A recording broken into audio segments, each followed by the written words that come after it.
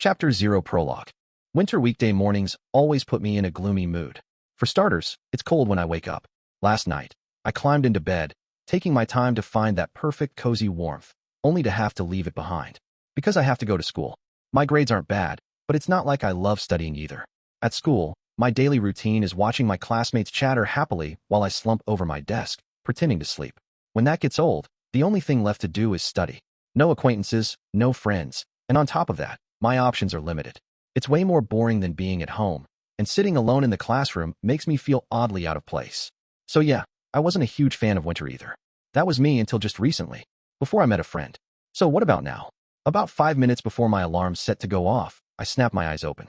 The weekend's over, and starting today, it's finally December. Just 1 month left in the year, but the streets are gearing up for Christmas, New Year's Eve, and New Year's Day prep. The busiest month of the year, no doubt. My mom, Maehara Maki, who works at a publishing company, also faces her longest work hours this month, leaving us with the least time to see each other as a family. Checking my phone, I see a message sent to me about an hour before I woke up. Mom, work just those 3 characters.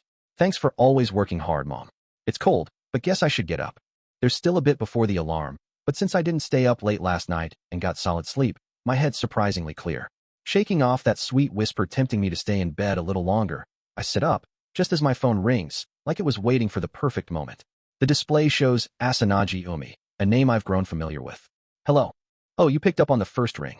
Morning, Maki. Sounds like you woke up properly from that voice. Good job, good job. Well, I slept fine last night. Oh, and thanks for the wake-up call. You're welcome. I'm a bit early, but I came to pick you up. Want to go to school together? Yeah. Are you nearby already? The second I ask, the intercom chimes, announcing a visitor. Looks like she's already down at the first floor of the apartment building. I unlock the door, so come on in. I'm washing my face. Got it. I climb out of bed, open the front door and entrance, then head to the bathroom, splashing cold water on my face to rinse off the lingering sleepiness. Hair's not too messy today. Wiping my face with a towel, I check myself in the mirror and lightly comb my hair into shape. Before, I'd skip washing my face because the water was too cold and didn't care about bedhead, but this routine's starting to stick. Pardon the intrusion, few. It's extra chilly today, huh? Hey, Maki, I want coffee. You sure make yourself at home fast. Well, I'm having some too, so it's fine. After tweaking my bangs a bit, I head to the living room where Omi's waiting. Probably cold, she's already tucked into the kotatsu, munching on a mandarin from the table while fiddling with the TV remote. It hasn't been long since Omi started coming over in the mornings, but somehow, she's already totally at home in the Maehara household. Morning, Omi. Here's your coffee, as ordered. Thanks. Oh, you're actually put together today. Your pajamas are still lame, though. They're the warmest ones I've got. And you wore them to sleep here the other day, so don't talk. Yeah. Oh yeah, I did, didn't I? Thanks to that, I ended up buying the same pair as you. So, take responsibility, okay? Responsibility for what? Damages? For the cost of buying them. Those were like 1,000 yen each. That's some cheap damages to be responsible for. Huh? Who are you calling a cheap girl? I didn't go that far. Chatting about silly stuff, we spend a short time before leaving together. I'm usually tongue-tied, but with Omi, I can just say whatever pops into my head. It's probably because she's so good at talking and listening. Time flies when I'm with her, seriously. Oh, shoot, look at the time. Maki, we'll be late if we don't go soon. Come on, I'll wait, so get your uniform on. Oh, want me to help you change? I'm not that much of a kid. I'll be quick, so turn off the kotatsu and TV. Got it. I'll lock up too. Leaving the house stuffed to Omi, I head back to my room and throw on my uniform in a flash. A girl waiting beyond my door while I slip into my uniform. Thinking about it, this is pretty unreal. We're this close, but Omi and I still aren't technically lovers. Taking it slow at our own pace. We talked about that, but we'll need a real answer eventually, right? Becoming friends, then the festival, and everything with Amami-san. As we worked through it all, the distance between our hearts kept shrinking. Maki, done changing yet? I'll leave you behind if you don't hurry. Oh, sorry. Coming. I've got plenty on my mind, but for now, I can put things with Omi on hold a little longer. It's fine, December's packed with events. Plenty of chances to figure it out. Sorry to keep you. Oh, what about Amami-san today? You already left her place. She said we'll meet up on the way. Got it. Then we'd better hurry.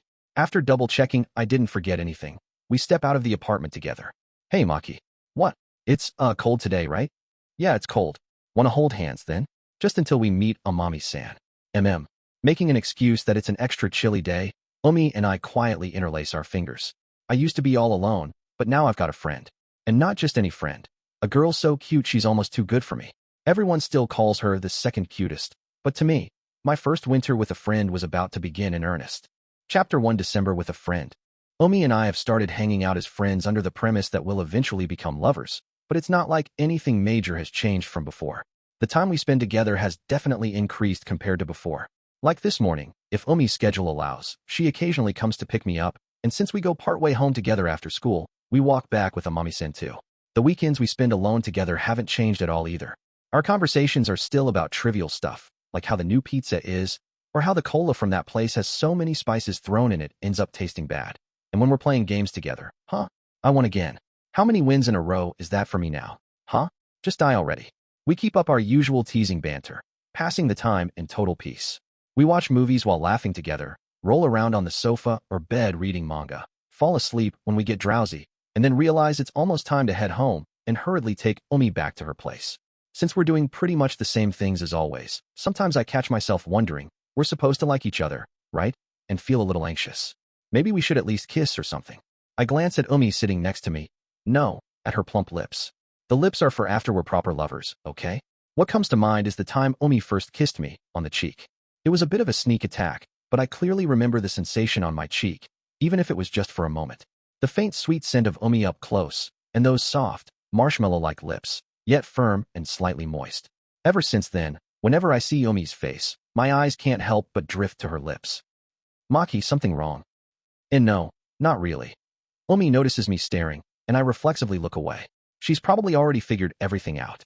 I'm not great at hiding things, and Omi's pretty sharp when it comes to noticing people's gazes, so she likely sees right through my current feelings.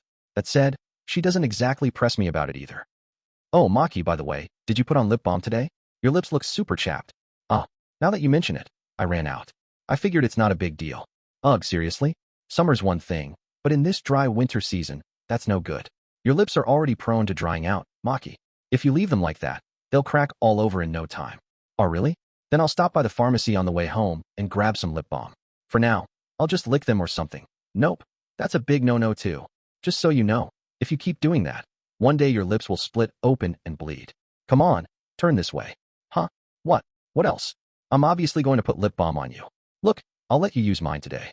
Saying that, Omi pulls a lip balm out of her uniform pocket and casually brings it toward my lips. It seems she's going to apply it for me. There's no one around, so that's fine, but isn't there another issue here? Omi, isn't that the lip balm you usually use? Well, yeah, I don't carry 2 or 3 of these to school. Oh, I see. Are you, Maki-kun, perhaps worried about an indirect kiss? Well, yeah, I mean, we're still there. MMPH. Before I could finish saying we're still just friends, Omi presses the lip balm onto my lips without hesitation. She carefully rubs it in, making sure even the corners of my mouth don't get missed. My dry lips gradually regain their moisture. They are all done. Oh, and I'll recommend a good one later. So let's go home together after school. No ditching me just because it's not the weekend, got it? G, got it. But was that okay?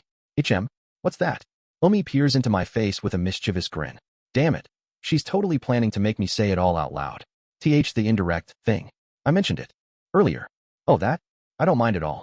I mean, with that, Omi pulls another identical lip balm out of her pocket. The one I put on you was a brand new one. Brand new, meaning no one's used it yet. Naturally, that means no indirect kiss either. Wait, didn't you just say you don't carry 2 or 3 to school? I figured someone as sloppy as you might need it, so I brought it just in case. Did you get all flustered thinking it was the one I've been using? And no, I pretty much figured it was something like that anyway. Oh, really? Even though you were totally thinking. So this is the taste of Omi's lips, right? No way, I'm not that weird. Truth be told, I did think it for a second like Omi said, but it'd be annoying to get teased more, so I play it tough. Really? Well, I'll let it slide for today then. Oh, and this one's for you, Maki. Use it to take care of your lips regularly for a while, okay? Fine, got it. Good boy. All right, let's pick up the pace a bit. You's already at the meeting spot, apparently. Oh yeah, I'm happy that my bond with Omi's gotten closer, but it feels like she's got me even more wrapped around her finger now. Hey, Maki. What now? Once we get a bit closer, how about we share the same lip balm together? You mean, yeah, not just using the same brand separately, but actually sharing one between us. Would that kind of thing bother you, Maki? No, I don't mind. I mean, if you're okay with it, Omi, then it's fine. It feels kind of special, I guess. Oh, really? Good then. Omi gives a shy smile, then lets go of my hand in embarrassment and hurries toward Amami-san, who's waving from a distance. And just like that time with the cheek kiss, Omi's face is bright red up to her ears. Geez. Clutching the lip balm Omi gave me, I think to myself again. My friend is pretty sly and also incredibly cute. Ever since I got close to Omi, my boring daily life has slowly started to change, and that's even affected things at school. Specifically, my relationships with classmates besides Omi. Mornin', Omi. Yeah, morning you. This is already our second exchange today, huh? As soon as we get to the classroom, Amami-san, who came in with us, clings to Omi. The two of them had a rocky patch around the cultural festival, but after opening up and apologizing to each other, they're back to their usual close friendship. Amami-san spoils Omi with a beaming, sun-like smile, while Omi lets her cling on with a slightly exasperated but not entirely displeased look. Our class's vibe pretty much depends on these two. If possible, I'd love for them to stay like this until class assignments split us up. Morning, Yuchin. Oh, and Asanagi too. Oh, Ninachi, morning. Morning, Nina. And you too, class representative, morning. And morning. We exchange greetings with Nitsan, who was apparently already in the classroom, but something catches my attention. Nita-san, what's with the class rep thing? You mean me, right? Huh? Yeah. You were on the cultural festival committee, so class representative makes sense, doesn't it? No, it doesn't make sense. I didn't even mean to be the leader or anything. The cultural festival wrapped up without a hitch, and our class's exhibit got pretty good feedback from the students, even earning a special commendation at the post-festival assembly. Proof of that is the certificate and trophy from the student council president displayed in the corner of the classroom, and because of it, the way my classmates look at me has started to shift a bit. Still, class rep, as a nickname, feels like a stretch. I'd rather they just call me Maehara, like normal. Details don't matter. Point is, let's hang out a bit more from now on, yeah? So, class rep, first off, how's it been with Asanagi? Lately, and I nah. Eep? And no, Asanagi-san. It's just a little joke, a joke. So, could you put the iron claw away? Geez, seriously. I thought I'd get teased more after the hand-holding incident. But thanks to Omi keeping an eye on the class, I've been able to spend my days relatively peacefully despite the occasional stares. Teichin, Maehara, we're heading this way. Why ya? See you later, Asanagi. Our relationship's pretty much public knowledge now, but the way we interact in class hasn't changed much. At school, we're fairly casual, but when it's just the two of us, we're properly close. That said, some people, like Nita-san earlier, still actively tease us. You look like you've got something to say. Not really, Amami-san, who knows the ins and outs of our situation, watches us with a smug grin. Even with Omi keeping watch, there's no stopping Amami-san's antics. Or rather, Omi's given up trying. With me and Omi growing closer and spending more time together, Amami-san's chances to hang out with Omi have naturally decreased. But recently, she seems to have found a new hobby. Omi, why are you so formal with Maki-koen? Did something embarrassing happen, or what? Huh? And no, nothing happened. Omi visibly panics. Ever since we got closer, between the cheek kiss and the lip balm thing, our alone time has been full of moments that are hard to call just friendly, so she's got plenty to feel guilty about. Oh, what's wrong, Omi? Your face looks redder than usual, double. It's probably just the AC, right? You're so cute, Omi. Gur. Why, you little octopus? She's really picked up quite the refined taste. As their playful tussle or half-wrestling match heats up, I step away to my seat, and just like always, my phone buzzes in my pocket. Asanagi, that wasn't what it looked like. Maehara, you're cute, Omi. Asanagi, looks like you want to die. Maehara, sorry. Maehara, by the way, changing the subject, Asanagi, What? Maehara, nah, it's not a big deal or anything. Asanagi, okay. Maehara, it's about Christmas, actually. I bring up something that's been on my mind since December started.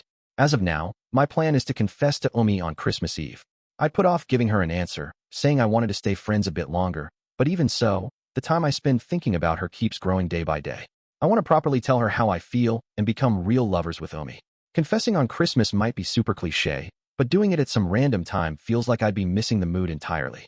Because of my parents, I don't have many good Christmas memories, but I don't want to keep dragging that baggage around and make Omi worry about me.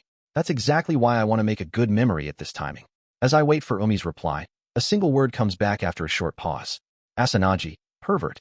Maehara, how'd you get there? Asanagi, 'cause it's an invite for Christmas, right? Asanagi, to hang out at your place together. Maehara, well, yeah, but, Maehara, my parents are busy with work and won't be around, so I figured we could relax without worrying about anything. Asanagi, see? Maehara, okay, I get that some people might do that kind of thing. I've heard somewhere that there's actual data on that stuff. A holy night spent by lovers. I don't know if that applies to me and Omi yet, though. Asanagi, well, kidding aside, are we doing something? Maehara, if you're coming over, Omi, I was thinking of making a cake or something. Asanagi, for real? You can make a cake, Maki? Maehara. Well, I've got the ingredients and tools, so, Asanagi. Wait, are you an alien or something? Maehara. Nope, Earthling. If you ask me, Asanagi, who once turned chocolate into something like charcoal, according to Amami-san, is way more alien-like. I won't say it though, cause she'd get mad. Asanagi. Handmade by Makia? I'd love to make time for that, but, Maehara, but means your schedule's already full or something. Asanagi, yeah? It's been planned for a while now. Asanagi. Wait, didn't you know about the Christmas party, Maki? Party? My reply stalls for a moment there. About the Christmas party, according to Umi, it's been in the works since before summer break. They've rented out a room at the Civic Hall, and it's a joint event with our high school and others nearby, meant as a friendly get-together. The planning and proposal came from Judah High, our school, and the idea came from the student council president. It's for the third years in the thick of entrance exam season to have a little breather and enjoy themselves. By the way, the participation fee is 3,000 yen, and registration closed ages ago. Now that I think about it, I vaguely recall the teacher mentioning something like that on the first day of the second term. But back then, before Umi found me, I was still in my loner phase, so this has nothing to do with me. I didn't listen at all. Looking back, what an idiot I was. So yeah, Umi's Christmas plans have been locked in for a while now. Asanagi. That said, I'm really just tagging along with you. And honestly, neither of us is all that excited about it anymore. Maehara, Amami-san too? I figured she'd love that kind of event. Asanagi. Yeah, she usually does, and she was looking forward to it. But, Asanagi, one of the participating schools this time. Maehara, which one? Asanagi, Tachibana Girls. Maehara, oh, I kinda get it from that. That's the school where both of them went until middle school, and it's a place Umi has some deep history with. If that school's joining, it means those two might show up too. Natori-san and Hoju-san, who came to our cultural festival. The other two childhood friends of Amami-san and Umi. I didn't ask what happened with them after the festival, but from Umi's tone, they've probably grown distant since then. The cultural festival brought me and Umi a lot closer, but of course, that came with a cost. And the one who paid that price wasn't Umi, who already had a rift with them, but Amami-san, who didn't know anything. It couldn't be helped, but both Umi and I feel bad about it. Asanagi. Anyway, we already paid the fee, and they asked us to avoid canceling if possible, so we're planning to just eat a ton of food and head out. Asanagi. So that's how it'll be from evening to night. Maehara. Got it. Can't be helped then. It's a bummer her schedule's full, but canceling would inconvenience the student council organizers, so there's no helping it. Asanagi. Oh, but Maehara, what? Asanagi. The party ends around 8 or 9 p.m. at the latest. Asanagi. So you know, the party ending at that time, meaning her schedule's free after that. Maehara. Got it. Maehara. Then I'll prepare something light, just in case. Maehara. Oh, and I'll let my mom know I might be out a bit late. Asanagi. Cool. Asanagi. I'll let my mom know too. Asanagi. Maybe, maybe? Asanagi. The moment I see Umi's next message, my heart skips a beat. Asanagi. I might end up coming back pretty late, just saying. Christmas. A day to spend with family, friends, or maybe lovers, people you care about. Or so I think. And that night, I look up and catch Umi's eyes from across the room, almost like it was timed perfectly. In that instant, my cheeks flare up, and I instinctively bury my face in my desk. Peeking at Umi, she's showing the exact same reaction. Maehara, pervert? Asanagi, ugh. Asanagi, shut up, idiot. Asanagi, jerk. Asanagi, it's your fault to begin with. Asanagi, inviting me out of nowhere for Christmas like that. Maehara, well, I'd be lying if I said I wasn't thinking about that stuff at all. I've got my own secret thoughts, of course. And honestly, I've spent some restless moments imagining things I probably shouldn't. What are we even doing, texting like this first thing in the morning? The thought of someone seeing this makes me instantly embarrassed. Asanagi, anyway, let's drop the Christmas talk for now. Maehara, yeah? Maehara, but that kinda leaves Amami-san in a tough spot, huh? Asanagi, yeah, I was thinking that too. Asanagi, so I might bring you along. Actually, that might be better. Neither Umi nor I want Amami-san to feel left out while Umi comes to my place. Maehara, we really owe Amami-san a lot, huh? Asanagi, totally. Asanagi, you've got a heart of an angel, even more than her looks. Asanagi, even with all the hassle lately. Maehara, hassle? Maehara, did something happen since the cultural festival? Asanagi, yup. Asanagi, hint, Christmas. Maehara? Asanagi, you'll figure it out soon enough. Asanagi, lend me your face at lunch today? Let's eat together? Maehara, sure, sounds good. We cut the conversation there, and both Umi and I tuck our phones back into our pockets. Umi, what's up? Your face is kinda red, isn't it? Just a little. By the way, wanna hang out after school? I've got something to talk about. Of course. Ehe, wonder what it's about? I'm excited. Amami-san's behavior in the classroom doesn't seem off at all. If there's anything I can help with, I'll pitch in subtly. And so, lunchtime rolls around. Oh, Asanagi. Yeah, give me a sec to put my textbooks away. As promised, I head to Umi's desk and call out to her. We're friends, and it's pretty much an unspoken rule in class by now, so it shouldn't be an issue, but talking to her in front of everyone still makes me a little nervous. Sorry for the wait. Let's head outside then. Nina, you're coming too, right? Obviously. Nita-san, called out by Umi, grinned slyly. Today's lunch is me, Umi, Amami-san, and, for some reason, Nita-san, making 4 of us. Honestly, Nita-san's not really my type, but with Umi and Amami-san around, I've gotten better at talking to her without overthinking it. I'd be fine with Umi as my only close friend, but since I'm part of this class, I should probably interact with others besides Umi and Amami-san, even if it's not super proactively. Not just with girls, but guys too, of course. All right, let's go. Yeah, we're meeting up with Amami-san later, right? Yep, we're about to go get her. Where there's Umi, there's usually Amami-san, but right now, she's not in the classroom. After morning classes ended, she said something to Umi and went off somewhere alone. Normally, every break she'd be all over Umi like an affectionate puppy, going, Umi. The reason? I can pretty much guess. Amami-san's at the bike parking area, a spot empty of students during the day, tucked away in an out-of-sight corner. It's the famous confession spot among us. The usual place. I've been peeking at people's confessions a lot lately, hiding behind something with Umi and Nit-san. I watch Amami-san and what looks like an upperclassman guy from a distance. Peeking doesn't feel great. But does Amami-san know about this? Yeah, you asked us to show up at just the right time. Huh? Really? Yup. You didn't know, class rep? Nita-san answers, holding her phone up as usual. I've been wondering why Umi was joining in on something as tacky as peeking, but it seems this was all agreed upon between the 3 of them. If a bunch of friends show up, it's harder for someone to keep pushing after a rejection or cause other trouble. It's like we're helping each other out with the replies. Or, well, we've got our reasons. Nina, you just want to snoop, don't you? That's harsh.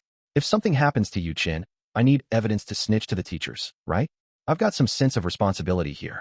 Then delete that pic of me and Maki holding hands. That's got nothing to do with it. If you beg that much, I'll delete it, but tons of. Other people probably took it too, so it's kind of pointless. I won't use it for anything bad, so cut me some slack. I figured as much, but yeah, that hand-holding moment's definitely made the rounds.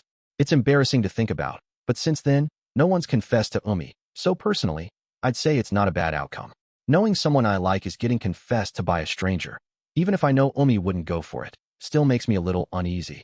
Well, the confessions that stopped coming to Umi seem to have shifted to Amami-san instead, which I feel kind of bad about. If it's okay, would you go to the Christmas party with me? Sorry, I'm going to the party with friends, and I have someone I like. Tough luck for the senpai, but it's a clear rejection. Only me and Umi know the details, so he couldn't have guessed, but Amami-san's currently focused on repairing her bond with Umi and isn't showing any signs of making close guy friends. Naturally, the someone I like part is a lie. For Amami-san, her best friend Umi is number 1 by a mile, and everyone else, including me, is way down at 2nd or 3rd place. If someone seriously wants to date her, they'd have to wait it out for now. But even then, I can't imagine Amami-san ever saying yes to anyone. Look, time to move, you 2 lovebird committee members. Or do you want to flirt a bit more over there? As if, come on Maki, don't just stand there. Let's go. Oh yeah. Ignoring Nit-san's, you're so whipped comment, Umi and I walk side by side, pretending it's a coincidence as we head toward Amami-san. You, what are you doing over there? Want to eat lunch with us if you haven't yet? Umi, oh yeah, I just finished up here. Seeing us, Amami-san lights up with a bright, flower-like smile and comes over. Thanks, Umi. And Nina-chi and Maki-kun too. With a quick exchange of glances, we slip away as a group of 4 while the senpai lingers awkwardly, leaving the quiet bike area for the lively courtyard benches, where Amami-san's tense face finally relaxes as she sits. Phew, that's one thing down. Good work. That looks tough, Amami-san. Nah, it's no big deal. It's a little annoying, sure, but I'm used to this stuff. Plus, it's only busy right now. According to Amami-san, this has been happening on and off since the cultural festival, getting called out for similar situations. Back then, while Umi was busy leading the class, Nita-san apparently stepped in as the interrupter instead. Nita-san might have dragged the team down during festival prep, but behind the scenes, she was pulling her weight for her friends. It kinda makes sense why Amami-san and Umi keep hanging out with her despite everything. Oh, by the way, Umi, you said you had something to talk about after school. What's that about? Is it something you can't say unless it's just the 2 of you? Huh? No, I can talk with Nina here, but what? Don't blatantly exclude me. Hey, class rep, say something to her.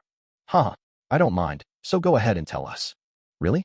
If Maki says so. While one of us perks up her ears blatantly, Umi tells Amami-san about our plans after the Christmas party. Naturally, there's no way Amami-san would turn down our suggestion. Our class's top 2 beauties going to the gloomy class rep's house on Christmas. Damn, that sounds so juicy. Gur. But huh? Weird. Nina not jumping on this is rare. That's why I didn't want to say it. Oh, yeah, actually, that day, I've got plans with my boyfriend. Huh, boyfriend? Nita-san's cute. Sure, but she's got someone like that? What? Didn't I tell you? I got confessed to by a senpai during the cultural festival. Umi and Amami-san shake their heads vigorously. Of course, I wouldn't know either. So, the rest of lunch break gets eaten up by Nita-san's mostly trivial bragging. With Christmas plans set, I figured I'd just take it easy and prep while waiting for the day to come. But, right after lunch with Umi and the others ended, literally right after, trouble came knocking from an unexpected source. Hey, got a sec? Huh. I was heading out with my textbooks for 5th period's class change, but someone from my class stops me right after. Turning around, I see a big guy standing there, probably a whole head taller than me. Maehara. Just to check, you know my name, right? Well, yeah, we're in the same class. Seiki-kun. His name's Seiki Nozomo. He's in the baseball club, a pitcher. I think. This is my first time talking to him, but his group of guy friends is loud, so stuff like that just filters into my ears. So what's up with me? It's not about borrowing a textbook or something, right? And no, I keep all my textbooks in my locker, so it's not that. No, it's not about that. It's something else, more like, I thought he was the type to speak clearly, but now he's nervous or something, stumbling over words, avoiding my eyes, mumbling like he's talking to himself in a mirror. I was startled when he called out to me, but seeing him this flustered up close makes me more worried about him than anything. As I'm wondering what to do, Nita-san, who must have been watching from afar, walks over. Hey, Seiki, what are you doing with class rep? Bullying's not cool in high school. You know, gay Nita. And no, that's not it. I just need to talk to Maehara. No funny business. Maehara, since you got tangled up with this nuisance, let's move this to after school. If you can, come to the back of the baseball club's clubhouse. Clubhouse. Back. Sounds shadier by the second. I said it's not like that. Look, Maehara, please. I'll treat you to a drink if you come. A guy from class I've never talked to before. And a sudden request. Normally, like Nita-san said, I probably shouldn't agree to this. But it's hard to believe Seiki-kun's trying to trick me into something either. What to do? I think about asking Omi, but she's on class duty with Amami-san today, so she's not in the classroom right now prepping for the next period. Okay, got it. After school at the clubhouse then. The back's near the baseball gear storage, right? Why yeah, I'm on ball polishing and equipment duty today, so it'd be great if you could hear me out while I'm at it. Oh, and no, I'm not asking you to help or anything, so don't worry. Huh? Wait, class rep, you sure? You're just gonna trust this guy? What if a bunch of club members jump out from the shadows and strip you naked the moment you get there? No, that's a bit much. Right. Hey, what do you guys even think I am? I got a little carried away riding Nita-san's wave, but seeing this, I might be able to trust Seiki-kun. By the way, Seiki-kun, about this talk, I'll hear the details later, but it's gotta be something big if you're asking me, right? Why yeah, but first, let's get away from that loudmouth over there. Yeah, sorry, Nita-san, that's how it is. Could you at least say yes or no or something?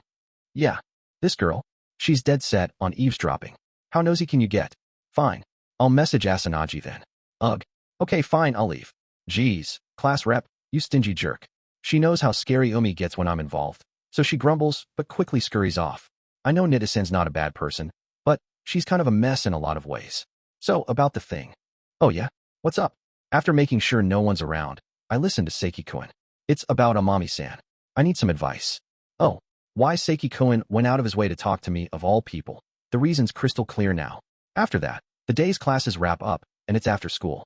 As promised, I head alone to the clubhouse at the edge of the school grounds. It's my first time coming to a place like this, and it's quieter than I expected. According to Seiki-kun, around this time, the sports clubs are usually warming up by running laps around the school's perimeter, so it's actually a decent spot for a private talk. Yo, you came. Here as promised. Oh, thanks. I catch the yogurt drink pack Seiki-kun tosses me and sit on a nearby pipe chair. Sorry, Maehara. Calling you out here all of a sudden like this. You were gonna walk home with Asanagi, right? Well, yeah, but I got her permission, so it's fine. Oh, and I kept the details secret, so don't worry about that. Before coming here, I quietly explained the situation to Umi and got her okay, asking her to head home with Amami-san first today. We'd originally planned to go buy new lip balm together after school, but in exchange for me properly using the one she gave me this morning, she agreed to push it back a day. She promised to pretend she didn't hear about what I'd be discussing too. Though, like with the confession thing, she might be hiding somewhere nearby with Nida-san and the others watching. If that happens, we'll just walk home together then. So, Seiki-kun, you said it's about Amami-san, but you already figured it out, huh? Pretty much. It's like a love advice thing, right? Yeah. Bullseye apparently. Seiki-kun shrinks down shyly, unfitting for his size and face, and nods slightly. Looks like he's more serious about this than I thought. Well, that's probably why he bothered talking to me in the first place. On the day of the entrance ceremony, when I first saw Amami-san, my mind went blank for a while. Back in middle school, I thought some girls were cute, but I never really thought about dating them. I'm kind of a baseball nut, always thinking about how to throw faster, stuff like that, instead of romance. But at the high school entrance ceremony, even a baseball-obsessed guy like him got captivated by an angel-like girl. According to Omi, Amami-san's presence spread among the guys at school right after the ceremony, so plenty of people probably fell for her at first sight like Seiki-kun did. And so far, not a single one of those crushes has worked out. At first, just watching her from afar was enough. But it's December now, you know? 4 months from now, we'll be second years, and I might not end up in the same class as Amami-san. So I at least want to tell her how I feel before that. If it's just confessing, you could do it right now, couldn't you? Yeah, sure. That's true. But you're mean, you know, Seiki-kun says, then continues. But just confessing out of nowhere? No way Amami-san would say yes to that. You get it, right, Maehara? Yeah, I think you're right about that. Confessing to someone you've got no history with, or even if you do, if you're not that close, almost always ends in failure. I've heard people say confessing is just a formality. You start as friends, gradually find common ground, enjoy and relax in each other's company, and once you hit that this is good enough point, that's when a confession works out. That's kind of what Omi and I are doing with our friendship, I think. Walking to and from school together, holding hands sometimes. Some of it already feels like stuff couples do, but whatever. Maehara, I hate beating around the bush, so I'll just ask straight up. You probably guessed it the moment I talked to you anyway. Yeah, but I'll ask anyway, just to be sure. Got it. Then, Maehara, be my friend. And please ask Asanagi to help me get closer to Amami-san too. Specifically, I want you to invite me to the Christmas party on Eve as your friend. Just as I thought. I used to be that loner in the corner, but after the cultural festival, once my bond with Umi got out, I turned into the guy friends with the class idol's bestie. To me, Amami-san's just my friend's friend, and to her, I'm probably just my best friend's friend. But even so, to people desperate to get close to Amami-san, my sudden appearance must have seemed like a lifeline. If they get on my good side, they could connect to Amami-san as a friend of a friend. That's why Seiki-kun approached me. Which is exactly why there's only one thing I can do about his request. Sorry. If that's what it's about, I've got to say no. I flat out reject Seiki-kun's plea as he bows his head to me. I mean, it's the obvious choice. In class, Amami-san seems like her usual self, but in reality, there's still some lingering tension from her fallout with Omi around the festival, and she's working hard to fix it. If I brought in an outsider like Seiki-kun as a friend right now, what would happen?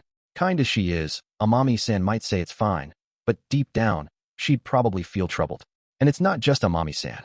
Omi, who's also trying to mend that rift with her best friend, would feel the same. The person I care about most right now is, obviously, Omi, my first ever friend, and now a girl I've got even deeper feelings for. That's why I can't agree to this. So, I'm heading out now? Anything else? Nah, nothing. Got it. Yeah, no way, huh? If I'd been looking out for her all along, maybe, but this is out of nowhere. What a jerk I am, right?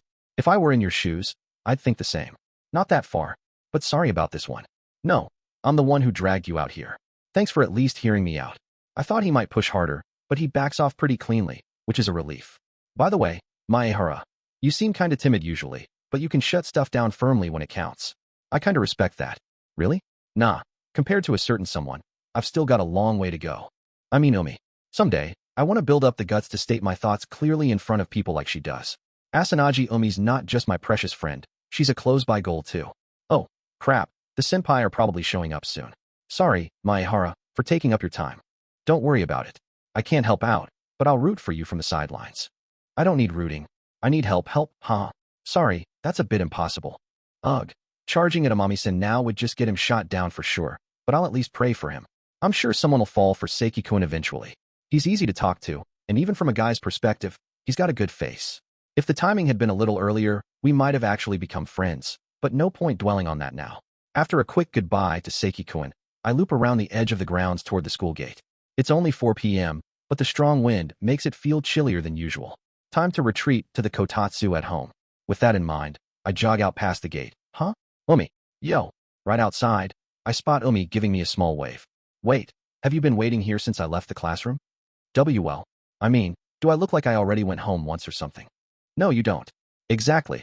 Umi's got her school bag slung over her shoulder and her favorite checkered scarf around her neck, puffing out her cheeks as she answers.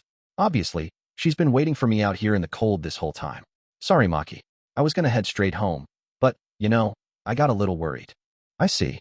But if you were worried, you could have just hidden nearby and watched. Ugh, no way. That'd break my promise with you, wouldn't it? I said I'd pretend I didn't hear anything, but honestly, I was dying to know. Pouting, Umi looks away from me as she speaks. I really wanted to know what you and Seiki were talking about. But eavesdropping on you guys in secret felt wrong too. So I ended up in this super awkward spot, just waiting for you to come back. The part of her that told me she'd head home right away, and the part that was worried and wanted to stay by my side. Those two sides clashed in her head, so she settled on not listening, but still walking home together. That's why she waited at the gate. Umi, what a hassle you are. But that kind of thing's cute in its own way, I guess. Anyway, it's cold, so let's head home. Yeah, hey Maki. What? It's chilly, so I want to warm up at your place for a bit. That okay? Sure, fine by me. It's not the weekend, so we can't stay too long, but I figure it's alright. Taking advantage of no one being around, we sneakily hold hands again and head home together like usual. Chapter 2: My first date with a friend. The next morning, I decided to wake up at the same time as Mom to report yesterday's events. The topic, of course, was about Christmas Eve. I'd be spending it with Umi, and for now, I planned to invite Amami-san too, so I figured I'd tell her everything without hiding anything. Crawling out of bed and shuffling to the living room, I found Mom already changed out of her pajamas into her usual work clothes, sipping coffee, and, unusually, smoking a cigarette. A harsh-smelling cigarette from a yellow pack. She smokes at work, apparently, but it's been a while since I last saw her light up inside the house like this. Smoking indoors? That's rare, Mom. Oh, morning, Maki. Sorry, I just felt like it. It's fine, don't worry. Work keeping you busy. I flip on the kitchen vent fan for some relief and start making my own coffee. This year's been something else. Still, it's way better than last year in a lot of ways. Yeah, well, last year's over and done with, right? Mom stubs out her cigarette in the glass ashtray on the table and answers. The last time I saw her like this in front of me, smoking, was exactly a year ago when she was going through the divorce proceedings with Dad. Back then, the house reeked of this smell all day long. Mom, are you okay? You're not pushing yourself too hard, are you? Nah, I'm fine. Physically, sure, age is catching up a bit, but mentally, I'm a lot lighter now. A year's passed, and I've mostly let it go. Really? Well, if you say so, she says she's moved on, but it's only been a year. Maybe she's still reminded of last year, whether she admits it or not. Anyway, let's drop this topic. I didn't wake up early just to talk about that, after all. So, Mom, about the 24th. Oh, right, this year you've got Omi-chan with you, huh, Maki? What's up? Did you two promise to hang out or something? Well, yeah. I explained the day's plans to Mom. Since it's after the school sponsor party, I ask if it's okay to stay out a bit late. I mentioned that I'm inviting not just Umi, but Amami-san too. And if it's alright for them to hang out at our place a little later than usual. She's cool with Umi as expected, nods right away, but when she hears Amami-san's coming too, she's visibly surprised. Maki, you serious about this? Dead serious. Wow. I'm already grateful Omi-chan's getting along with my son, but now you've got an ultra-cute blonde girl too. Maki, you're definitely at the peak of your life right now. Am I? It's not bad, sure, but Umi aside, Amami-san's just her best friend. To me, she's more like an acquaintance. I'm not sure about peak, but being close with Umi right now is definitely lucky. That's exactly why I've been thinking about doing something with Umi while I've got the chance. I see. Well, I get the gist. I'll handle things on my end and give Asanagi-san a call. Tell her to spare me just one of Maki's pinky fingers. Is that a done deal or something? Still, if by some mistake it turns into a sleepover, and she comes back in the morning, and that scene just happens to get spotted by, say, Dad, Daichi-san, who might be home for the year-end holidays. No, let's not overthink it. As long as we're careful, it'll be fine. Oh, but speaking of which. What? There's more? Don't tell me you're adding 2 or 3 more girls to the harem? No way. It's not that. It's just, at the Asanagi house, I've said hi to Sora-san, but I haven't met her dad, Daichi-san, or her brother, Rika-san yet. Daichi-san's tough to catch because of work, but Rika-san's at home, so I'd like to see what kind of person he is soon. According to Umi, you don't need to worry about him. He's just a NET, but still, he's her big brother. No matter who he is, he's part of Umi's family. Yeah, family's important. Come to think of it, I heard from Sora-san that she's in the self-defense forces. Her brother was too, but he quit, and is job hunting now. Yeah, I haven't seen their faces, but I wonder what they're like. Who knows? Oh, but when I talked to Sora-san on the phone the other day, she said her husband's coming back soon, and she'd love for him to meet my son when he does. Oh, really? Well, I'll pretend I didn't hear that. Time for me to go back to sleep. Hey, son, no escaping reality now. It's too late, give it up. Looks like there's no way out for me. Since there's no escape, I figure I might as well mentally prepare myself and decide to make a certain request to Umi right away. Asanagi, huh? You want to know what my dad and brother look like? Why? Maehara. Well, just in case I run into them somewhere, you know, to be ready. Asanagi, ready for what? Asanagi, whatever, it's fine, I guess. Asanagi. Oh, by the way, your photo's already circulating in the Asanagi household. Mom sent it to everyone. Maehara, since when? So your brother and dad have it too. Asanagi, obviously. Maehara. I feel like a wanted criminal. But as an apology for my photo being passed around, Umi offers to show me a family picture on her phone. It's from a trip they took 2 years ago, she says. Asanagi. You probably figured it out, but the big guy in the middle is my dad, Asanagi Daichi. The one standing off to the side looking spaced out is my brother, Asanagi Riku. Daichi-san's pretty much what I imagined. He's got a serious face next to Sora-san, who's flashing a playful peace sign with a grin. He seems nice, but probably strict. Definitely strict. Riku-san. I can't tell much since he's not looking at the camera, and his long bangs cover one eye. He's not as tall as Daichi-san, but about Seiki-kuin's height. Slim build. The photo's from 2 years ago, but Umi and Sora-san don't look too different now. Sora-san's youthful, and Umi was already this cute back then, fully polished. Just then, someone else joins the chat room besides us.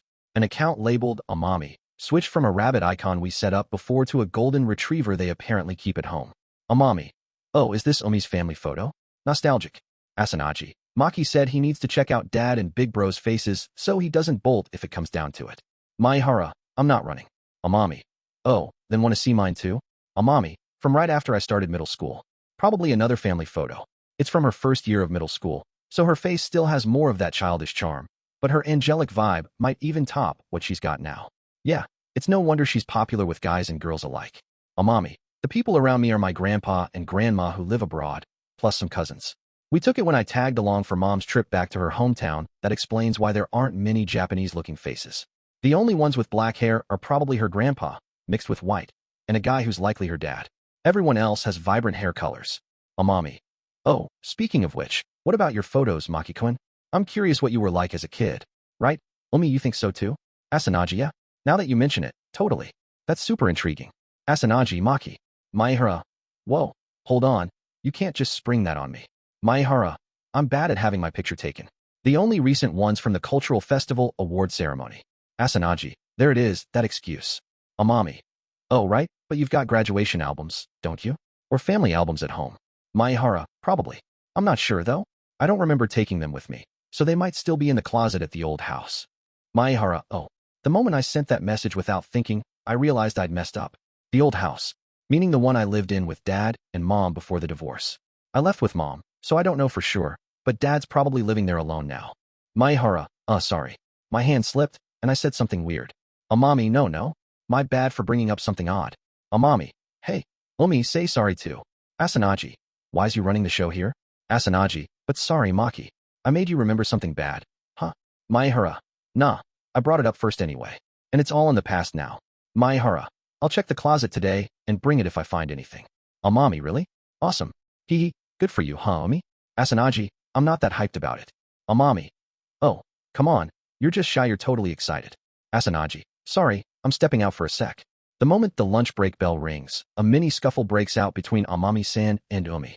It got dicey for a second when the topic turned sensitive, but seeing them both so lively is a relief. Still old photos, huh? I've got my middle school graduation album, sure, but that's just a headshot. Elementary school stuff? Probably still at the old house, most likely. If that's the case, what should I do? As I mull it over vaguely and start to head out of the classroom alone like usual. Oh, Amami-san. A loud guy's voice cuts through the relaxed post-class vibe, snapping the room to attention. I've got something I want to talk about, just the two of us. Is that okay? Huh? Oh, sure. I don't mind, but standing in front of a flustered Amami-san is a clearly nervous Seiki-kun. He doesn't usually talk to her, so when he says talk, it's easy to guess what it's about. I turned him down, so I figured this'd happen eventually, but doing it the very next day? Isn't that a bit too eager?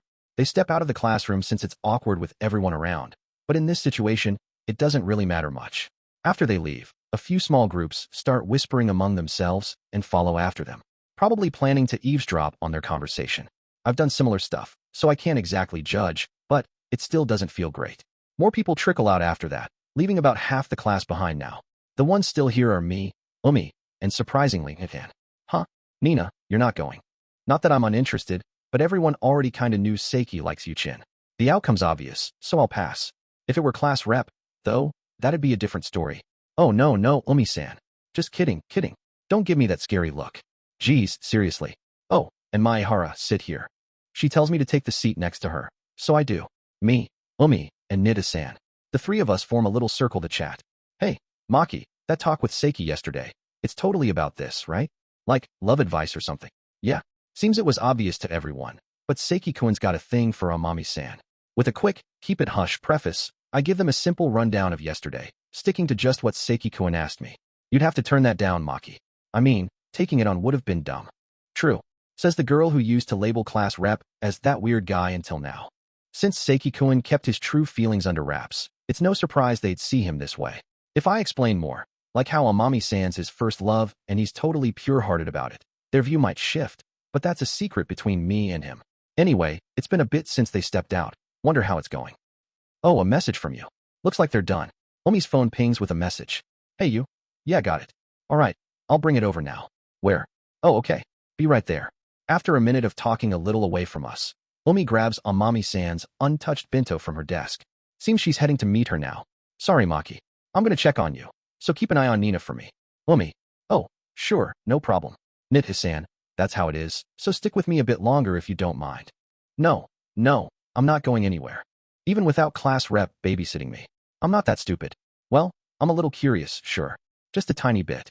Asking me to keep Nit-san here means Amami-san probably wants to talk to Umi alone. She rejected Seiki-kun's confession, no doubt about it. As for how it went down, the nosy crowd coming back soon will probably spill it whether I want them to or not. And sure enough, it's gonna get shoved in my ears anyway. Man, that was hilarious. Yup, there it is. Passing Umi, who's heading alone to meet Amami-san. The classmates who likely watched the whole thing from afar start trickling back. This group includes some of the guys Seiki-kun usually hangs with. Calling out Amami-san out of nowhere shocked me. But then he goes full-on serious confession? What's up with Nozomu, man? Didn't he say he hung out with a bunch of girls in middle school? Was that all BS? Probably. If he was used to it, he wouldn't pull some middle school level confession like that. Well, guess we'll cheer him up on Eve ourselves. You've got us, dude. With girlfriends in tow. Hearing them start yapping away in their little territory, I stand up from my seat. Getting laughed at is Seiki-kun's own doing. He planted the seeds, but listening to them doesn't exactly put me in a good mood either. Class rep, forget about me and go check on Seiki. Staying here'll just taint your pure heart. I'd appreciate that. But what about you, man? I've been breathing this kind of air my whole life. Well, let's say I'm stuck here cause class rep's invisible hands are doing naughty things to me.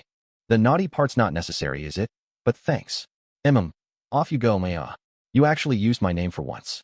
Well, I'm not in the mood to tease. It'll be back to class rep after this, though. Why are you so stubborn about that? Whatever, call me what you want. I give a small nod to Nida-san, who waves lightly without looking at me, then slip through the crowd toward a certain spot. The only place Seiki-kun, who probably doesn't know any good hideouts, would be is behind the club building from yesterday. Like Omi said, I'm a total softy idiot. For now, I shoot Omi a quick message. Maehara. Omi, heading to check on Seiki-kun for a bit. Asanagi, got it. Take care. Omi replies instantly. I'm probably doing something dumb here, but if Seiki-kun's pure, serious feelings are getting mocked behind his back, and I just join in snickering or pretend I don't see it while laughing from a distance, I'd rather stay the idiot I am. There's gotta be something I gain from this, after all. Looking for Seiki-kun, who's probably sulking alone after getting rejected by Amami-san, I switch to outdoor shoes and head toward the field. I figured I'd never come back here after yesterday, but who'd have thought my second visit would be the very next day? Seiki-kun. Maehara. As expected, Seiki-kun's sitting in the same spot as yesterday, sipping the same yogurt drink, shoulders slumped all alone. The guy who usually stands out in the boys group looks oddly small right now. Seiki-kun, you jumped the gun, huh? Yeah, I really screwed up, man. Anyway, sit down. Sure.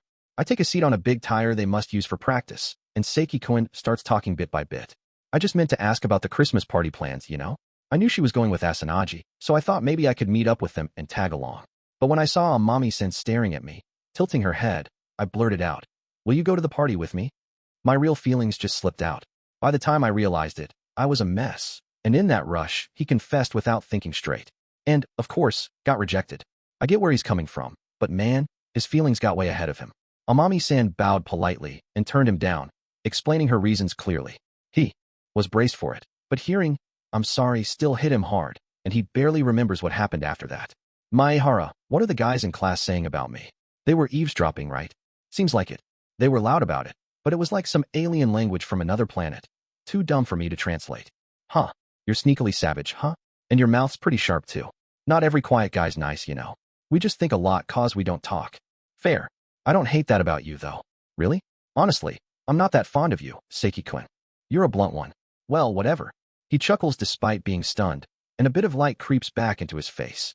This is only our second time talking, but maybe it's his laid-back vibe. Joking around doesn't faze him, and he's easy to chat with. Seiki-kun, you got rejected by Amami-san, but what are you gonna do now? What am I gonna do? Dunno, man. Normally, I'd just forget her and move on to the next crush, but, yeah, it's not that easy to let go, huh? You think so too, right? I mean, it's Amami-san, dude. I'll be real, I was crazy about her. Telling me to move on is easy, but that's obviously tough.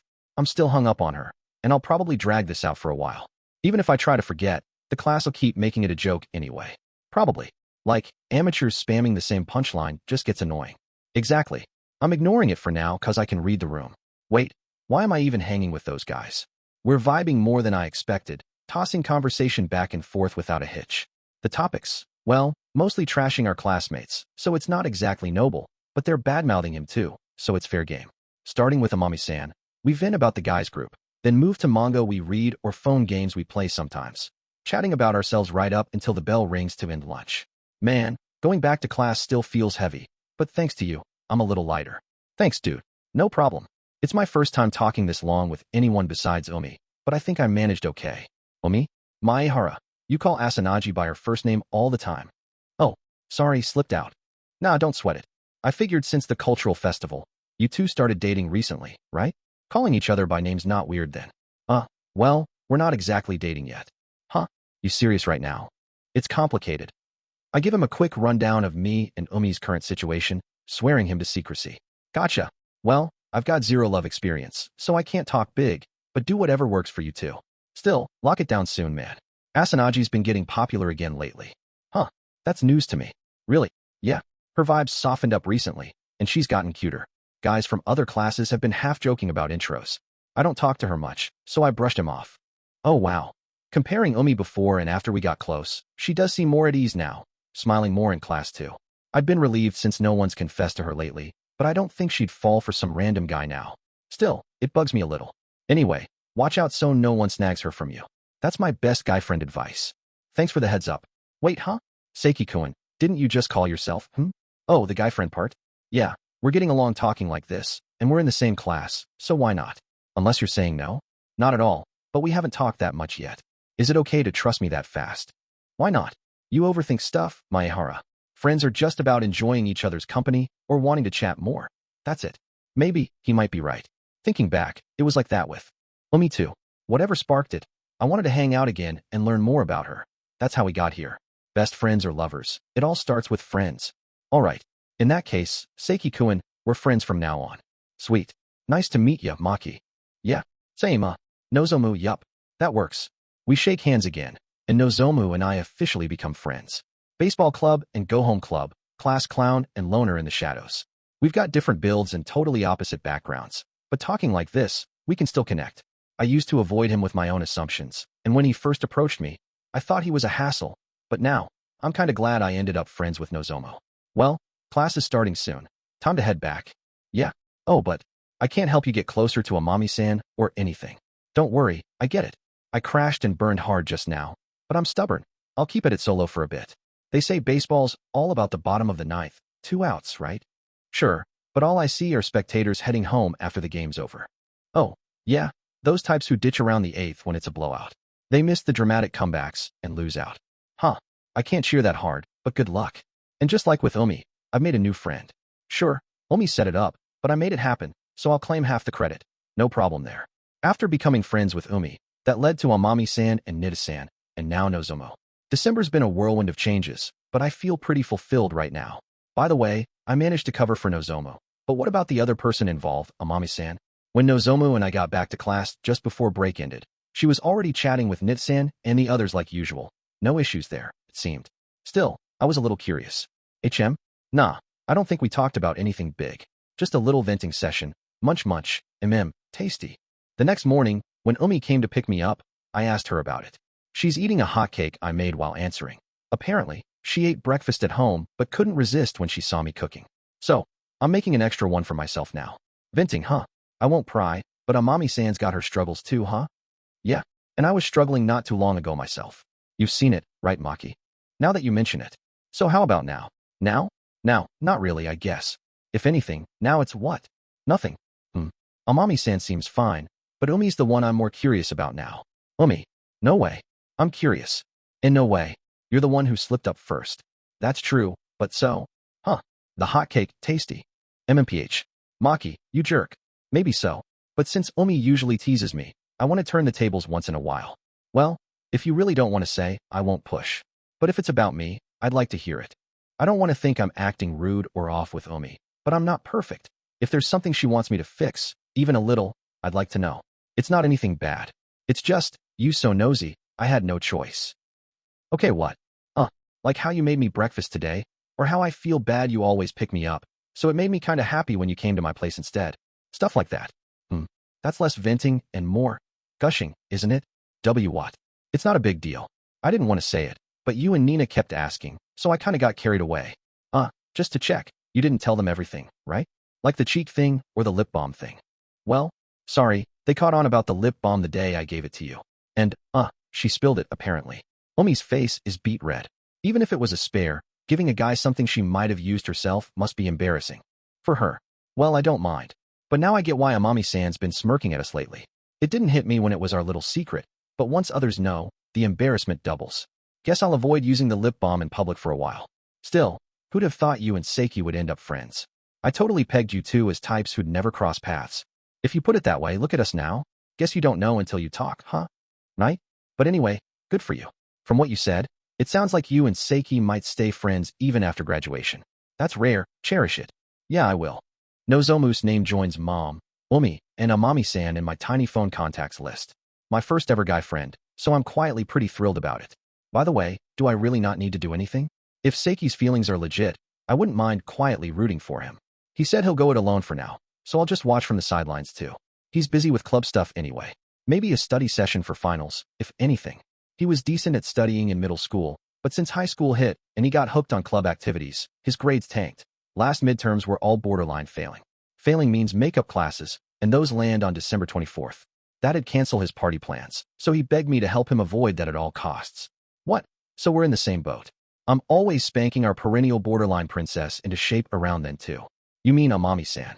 Amami-san's a genius at sports and arts, anything she's into, but she's hopeless with schoolwork and assignments. She falls asleep the second Umi looks away during test prep. Umi was genuinely shocked she passed our high school's general entrance exam. If she could focus that energy on studying, she'd be fine. But humans don't work that simply. Finals start next weekend. Should we do a study session together before then? Together, like all four of us?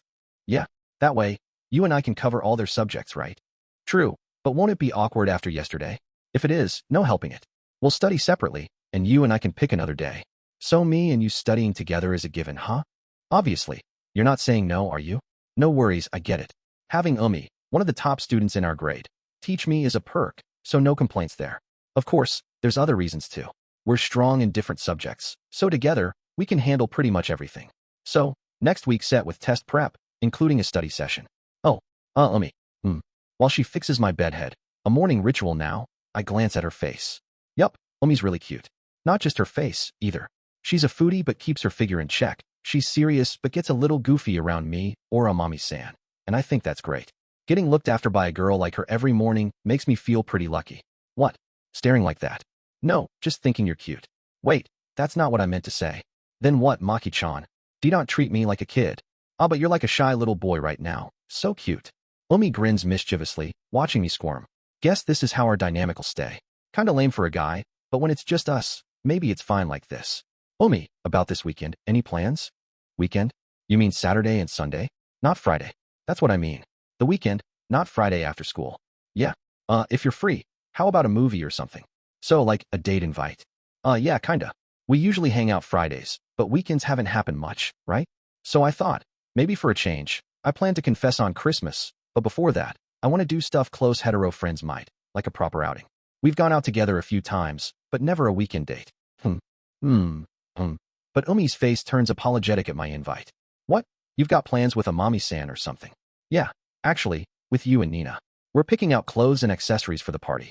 Can't do it during test week, and last minute's a mess. Oh yeah, makes sense. They knew about the Christmas party early, so this weekend's probably been booked for a while. If I'd said something sooner, we could have adjusted. Lesson learned. I need to plan ahead, not just wing it. Got it. Guess it'll have to be another time then. Umi. Oh, sorry. Gotta make a call. I'll step out. But after my invite, Umi checks her phone, then immediately starts dialing and leaves the living room. About 3 minutes later, she comes back with a happy look. It's all good. I can go. The date. Huh? Really? Yeah. I told them Maki invited me on a date, and you said to absolutely prioritize that. She'll tell Nina later too. Picking party clothes matters too, I'd think. Can they swing that? Well, if it frees you up, I'm happy. So Saturday works? Yup. Oh, but if we're dating Saturday, you've got to come with me somewhere after school Friday. Don't forget. That's fine, but what for? If we're going on a date Saturday, you'll need clothes for it, right? Huh. Umi gives me an incredulous look. Sure, I figured I'd tidy up a bit for a date, but wait, were you planning to just make do with what you've got? Is that bad? Yes. But it's functional. No, okay. And just like that, Friday's plans are set too. For money, I'll have to come clean to Mom about all this. So, after burning through the rest of the weekdays, it's Friday after school as promised. Umi and I don't hang out alone at my place like usual. Instead, we hop a train to the shopping district station building. Last time we were here was maybe a month or two ago. We hit up an anime shop, fed each other fries at a burger joint, messed around at the arcade. Those memories are still vivid. Come to think of it, that's when I said stuff to rile up Amami-san and Nita-san too. Looking back, I was such a cringe kid then. Embarrassing. But that's when Umi and I got way closer, so considering I can plan a date now, maybe that embarrassment paid off.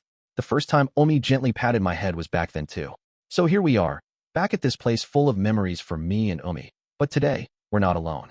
Amami-san's with us, her striking blonde hair flowing as she hums a tune next to us. Sorry, Amami-san. I messed up your plans cause of me. No, don't worry. It's your first date, so you've got to enjoy it while the feeling's strong. Hee, wonder what kind of clothes we'll put Maki-kun in today. Please go easy on me. Besides Umi, Amami-san's tagging along to help pick my outfit. They shifted their original plans with Umi to today, but it was Umi's call, not Amami-san's idea. We're hitting the thrift store first, so right after the gate. Don't get lost in the crowd, you too, especially Maki. I'm fine, I'd like to say, but with this crowd, I might actually. Maybe it's the end of the year, but the platform's packed beyond usual. Company parties, personal meetups, all that pre-holiday and New Year's bustle. The view from the train showed Christmas lights too, giving the city a different vibe than before. Whoa, I thought I was used to crowds this big, but today's even getting to me. Whoa, oops.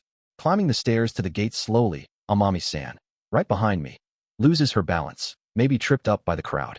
This station's platform is decently wide, but the stairs and escalators are narrow. When people rush in, it's a squeeze fast. Misjudge the flow, and you're stuck in no time. Amami-san, you okay? Oh yeah? Sorry. She grabs the hand I throw out to keep her from falling.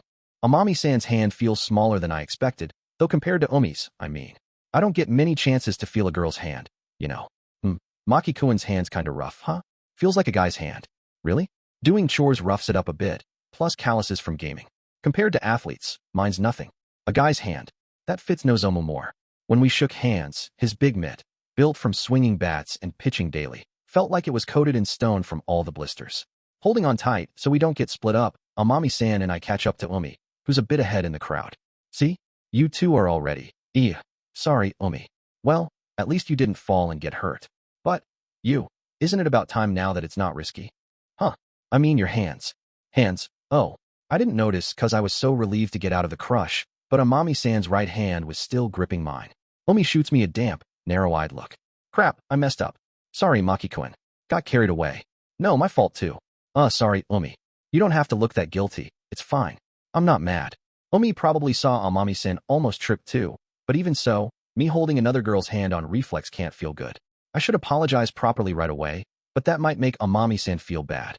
So what now? Well, a guy like me with zero experience here doesn't have many options. As the three of us pass the gate and head to the first shop, I slide up next to Umi and casually brush her fingers. What? Just don't want to lose you, so, fine, whatever. Thanks, Umi. And, sorry again about earlier. I was kind of thoughtless. Idiot. With that, Umi grabs my hand and hooks her arm around mine, pressing close. Umi-san. Shut up. I just wanted to hold hands discreetly, but, with all these people around, plus Amami-san smirking right behind us, I can't settle down. Huh? Umi and Maki-kun are shining so bright I can't look straight at him. Guess I'll get lost at this rate. Why don't you just hang off my bag? That way I'll feel the weight if you're gone. Keychain treatment's kinda harsh, no? But it sounds sorta fun. Here I go. Oof. Don't actually put your whole weight on me. Geez, I'm not mad anymore. Look, the shop's closing soon. Let's move. She lets go of my arm, which is a relief, but keeps a firm grip on my hand all the way to the store. Umi leads me by the hand to a thrift shop she and Amami-san visit sometimes. It's on the first floor of a mixed-use building, apparently dealing in clothes and accessories from foreign brands. A fancy setup I'd totally avoid on my own. Following them through the door, I'm hit with a smell like an old closet, mothballs mixed with aged wood. The vibe's the opposite of me, but I kinda like this unique scent. First, we'll pick a full top set here. Maki, what's your budget today, by the way? About this much. I flash 2 fingers at Umi as a vague answer. I've got 20,000 yen in my wallet. Big money for a high schooler like me with no part-time job. But when I told Mom about the date and shopping with Umi beforehand, she handed me 2 10,000 yen bills on the spot. Apparently, she's thrilled her fashion-clueless son's finally showing interest in style. So, at a cheap place, I could probably get a full outfit top to bottom, and Umi's likely thinking the same. The two of them dive into picking clothes the moment we step in. Hey Umi, how's this? Maki-kun's a boy, so he'd like this kind of thing, right? A military outer. Safe choice, but Maki's shorter than the average guy. It might look too childish. See, it's way too baggy. Really? I think it's cute the other way around. Hey Maki-kun, try this on. How's it? Pretty good, right? How's it look? My job here is to be their dress-up. Dull.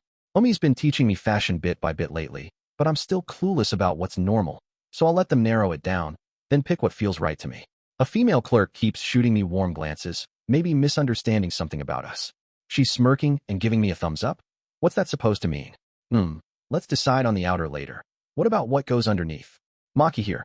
Try this next. Oh sure. With 3 outer options picked, we move to the shelves for stuff to wear under it. It's gonna be hidden anyway, so does it matter? Nah, saying that'd get me scolded. Oh, Umi, what about accessories? Like a scarf? No, he's got the one I gave him. Maki, don't use your own tomorrow. It's too old. But it's still usable. No, yes ma'am. The scarf I'm wearing now's actually one Umi gave me the other day too. Dark gray with red line checks. Doesn't quite match the uniform, but it's good quality and warm, so it's my go-to now. Since it's Umi's hand-me-down, burying my nose in it gives a faint whiff of her scent, like she's always nearby. Not telling anyone that, obviously.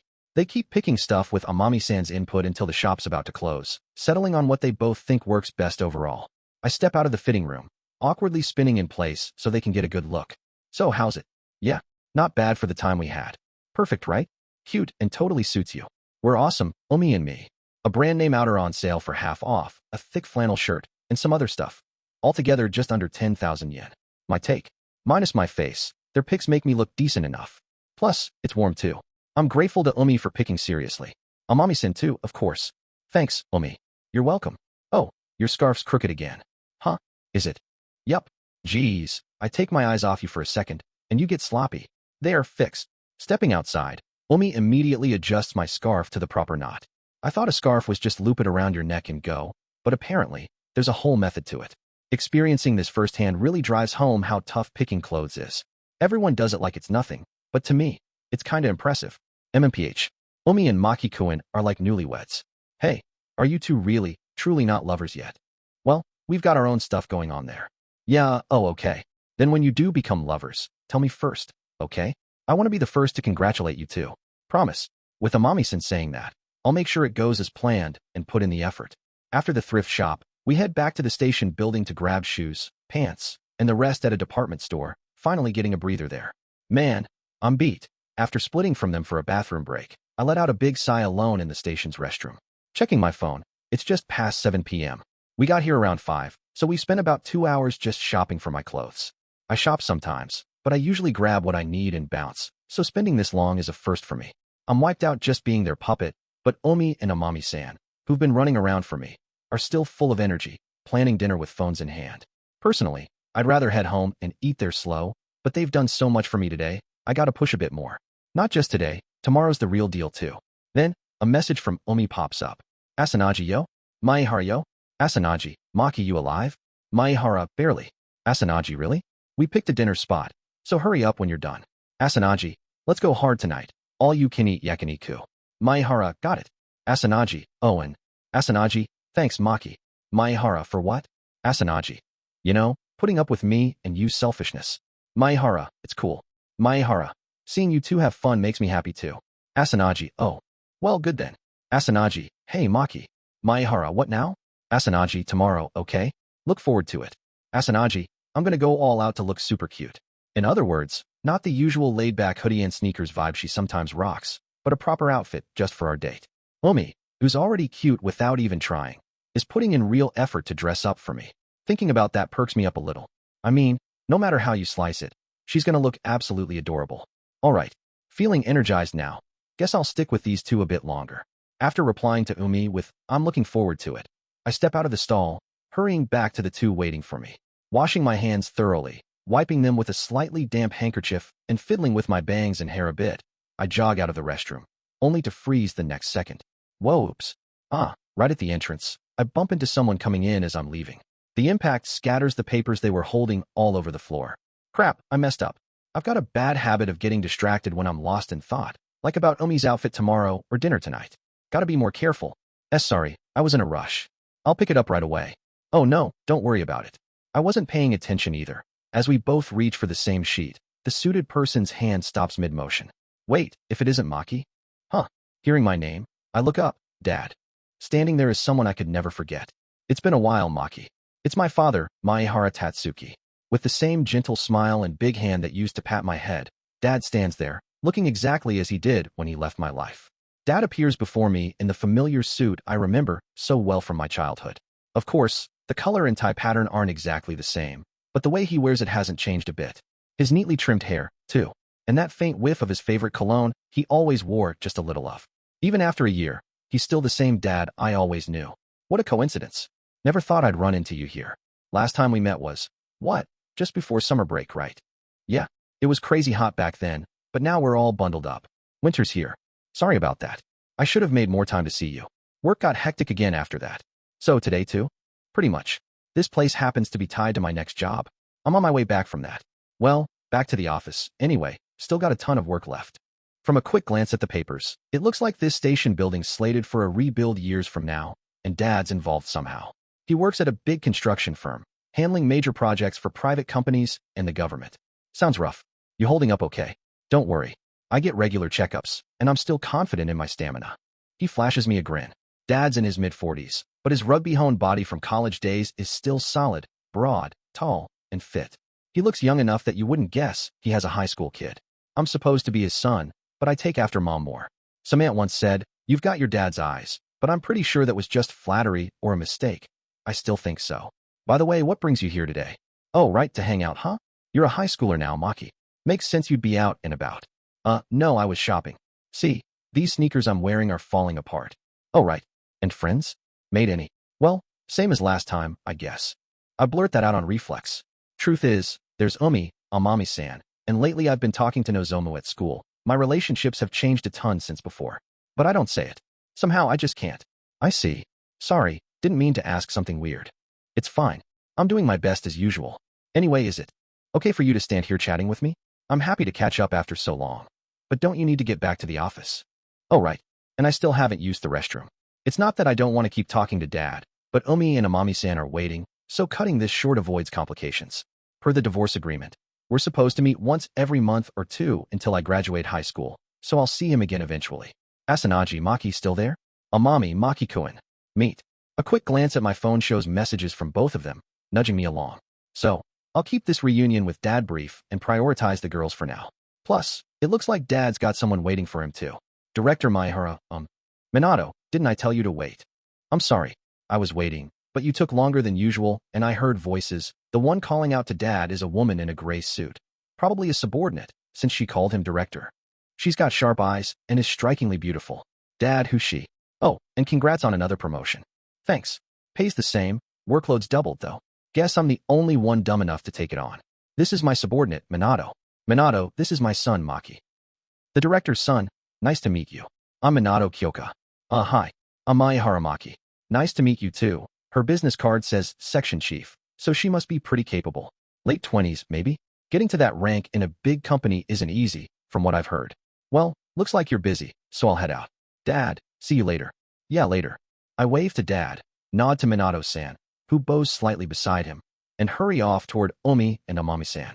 It was just a few minutes with Dad, but for people waiting, that can feel long. Omi spots me first, her cheeks puffed out. Maki, you're kinda late. Got lost. Yeah, something like that. I debate telling her about Dad, but decide against it. It'd take too long, and Amami-san's here. I'll keep it to myself. Shopping's worn me out, and I'm starving, so I don't want to waste energy on extra stuff right now. Sorry, Omi. Made you worry. Nah, I just thought you were a little slow. Good thing you didn't end up needing the lost kid announcement, huh? First year Judah high school student, Maehara Maki-kun? That's a real relief. A high schooler getting that treatment would be mortifying. If Dad or Minato-san, probably still in the building, heard it, I'd die of shame. Hey, Maki-kun. Omi was all fidgety until just before you got back. Ow. You? Enough chit-chat. Let's get going, okay? MMPH. MMPH. Come on, Maki 2. Let's go. Yeah. I take Omi's outstretched hand, and the three of us head to our final stop of the day, an all-you-can-eat yakiniku place. Hey, Omi. HM? What? No, just thinking you're really cute. I'll smack you, jerk. Jay, just kidding. Sorry, we've got a long road ahead, so I'll have to tell Omi about Dad someday. I don't think I'm carrying some weird baggage, but it feels off somehow. Omi, Amami-san, Nozomo, and Dad. With all these faces flickering in my mind, I mutter that to myself inwardly. Last Christmas Eve, my mom, Maehara Masaki, and my dad, Maehara Tatsuki, got divorced. I don't know the exact reason. I've wanted to ask a few times, but it's hard to bring up with Mom's feelings in mind. After the divorce, I hinted at it with Dad, but all he'd say was, "It's my fault." So I stopped digging and decided to let the past go. Dad's job meant a lot of transfers, so I never fit in at school. But home was different. Mom was there, and even if Dad got back late, he'd always make time to hang out with me. I didn't have friends, but I had a place to come back to, with Dad and Mom. School wasn't my thing, but I loved home. Then one day, after Dad got promoted and work got busier, the vibe between him and Mom started shifting. Little by little. Maki. Hey. Ow. A light sting on my forehead snaps me back to reality. Seeing Dad after so long, plus it being December, dragged me into old memories. I'd zoned out. I forgot I was with Omi and Amami-san right now. Geez, I'm asking what you want to order, and all you give me is yeah, or like a zombie. Maki, it's fine alone, but spacing out in front of others is kinda rude. Sorry, maybe I'm tired from shopping so long. The three of us are at the all-you-can-eat yakiniku place now. It's order style, 2 hours, with a salad bar, drink bar, and ice cream bar. 2,000 yen per person, a steal for what you get. Maki-kun, you okay? If you're feeling off, you don't have to push it. No, I'm fine. Just zoned out. I'm still hungry. I'll go with the thick-cut beef tongue. Nice pick. I'll take the premium harami. I'll go with the bone-in kalbi, obviously. Let's add some wieners, a seafood grill set, and rice too. Yeah, running into Dad threw me off, but I'm not the lonely kid he might think I am anymore. Hey, you already grabbed ice cream? It's all you can eat. Sure, but isn't that too much? You're mixing cola and white soda like a kid, Omi. Chugging carbonation'll fill you up fast. My ice cream's separate though, right, Maki-kun? You're both kinda childish. Really? Omi, he's calling you out. No, the bigger kid hears you. I just made 1 cup, that's all. Whatever, but Omi, Amami-san, eat some veggies too, okay? This year's gonna be a good memory for sure. With Omi, Amami-san, and, well, I can let last year go and focus on what's ahead. The next day, Saturday, our long-awaited date day arrives. It's chilly outside the covers, and since it's a weekend, I'd love to sleep until noon, but not today. Date meetups at 11 a.m. at the same station as yesterday, right? I double-checked the schedule I went over a million times yesterday, just to be sure. It's still early, plenty of time before the meetup. Even factoring in travel, I could lounge in pajamas, but it's my first real date with Omi, and I'm too restless to chill. Sitting still won't help, so after a light breakfast, I slip into the clothes we bought yesterday. Well, this'll do, I guess. Checking myself in the full-length mirror, I'm not sure if it suits me, but it's a huge step up from my usual all-black look. These chances will probably keep coming, so I should get into fashion a bit, for Omi's sake, so she's not embarrassed. But money's tight. Mom's all. It's for Omi-chan too, so I'll cover what you need, but with just the two of us, I don't want to strain our budget. Maybe a part-time job? Lots of high schoolers do it. Not rare, but can I handle it? No choice, though. Few years from now, I'll be thrown into the real world. Gotta toughen up. Plus, in the future, with Umi. Whoa, if I start fantasizing that far, I won't stop. Let's cut it there. For today's date money, I'll gratefully take Mom's generosity. She gave me an extra 10,000 yen on top of yesterday's clothes cash, just in case. We're splitting the bill, so if I don't splurge, it'll be fine. I'm dressed, bags packed with essentials. Guess I'll touch up the little details. I grab some hair wax and try styling it like Umi taught me, but it's tricky. Getting close to one of the cutest girls in class, going on a date with her, and fussing over my hair in the mirror for 10 minutes. Summer break, me wouldn't believe it. It's not quite like how Umi did it, but if I mess with it more, it'll go weird. As I wrestle with my bangs, the intercom buzzes, signaling a visitor. Who'd come at this busy hour? Only one person makes sense. Yo, Umi. It's cold, so I'd be happy if you let me in quick. Oh yeah? Come in. We were supposed to meet up, but I don't mind either way. Might as well have her check my hair too. Whoa. But the moment Umi steps inside, those thoughts vanish in a flash. Seeing her, my first thought is, she's gorgeous. I'm still clueless about fashion, can't critique colors, styles, or designs, but that's my honest take. I should be used to her by now, but I'm totally captivated. Hey, what are you spacing out for? Morning greeting, come on. Morning, Maki. Oh yeah. Morning, Umi. Good. Well, I'm coming in. Phew, your place is so warm. Maki, coffee or tea? Tea then. Wait, I'll do it. Nah, I got it today. Sit on the couch and wait. Go on. Like she owns the place. Umi strides into the living room and starts prepping drinks for two. She knows where everything is. Cups, sugar cubes, coffee stuff. Since we've been doing this together lately. Sugar and milk? None today. Want to wake up a bit. Got it. I'll skip two then. My eyes drift to Umi's profile as she works. Light makeup maybe? Her cheeks look extra fair and smooth. Her glossed lips subtly shining. Eyebrows and lashes. I can't tell, but she's probably got them perfect too. From what I can see, she's just got a hairpin for accessories. No earrings or necklaces, but she's radiating this sparkly aura anyway. They say makeup can transform a woman's vibe, and seeing it live is a first for me. Mom wears it too, but no comment there. Here you go. Can I sit next to you? Go ahead. Cool. Umi slides onto the couch, fitting right into the space I shift to make. A whiff of perfume, different from usual, but really nice. Hits me. Maki, you were just staring at my legs. Well, my thighs, huh? And no, I just thought they looked cold. I hesitate to touch, but her skirt today's short, and she's not even wearing tights, just bare legs. I'm a guy, okay? My eyes can't help it, especially since it's Umi.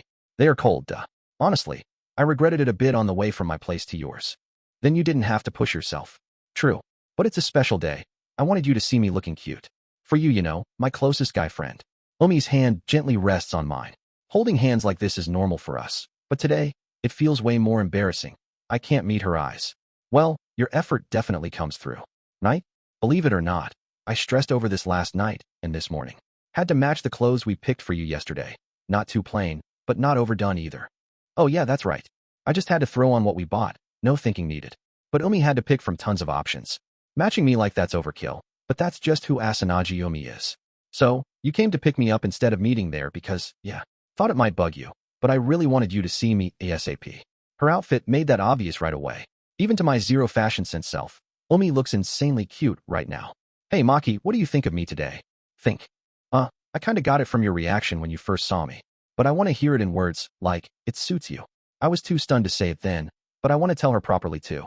Saying it right away probably means more than later. She'd feel it more. Saying this face to face is kinda embarrassing, but yeah what? Feeling my cheeks heat up, I tell Umi, why you're gorgeous, Umi. Honestly, I was mesmerized. There's probably fancier ways to compliment her, but that's the best this clueless guy can manage for Umi right now. Oh, thanks. Guess the effort paid off, huh? Why yeah, glad to hear it. Yeah, hee. It's a basic compliment, but Umi seems happy enough, so that's a win. Super embarrassing first. Thing in the morning, though. After that, we play some games, read manga, chat while zoning out to the TV, killing time till our meetup. Or so I planned, but I keep noticing Umi next to me. Drinking coffee, watching TV, my eyes just drift to her. She's so soft, and she smells amazing. I mean, we both stuffed ourselves with yakiniku last night. How come I reek of garlic while Umi smells sweet? She says she took a morning bath and handled her breath, but still. Here, tablet and gum. I'm used to you, but others aren't. Plus, we're seeing a movie today. Thanks. I pop both in my mouth and slip into the boots we got yesterday, short or work boots, whatever they're called, at the entrance. Normally, I wear cheap sneakers till they're trashed, so this feels fresh. though they're kinda tight since I'm not used to them. Maki, no forgetting stuff, right? Wallet in your bag? I brought 2 handkerchiefs if you need one. No, I'm good there. You sound like a mom. Umi. Maybe. You're kinda scatterbrained and sloppy sometimes, you know? Makes me feel like I've gotta look out for you. And you just go along with it. It's kinda cute. Guess I tickle her maternal instincts. She loves taking care of me, so it's her thing, but I should step up more. Alright, let's go. Yeah. We step out, riding the elevator down together. Phew, I brought tights just in case. And man, it's a world of difference. Obviously, days like this, you should listen to your bodies. I'm cold signals instead of pushing it. She came bare-legged, but since it's chilly, I had her put on tights. I get wanting to look cute, but this is easier on me, less worrying where to look. Oh, but at the station stairs, stand right behind me and guard me, okay? This skirt's so short, bending over to show everything. Really? Yeah. Some guys like that, apparently. Not always, but I feel eyes on me sometimes. Creeps taking pics, probably. I thought that stuff was just news, distant, but with a girl like Umi, it feels real close now. Got it. I'll watch out. Thanks. Oh, but what if my guard's the one peeking? You're kinda pervy, Maki. You were sneaking looks during our game when I was mad about losing, right? Guh, she caught me. It was a split-second glance while she was focused on the screen, but still, do girls just know? Sorry. Nah, it's fine. I'm not mad or anything. With this outfit, I get it. I can't complain if you look. But can I ask something instead? What? Hee, well. Umi links her arm with mine, pressing close, and whispers ticklishly in my ear. So, how was it? What? You know what I mean, I didn't stare that hard. It was a flash, but I remember it clear. A high school guy's memory's too sharp for this. Can't underestimate it. Probably not just me. I hope. Anyway, no comment. I'm fine, I'll let it slide. There's nothing to slide. That's just how it is. Geez, so stubborn, take this. Stop poking my cheek. She stressed over today's outfit, so maybe she wanted. No, let's not overthink and spiral into weird fantasies. Real talk. I'm being super creepy right now. Today's gonna be fun. I'm making sure of it. So brace yourself. I'm already exhausted before we start. Umi's got me wrapped around her finger. Outside of games, will I ever turn the tables? Not that I mind this dynamic too much. I don't hate her teasing me. And so, a bit earlier than planned, my first date with Umi kicks off. The only set plan is a movie, so after that, we'll wander the city and wing it.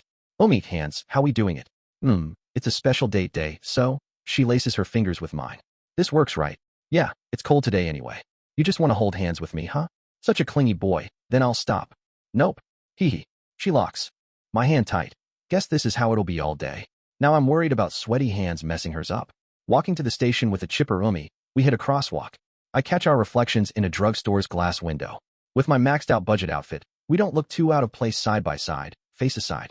Just a typical high school couple trying to look grown up, but that's all thanks to Umi's effort.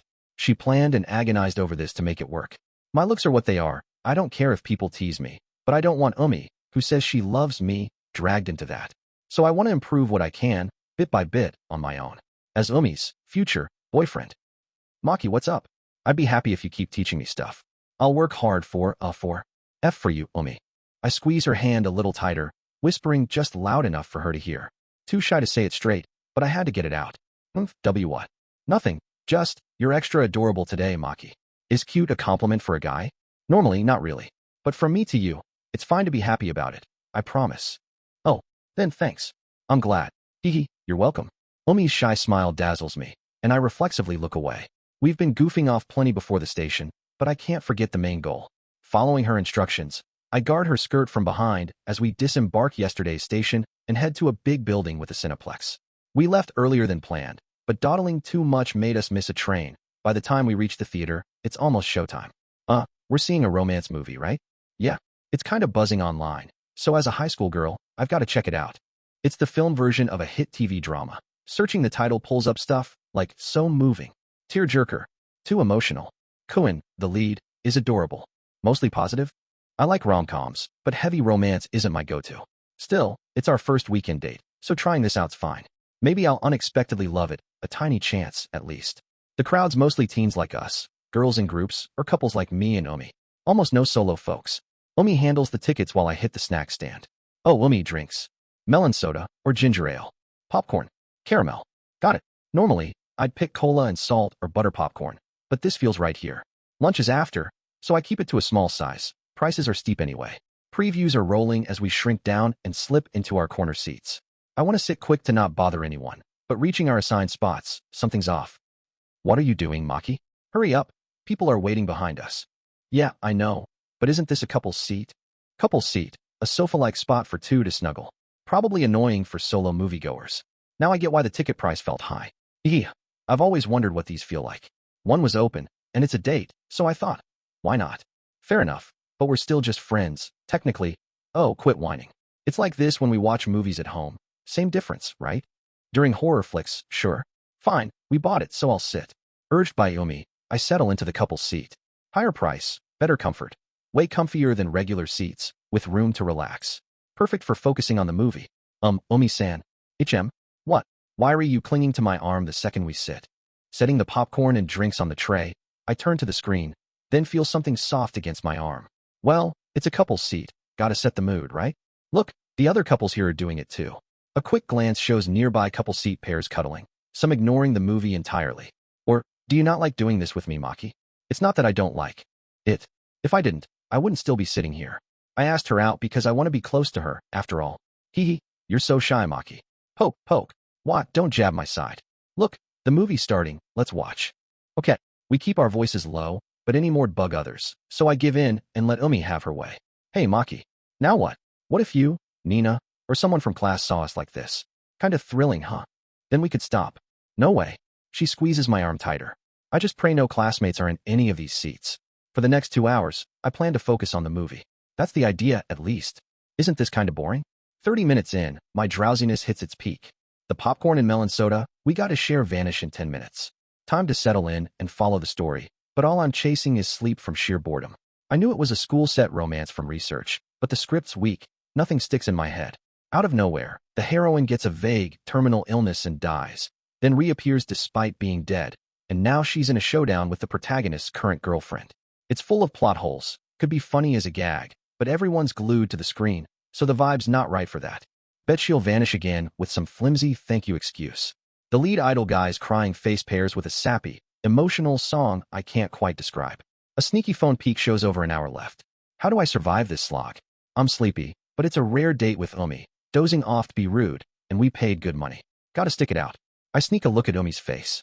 No clue what she thinks of it, but she's focused on the story, hasn't noticed me looking. There's a glint in her eyes too. Our movie tastes usually align, so I wondered if she's bored too, but guess she's still a teenage girl at heart. If Umi's into it, I rally myself quietly, then the screen fills with a bed scene. This feels pointlessly steamy. The lead's acting was shaky till now, but this part's oddly intense. It's not restricted, so it's toned down, but it's still pretty passionate, in my opinion. Caught me off guard. Maybe some people get in the mood here. I muse sleepily, when MMPH. Something leans against me. You, Umi? Maki. She reacts to my voice, snuggling closer and clinging to my arm. Her hair's shampoo scent wafts up, and the soft pressure on my arm makes my heart race. You, Umi, did this dragged-out love scene actually get to her? She's never rubbed her cheek on my arm like this. It's throwing me off.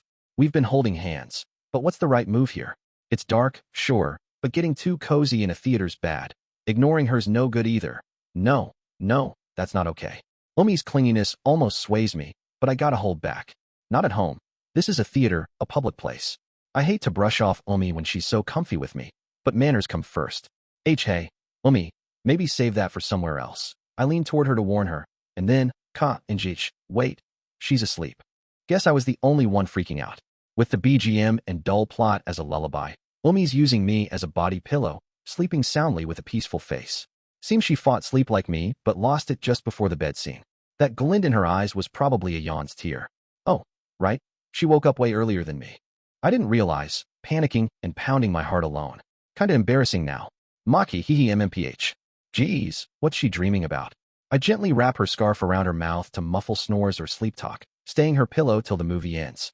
I mean, it was freaking awful. Umi's words after sleeping drollily through the whole thing, not waking till the lights came up post-credits. We went in blind to avoid spoilers.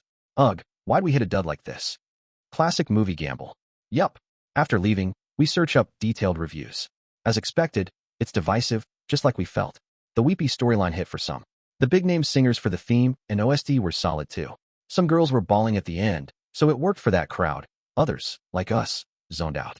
That's the verdict. Anyway, props to me for staying awake. Ugh, should have skipped the fancy pick and gone for something else. Actually, Next door they were showing this other film, genetically modified giant man-eating shark versus the ultimate Gustav versus colossal deep-sea kraken versus rampaging killer android, the ultra showdown across space and time. What's that, an all-star mashup? Right? Wanted to cleanse my palate with it, but the last showing just ended. Demand an early Blu-ray, though it'll probably never happen. The movie flopped, but I got to see Umi's rare sloppy sleep face, so it wasn't all bad for me.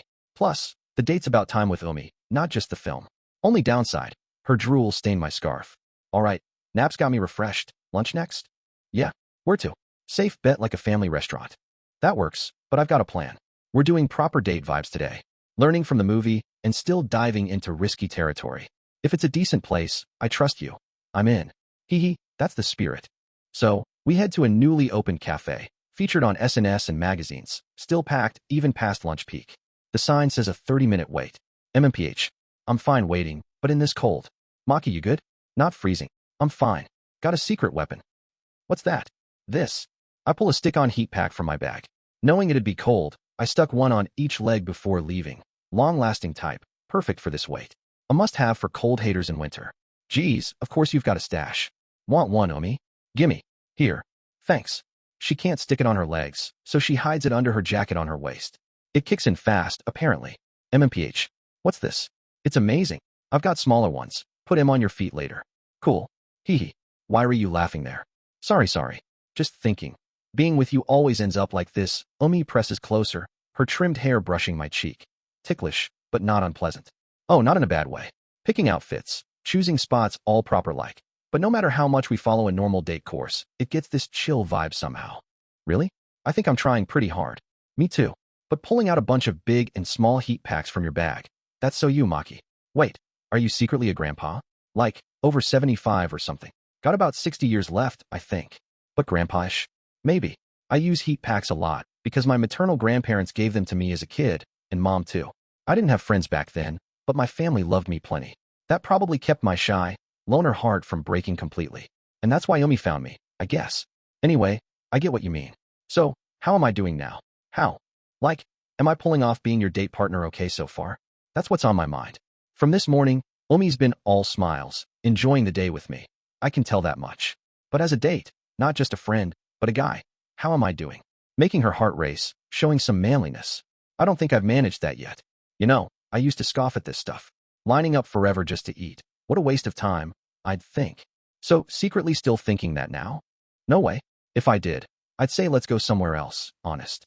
Otherwise, I wouldn't be standing in this cold, waiting to get inside. I'm hungry too. Truth is, I'm kinda having fun right now.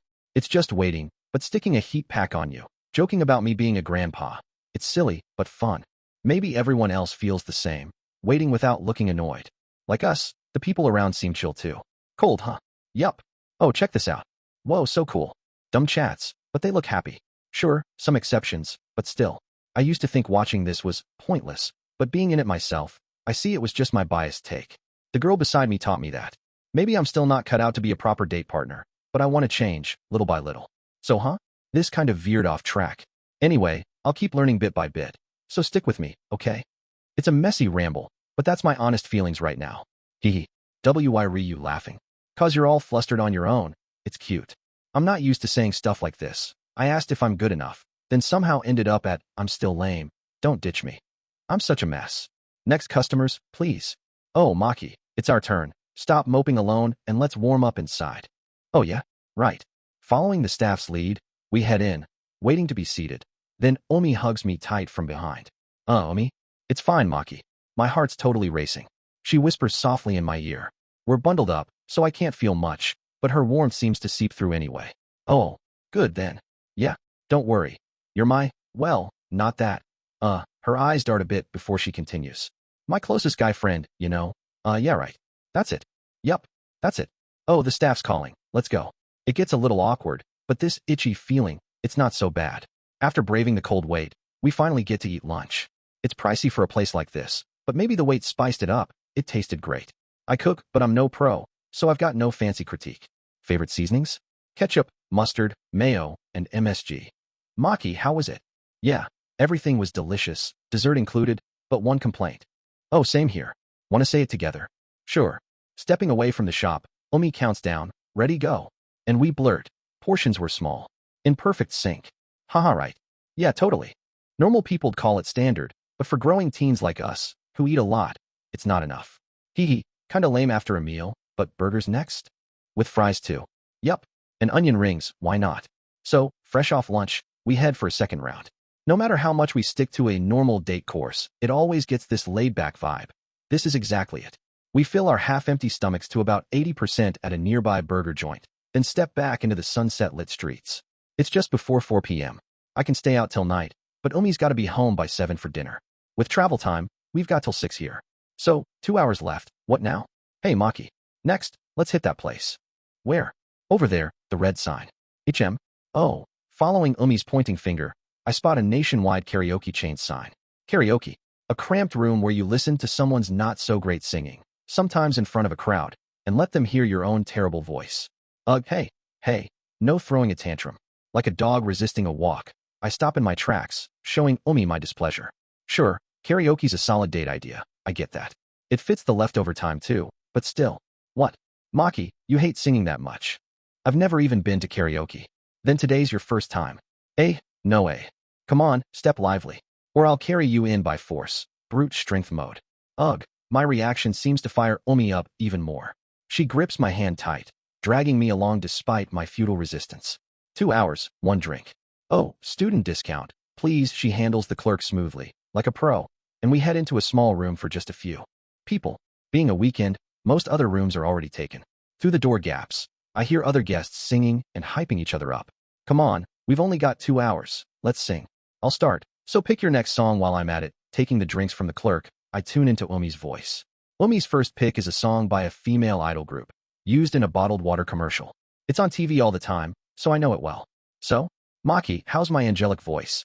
Yeah, it's really good, I think. First time hearing Umi sing, but even as an amateur, I can tell her voice is beautiful. She nails the dynamics and pitch. It's soothing to listen to. If she slipped into that group and sang center, I bet no one noticed anything off. Her score after finishing? A whopping 98. I don't get the grading system, but that's gotta be rare. Phew, it's been a while since I last sang, but it feels great. Alright, your turn, Maki. No? Sorry, I haven't picked yet. I was listening and fiddling with the machine, but I'm stumped on what to choose. I'm a shut-in who lives for games and manga, but I listen to music a ton too. I've got favorite groups and songs. Sometimes I hum along when I'm in a good mood. Thing is, I like listening, not singing. That's a whole different deal. I don't love my own voice. It cracks when I'm nervous, and even when I think I'm loud. People go, huh? What? Over and over. That's why I hate hearing myself even more than letting others hear me. Oh, then how about we sing together? That'd make it easier for you, right, Maki? That might work, but I'm seriously bad, okay? Doesn't matter if you're bad. The point's to let loose and feel good belting it out. It's just us two here, not a crowd. Please, I'm bored singing alone. Sing with me. If you're gonna push that hard. Fine, just a little. I suck at it, but leaving Umi to sing solo feels wrong. So I steel myself and pick a song. Umi, what should we do? I've got no clue what to pick for this. Let's check the history and find something we both know. That'd be easier for you, right? Yeah. Then, scrolling through past guest songs, I queue up a few good ones. Soon, the intro for the first track starts playing. Can I take the opening part? Yeah. Man, I'm so nervous. Hee, everyone's like that at first. Relax. It's fine if you stumble, miss the pitch, or look uncool. Hearing that eases me up a bit. I take a deep breath and start singing to my own rhythm. You're fine, Maki, you're fine. Hey, you're way better than I thought. Go, Maki, go. I trip over the start, but Umi's hyping me up like crazy. I can't judge my own voice, but if Umi says it's fine, I'll take it as okay for now. Umi jumps in next, and her voice is still amazing. I layer mine over hers. Solo, I'm shaky, but together, her voice kinda carries me. I sing, Umi sings, then we sing as one. The song's over in a flash. Phew, so? How'd it feel singing in front of someone for the first time? Pretty refreshing, actually. Right? Everyone ends up feeling that way. First time's got my heart racing from nerves, but it's like the stress drained out, like after a workout. Big groups be too much, but with Umi, it might be okay. Alright, let's keep the momentum. Next songs, you Umi, hey. For the next one, can I sing solo? It's a song I really like. Totally fine. I'll sit front row and soak it in then. Her sitting all proper to listen makes it harder, but I just said I'd do it solo. Gotta roll with the momentum. Pushed by Umi's kindness, I belted out alone into the mic for the first time. Score wasn't great, but it was still kind of fun. When we leave the karaoke place, the sky's pitch black. It's 7 p.m. now. Christmas lights decked out on the street trees. Light the darkened city, guiding passers-by. With colorful, dazzling lights brightening the sidewalk, Omi and I pick up our pace toward the station platform. How we sang a ton. Just the two of us. And we even extended an hour. My throat and body are toast. Same. I want to get home and crash in warm blankets. Ditto. 2 hours felt short, so we tacked on more, but we overdid it.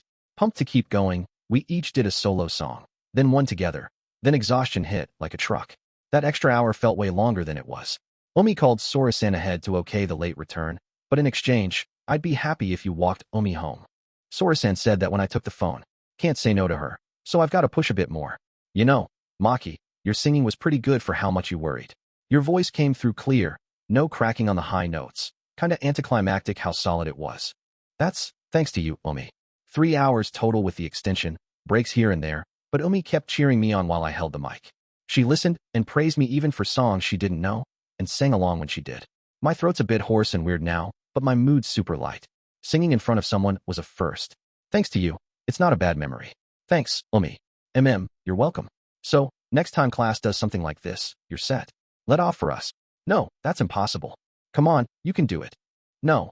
Not now, not ever. Today worked because it was just Omi. Add Amami-san or Nita-san. No way I could do it like today. I don't even want to try. For the future, Omi taught me some safe, crowd-pleasing songs, and we sang a few together too. But, well, singing in front of a bunch of people's still a huge hurdle for me. I don't have enough experience yet, you know? Yeah, and so, I was thinking maybe we could go again sometime. Just the two of us? Yeah. I need more practice to sing in front of others normally, so Omi'd have to tag along again. Not just because today was a blast, and I want to repeat. Probably. Hee, guess we've got to go again when we've got time. Oh, dates are just us, but karaoke? You's coming too. Amami-san, huh? I'll deal, but what's her singing level like?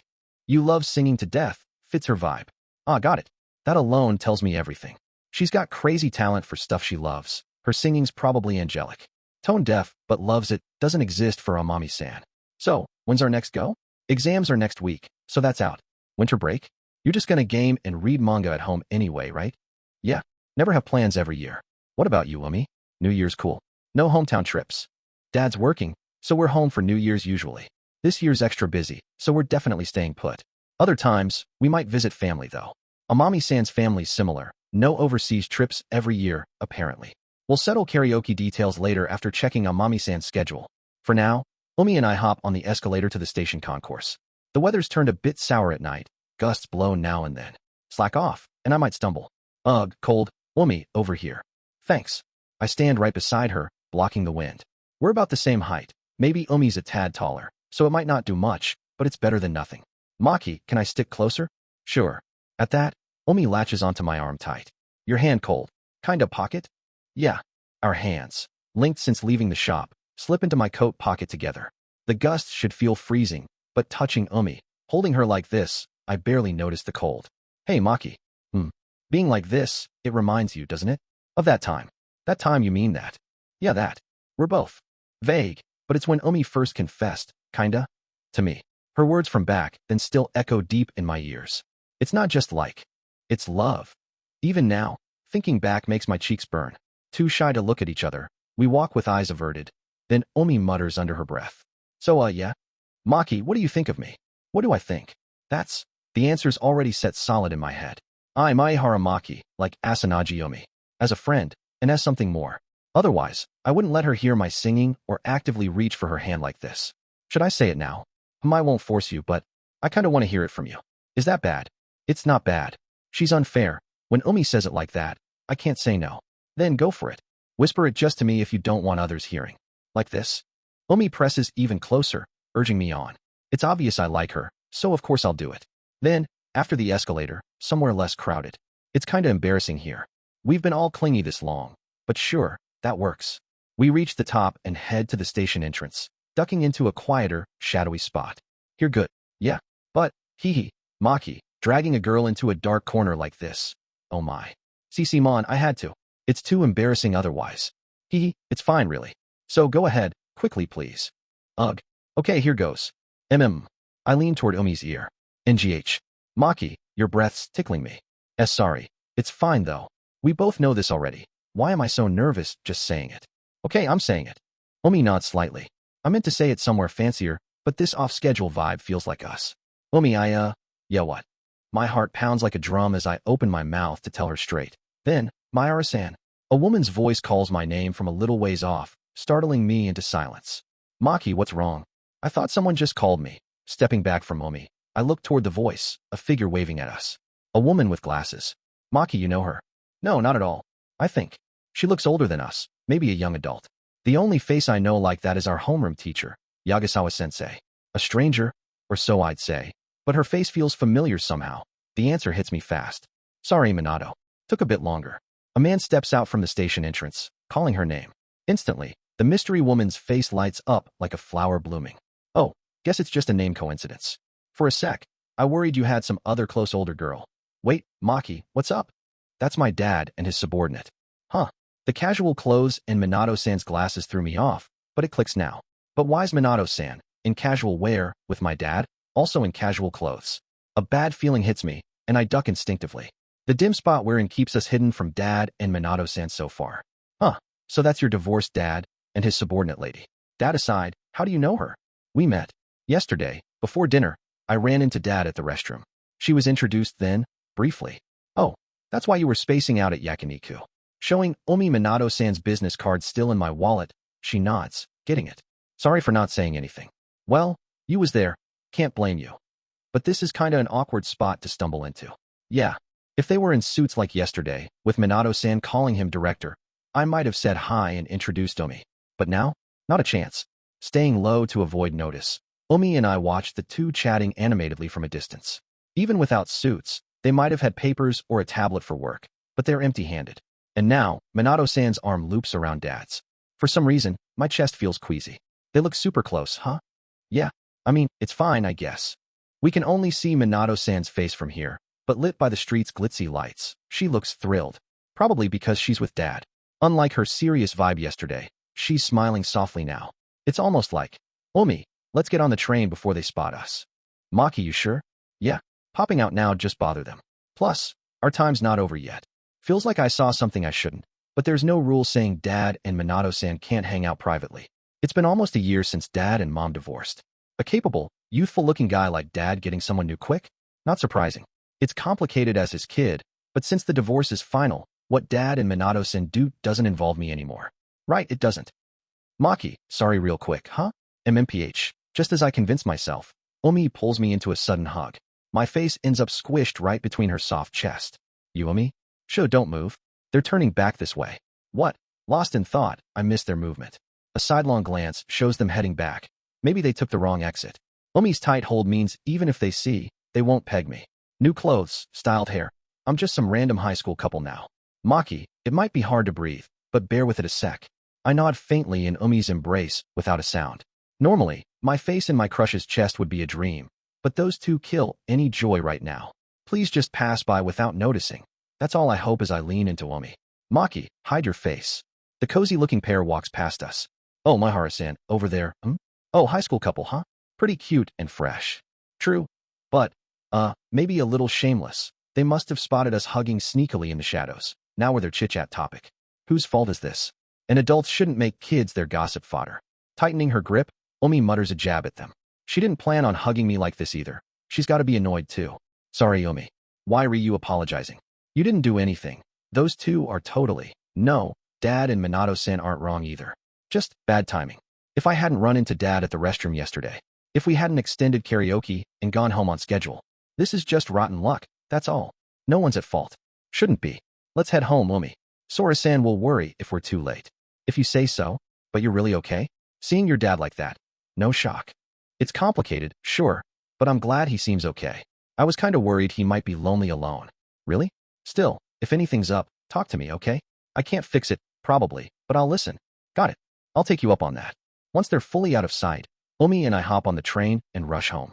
From goofing off before leaving to my karaoke first, we stacked up new memories, but that last bit left a sour note. After that, as promised to Sora-san, I drop Omi off at the Asanagi house, politely decline Sora-san's dinner invite, and finally head back home. Exhausted. Bath, tomorrow morning's fine. The dad run-in drained me. My eyelids feel like lead. I'm sweaty and gross, but crashing now's the move. Huh? Lights are on, and cigarette smoke. Unlocking the door, I step in. Mom's home, judging by the living room lights and TV noise. Inside, Mom greets me, sipping coffee and puffing a cigarette. Welcome back, Maki. Oh, sorry again. I don't mind, smoke whenever. You tired, Mom? Year-end rush is tough as always, but it's more other stuff, I guess. She's usually peppy even after late work, but this month, she's off. Rarely smoking at home's one thing, but the bags under her eyes look darker. So how was today? Date with Omi-chan go well. Yeah. Movie karaoke. We got along pretty good, I think. Nice. Keep that up for Christmas, then. Oh, since it's Christmas Eve, make sure to use a cond. Finish that, and I'm tossing you off the balcony, cool? Her meddling's as loud as ever, so she'll bounce back if I let it slide. Till then, I'll just support her as family. Oh right, Maki. Sorry when you're beat, but next Friday night, you got plans? That's the first day of finals. Nothing big, studying, maybe. We've got a study group planned before, but Friday, then Monday and Tuesday next week, are test days. No Omi plans. Right, exams. You've said that, but that person wouldn't budge, says it's the only day they can do. That person, nothing but bad vibes. There's only one person Mom calls that in front of me. Sorry, Maki, but they want next Friday as a visitation day. Your dad. I see. I figured it was coming soon, but this timing? Really? Chapter 3 Family Scenery. My visitation with Dad was something properly settled when he and Mom divorced. Until I graduate high school, depending on Dad's schedule, we meet about once a month, eating together, catching up on recent events. Lately, his work's kept us from meeting, but before that, we stuck to the plan. I didn't have much to say about school, but we talked about other stuff just fine. Just because they're divorced doesn't mean I hate Dad. Plus, we usually eat at fancy places, so I kinda look forward to it. Until today, that is. He usually works around my schedule, but he said if it's not that day, it'll have to wait till next year. I put it on hold, saying I'd check with you first, Maki. So it's really okay? Yeah, it's fine. Dad's been sending money properly, right? That's why we can live comfortably. I don't know how much he pays monthly, but the allowance I use for clothes, like what I'm wearing now, probably includes Mom's salary and Dad's child support. So, I'd rather not refuse if I can help it. Hey, Mom. What? I'm thinking about Minato-san. Does Mom know about her? Minato-san's a section chief, so she's worked under Dad for at least a few years. But after today, a suspicion's been gnawing at me. Did their closeness start after the divorce? Or was it going on before? If it's the former, I've got no complaints. I mean, I've got no right to say anything. They can do whatever they want, then. But if, by some mistake, it's the latter, if Mom didn't know about it, what kind of face am I supposed to make when I talk to Dad? Maki. Huh? What, Mom? What's with you? You suddenly look pale. Tired from your date? Oh, yeah, maybe. I was restless and woke up early. Plus we went to karaoke. Really? Then eat quick, take a bath, and sleep. Oh, but text Omi-chan before bed. Thank her for the date. Aftercare's important, you know. I got it. You're so nosy. I swallow the words that almost slip out, forcing them down hard. Of course, saying I don't want to ask Mom about Minato-san would be a lie. But asking now won't change anything, and it might mess up the peace we've finally settled into. That'd be bad, no matter how you look at it. Well, I've got an early start tomorrow, so I'm hitting the sack first. Night. Yeah, night. Oh, Mom, one thing I want to ask. What? Do you still like Dad? The moment I ask, Mom freezes mid-step toward her room. Why? She's got a face like, why ask that now? Sorry. It's been a while since I last saw Dad, so I asked something weird. Forget it. No, it's fine. It's all our fault, me and him. You're not to blame for sticking with us without a word, Maki. Saying that, Mom turns back to the living room, lights a cigarette from the table, and takes a drag. Her profile looks painfully lonely. Do I still like your dad? Well, we divorced over a bunch of stuff, but I think somewhere in my heart, I still like him. There was a time I couldn't stand his face, sure, but I couldn't toss the album with pics of the three of us. I brought it here. There's an album? Yeah. 15 years. No. More. Since before you were born, we were married that long. Plenty of happy memories stuck around. Wanna see? Yeah, I'd like to. Mom grabs an old album from her bedroom closet. Inside are pics from right after I was born. It starts with newborn shots, my first Shichigo-san, kindergarten sports day, family trips, graduation, elementary school entrance ceremony. Mostly from infancy to 7 or 8. Stuff I don't remember, but I'm in a lot of them. I'm crying a ton in these. Don't recall it at all. Yep. Little Maki would bawl his eyes out if anyone but family held him. For photos, he would hide behind me the second he saw a camera. Only got good shots when he wasn't paying attention. Like Mom said, solo pics of me barely have me looking at the lens. There's some as a baby, but by kindergarten, once I got shy, almost none. I thought I was just a quiet kid, but seems I was wrong about that. Mom, can I borrow this? Sure. I brought it on a whim, but it's just been collecting dust. Did Omi-chan beg you to show it to her, or something? Kinda. I promised to bring it if I had it, so I will, but I should pull out the naked baby pics first. Even if we're close, showing that to girls like Umi or Amami sounds too embarrassing. Though, the missing pages will leave obvious gaps, and sharp-eyed Umi'll probably grill me later. Anyway, it's yours, use it however. I'm off to bed. Night, Maki. Yeah, night. I'll handle the ashtray. Thanks. After smoking the cigarette down to the filter and putting it out, Mom heads back to her room. No way I can ask, huh? Running my finger over a photo of me, Dad, and Mom together, I mutter to myself. It's been exactly a year since we left that house and started living just the two of us. Mom and I are finally used to it. She's thriving at work, and I've got new ties. Umi, Amami-san Nozomo. Our life's getting peaceful again. I don't want to mess it up. That's my wish right now. So, I'll swallow everything from today and forget it. That's got to be best for Mom and me. After my date with Umi, it's Monday, the weekend's over. I screw up right away. What did I screw up? The album. When I looked at it with Mom on Saturday, I noted the embarrassing pics from babyhood to 2 or 3, mostly lower body related, planning to pull them before bringing it to school. Whoa, cute. So Maki had a phase like this too. Huh, yep, totally. Back then, he'd cling to me going mama, mama all the time. So spoiled. Hee hee, I can picture it. But of course, this is when Omi shows up to walk to school together. Naturally, I haven't touched those pics. In other words, game over. Done. I can't get married anymore. Oh, morning, Maki. Looks like it's going to be a great day. Really? I'm feeling awful first thing in the morning. Oh, I saw the pics, you're little. Don't you dare finish that sentence. Another thing for her to tease me about. And it's a real mortifying one. Oh, it's no big deal. Sooner or later, Omi-chan will see the current Makis. Hey, Mom. If they hadn't seen that page, I might have had a chance, but too late now. It's fine. I made sure you won't see it. I pulled out that stuff. So where are those pics now? Huh? In my bag. Auntie Masaki said it's cool. Don't just casually take them. And Mom, don't okay it. I wrestle Umi off, snatch the pics from her bag, and lock them in my desk drawer back in my room. I rested all Sunday to recover, but, well, I'm partly to blame for not dealing with it sooner. I fuss over Umi and others, but get lazy with my own stuff. That's my bad habit. Oops, gotta head to work. Umi-chan, take care of Maki, okay? Yes. Leave Maki-chan to me. Why'd you add chan just now? Off I go, Maki-chan. Be good, alright. Don't you jump on that too. Mom and Umi drain my energy first thing this week, but finals start this weekend. For now, I gotta focus on studying, my duty as a student. Then Mom's voice calls from the entrance. Maki, sorry. Forgot my cigarettes and lighter on the table. Can you grab him? The yellow pack. Oh, yeah, it's her usual brand, but lately, she's smoking so much the pack's emptying crazy fast. I get that adults smoke to cope, but as her son, I wish she'd care about her health a bit more. Here you go. Thanks. Oh, and one thing. Checking no one's behind me. Mom gives me a heads up. Don't tell Umi-chan too much about home stuff, okay? Got it, don't worry. I trust Umi, and Mom knows that, but Dad stuff's family business. I want to talk it over with her, but I should put Mom's feelings first here. Plus, I don't want to drag Umi into unnecessary drama. Thanks, Maki. Love ya. Taking the cigarettes, Mom pulls me into a gentle hug. She never does this. Nothing seems off health-wise, but she's definitely not herself. Off to work, gonna crush it. Yeah, see ya. After seeing Mom off, I head back to Umi waiting in the living room. A chilly breeze brushes my cheek. Oh, sorry, Maki. Thought I'd air out the place a bit. No, it's cool. Actually, it was kinda smoky. Mom's brand got a strong kick. Geez, say that, and it sounds like you're smoking. Anyway, something up with Annie Masaki. Coming into that harsh cigarette smell. Unusual for her. It's natural she'd wonder. Dunno.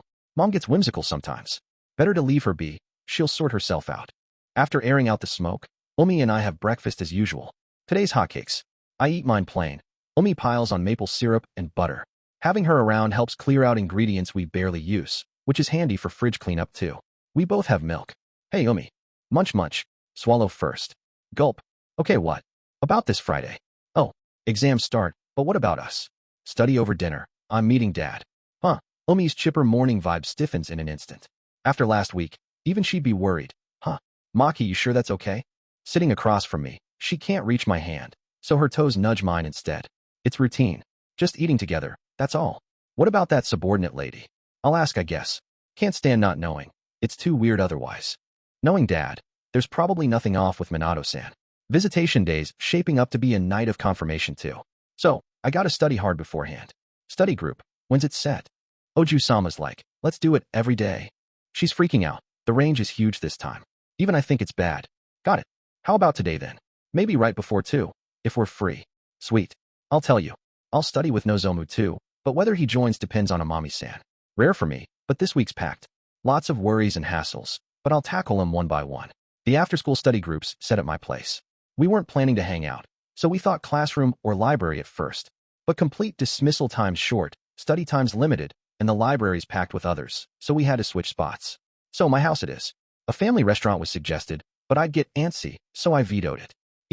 Been a while since I've been to Maki-kun's place. Sorry it's kinda messy, but don't mind it. Why is Omi acting like she owns the place? It is messy though. Unlocking the door, I tidy the entrance quick. I've only got one pair of daily shoes, but Mom's got a bunch, taking up space. Come in. Pardon the intrusion, oh? Smells different from last time. Cigarettes. Yep. Maki is turning into a real delinquent. Wah. Tea tobaccos for adults only. That's no good. I don't smoke. Amami-san, you don't have to play along with Umi's jokes. He busted. Amami-san sticks out her tongue playfully. It's a study session, but being at my place, she's hyped for something, hence the energy. Maki-kun, what's today's snack? We had hotcakes this morning and have leftovers, so I figured pancakes. Ooh, nice. Let's get Njaya. Study first, miss barely passing sometimes supplementals. This is Maki's house, but I'm not going easy on you. Why yes, ma'am. Grabbed by the scruff, Amami-san's dragged to the living room by Omi. The kotatsu's been a star lately, so we'll spread out textbooks there. Today, we're focusing on day 1 subjects, skimming key parts of the rest that'll definitely show up. Hey Maki, you're kinda amazing, huh? Serious respect. Oh really? I'll take it. As a compliment, I guess. The last guy to enter's all emotional, but I'm worried he'll burn out before we even start studying together. Today's study crew, for people. Me, Omi, Amami-san, and finally, Nozomu. I'm glad you invited me, but you sure it's cool? Me barging in like this. Well, Amami-san said okay, so it's fine, right? This study session was set to have me and Umi focus on teaching Amami-san, since it's not long after Nozomu's confession. As for Nozomu, we tried arranging it the next day, but then let's all do it together. Amami-san suggested that after hearing the deal, landing us in this odd lineup. We didn't plan it this way, so me, Umi, and Nozomu were a bit thrown. Umi double-checked with Amami-san on the sly, but her answer stayed the same. It's very Amami-san, if you think about it. Anyway, we're not here to play, so focusing might be tough, but let's do our best. Why yeah, I don't want to hit supplementals either. I have the 3 settle at the kotatsu while I prep drinks, nibbles for breaks, and pancakes for Amami-san. For kotatsu's the best, easy. You, no sleeping right off. Seriously, I'll smack you. I'll try, drill sergeant. And who sits where at the kotatsu? Since I'm mainly on Nozomu and Umi's on Amami-san. Amami, Seiki, kotatsu, Asanagi, Maehara, that's the setup. By the way, Asanagi, where do you rank in exams? I know you're smart, but good days, single digits. Bad ones, I still hold teens. Damn, that's nuts. Then next year, me and Asanagi are definitely splitting classes. You, Maki, I hover around 50th. Aside from the top-tier advancement class, I hear second-year classes split roughly above or below the halfway mark in test ranks. If possible, I'd love to stay in Umi's class next year, but that means I gotta step up my studying. For months, till we move up to second year. Back when I barely knew anyone, class changes didn't matter. Not anymore. Now I get why people freak out over new class lists. Everyone wants to be with someone they like or good friends. Ugh, studying sucks, but being split from Umi sucks more. Then you gotta aim above halfway. Stop griping and move your hands. Yes, sir. We set a break in an hour and dive into test prep, the 4 of us. I'm strong in humanities, so I handle English, classical lit, stuff like that. Umi's a math science whiz, so she takes math and chemistry. Together, we strategize for Amami-san and Nozomu, who struggle across the board. Hey, Maki, this page is in the range too, but can we skip it? The tough practice problems are for 80+ scores. Half studying them won't get points. Better to lock in 60 points for sure. If you're not used to nailing everything, time runs out, you miss review, and careless errors pile up. Skipping them entirely and focusing on sure points is smarter time management, I think. Hey, Maki-kun, how do I translate this sentence? Oh yeah, that's, leaning forward to help Amami-san, squeeze. My hand under the kotatsu gets gently gripped. Maki-kun, what's up? Oh sorry, nothing. Both Amami-san's hands are above the kotatsu, so the sneaky grabber's obviously Umi. Seiki, your math on, too. Second step's wrong. Check the parentheses. Huh? Oh crap, you're right. Sorry. Umi's eyes flick to me for a sec, while she's on Nozomu's math. Tap tap. Hidden by the kotatsu blanket. Umi's fingers keep poking mine. Seems she wants a lover's handhold. Probably on the down low, so Amami-san and Nozomu don't notice. While the other 2 wrestle with textbooks, Umi and I intertwine fingers under the kotatsu. My heart's racing. We've held hands plenty, but doing it secretly with friends right here? First time. Holding hands openly's no issue. We've done it. But sneaking around like this feels naughty. No, it is naughty. Today's about studying, not flirting with Umi. I can't get swept up. Hey Umi. It's been an hour, break time. You sure? Why yeah sure. He got it. I'll help then. Umi lets go like nothing happened and heads to the kitchen. Watching two people studies and keeping Umi happy. Why am I the only one juggling three? Kinda unfair. After a snack break, we keep grinding on studying. Sugar and kotatsu coziness bring sleepiness, but we've got key stuff left, so they've got to push through. Especially Amami-san, who demolished the leftover material pancakes solo in seconds. NGH. Umi, I'm getting sleepy, oh? Need a wake-up smack. Oof. I'll keep going, Sensei Umi. Good. Did Umi's clenched fist snap her awake? Amami-san faces her textbook again. I thought about a nap if she's that tired, but Umi says once Amami-san crashes, she's out for 2 or 3 hours minimum. Sleeping kids grow, not saying where. It's harsh going full Spartan, but I'll leave it to her bestie, Umi. Nozomu's skipping sweets, just coffee. He overate this fall, blew past his ideal weight, and started cutting back this winter. He laughed it off, but next to him, Amami-san piling ice cream on her pancakes looked less angel, more devil just then. Nozomu loves sweets. Ice cream's his fave. Must have been rough. I had some too, by the way. Oh, Maki, cream on the corner of your mouth. Huh? For real? Where? Right? Left. My right, so you're left. Here. Yeah, but a bit higher. How's this? Still a little left. Geez, no choice. Face me. Okay. Umi's finger brushes my lips, scoops off the leftover cream, and pops it in her mouth. They are all good. Thanks. You're welcome.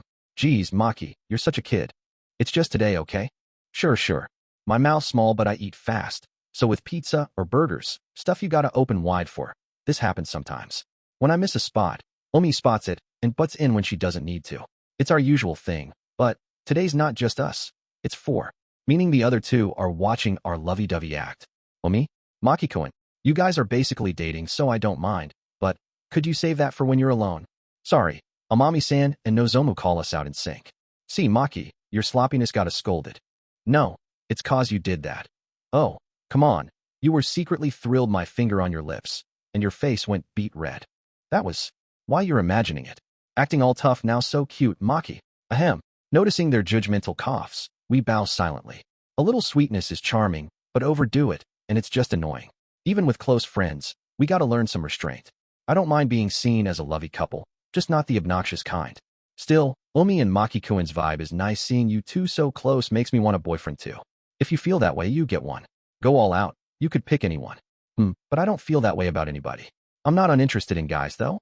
Wonder why. Nozomu takes a quiet hit from Amami-san's words. She didn't mean it that way, but it's like getting rejected twice. While the 2 top-tier beauty queens chatter about love, I console a slumping Nozomu beside them. If I had a guy like Maki-kun, that'd be great. Kind, make snacks when we hang out. You would do better with someone high-spec and athletic. No one else could keep up with your energy. Maybe? But high-spec and athletic. Oh, like Umi. If Umi could clone herself, problem solved. As if. What's with that smug eureka face, you octopus? Listening nearby, I think dating Amami-san be fun, but exhausting. Her energy's nonstop. Umi handles it, and it looks tough. Spec-wise, Nozomu could match her pace, but he doesn't quite fit her type. Rough spot. You two enough. Chit-chat. Back to studying. We've still got stuff left. Yup. You. Next, classical lit. Old Japanese is hard, very interesting, yeah. After that, we tweak our teaching to keep Amami-san's fading focus, borrowing Umi's love taps, forehead flicks, to finish today's plan. 3 hours with breaks. My own progress lagged, but teaching reinforced stuff, and working with Umi cleared my mix-ups. Worth it. There's more to cover, but at this rate, Amami-san and Nozomu might dodge the red line duo this time. Maki-kun, thanks for teaching today. Snacks were yummy too. Sorry, Maki and Asanagi. Thanks to you guys, I think I've got a shot. No red marks for sure, Seiki-kun. Let's keep it up. Why yeah. Let's both dodge Amami-san. I see off a satisfied Amami-san and Nozomu at the door. They were awkward at first, but studying together got them talking a bit. Still, if he misreads this, he'll just get shot down again. Amami-san's sense of distance is, well, off. Umi, no forgotten stuff? Probably not. If I did, I'll just come back anyway. And Umi, today's MVP. Top grades in our year. She's a pro at teaching, and even I learned from her. Her poking me under the kotatsu nonstop was typical, but I don't hate that needy side of her. See you tomorrow, then. Yeah. Hey, Maki, wait a sec. Sorry. Lend me your back for a bit. At the goodbye, Omi hugs me tight from behind. Omi, what's up? Really sorry. I know I'm being a pain, springing this on you, but I got a little anxious. Anxious? Something happened today. You know, what you said earlier. A guy like Maki-kun, oh, that. Amami-san probably meant it casually, and I thought Omi brushed it off as a joke, but it shook her inside. So, her arms tightened around me. I don't want that. Sanai and Monica, it was fine with them, but if I went somewhere else, you couldn't handle it. Yeah, if someone took you, Maki, I'd never recover. I'd probably shut everyone out completely. Omi. She hit it perfectly in front of Amami-san, but alone with me, she's trembling like a puppy. She made up with Amami-san, and it looked fine on the surface, but inside, she's still fighting anxiety. For her, nothing's over yet. That's why I want to be there for her, even a little. Omi, can you let go for a sec? No way. Please. But my face is a mess right now. I don't care. I'm used to your crying face. You jerk, Maki. She loosens up despite that, so I turn around, pulling her into a light hug. Omi. Yeah. It's okay. You're the only one I'm looking at. Yeah. Sorry for being such a hassle. It's fine. I think that part's cute too. Geez, seriously. Calling a mess like me cute. You're such a weirdo, Maki. You're the same, calling a guy like me cute. Hee true. We should go. Those two might get suspicious, but right now, I don't care if they're annoyed. I just want to prioritize the girl in front of me. Yeah, thanks, Maki. I'm a bit calmer now. Good. I can walk you home if you want. I can't lean on you that much. I'll be fine. I'll act normal around you too, like always.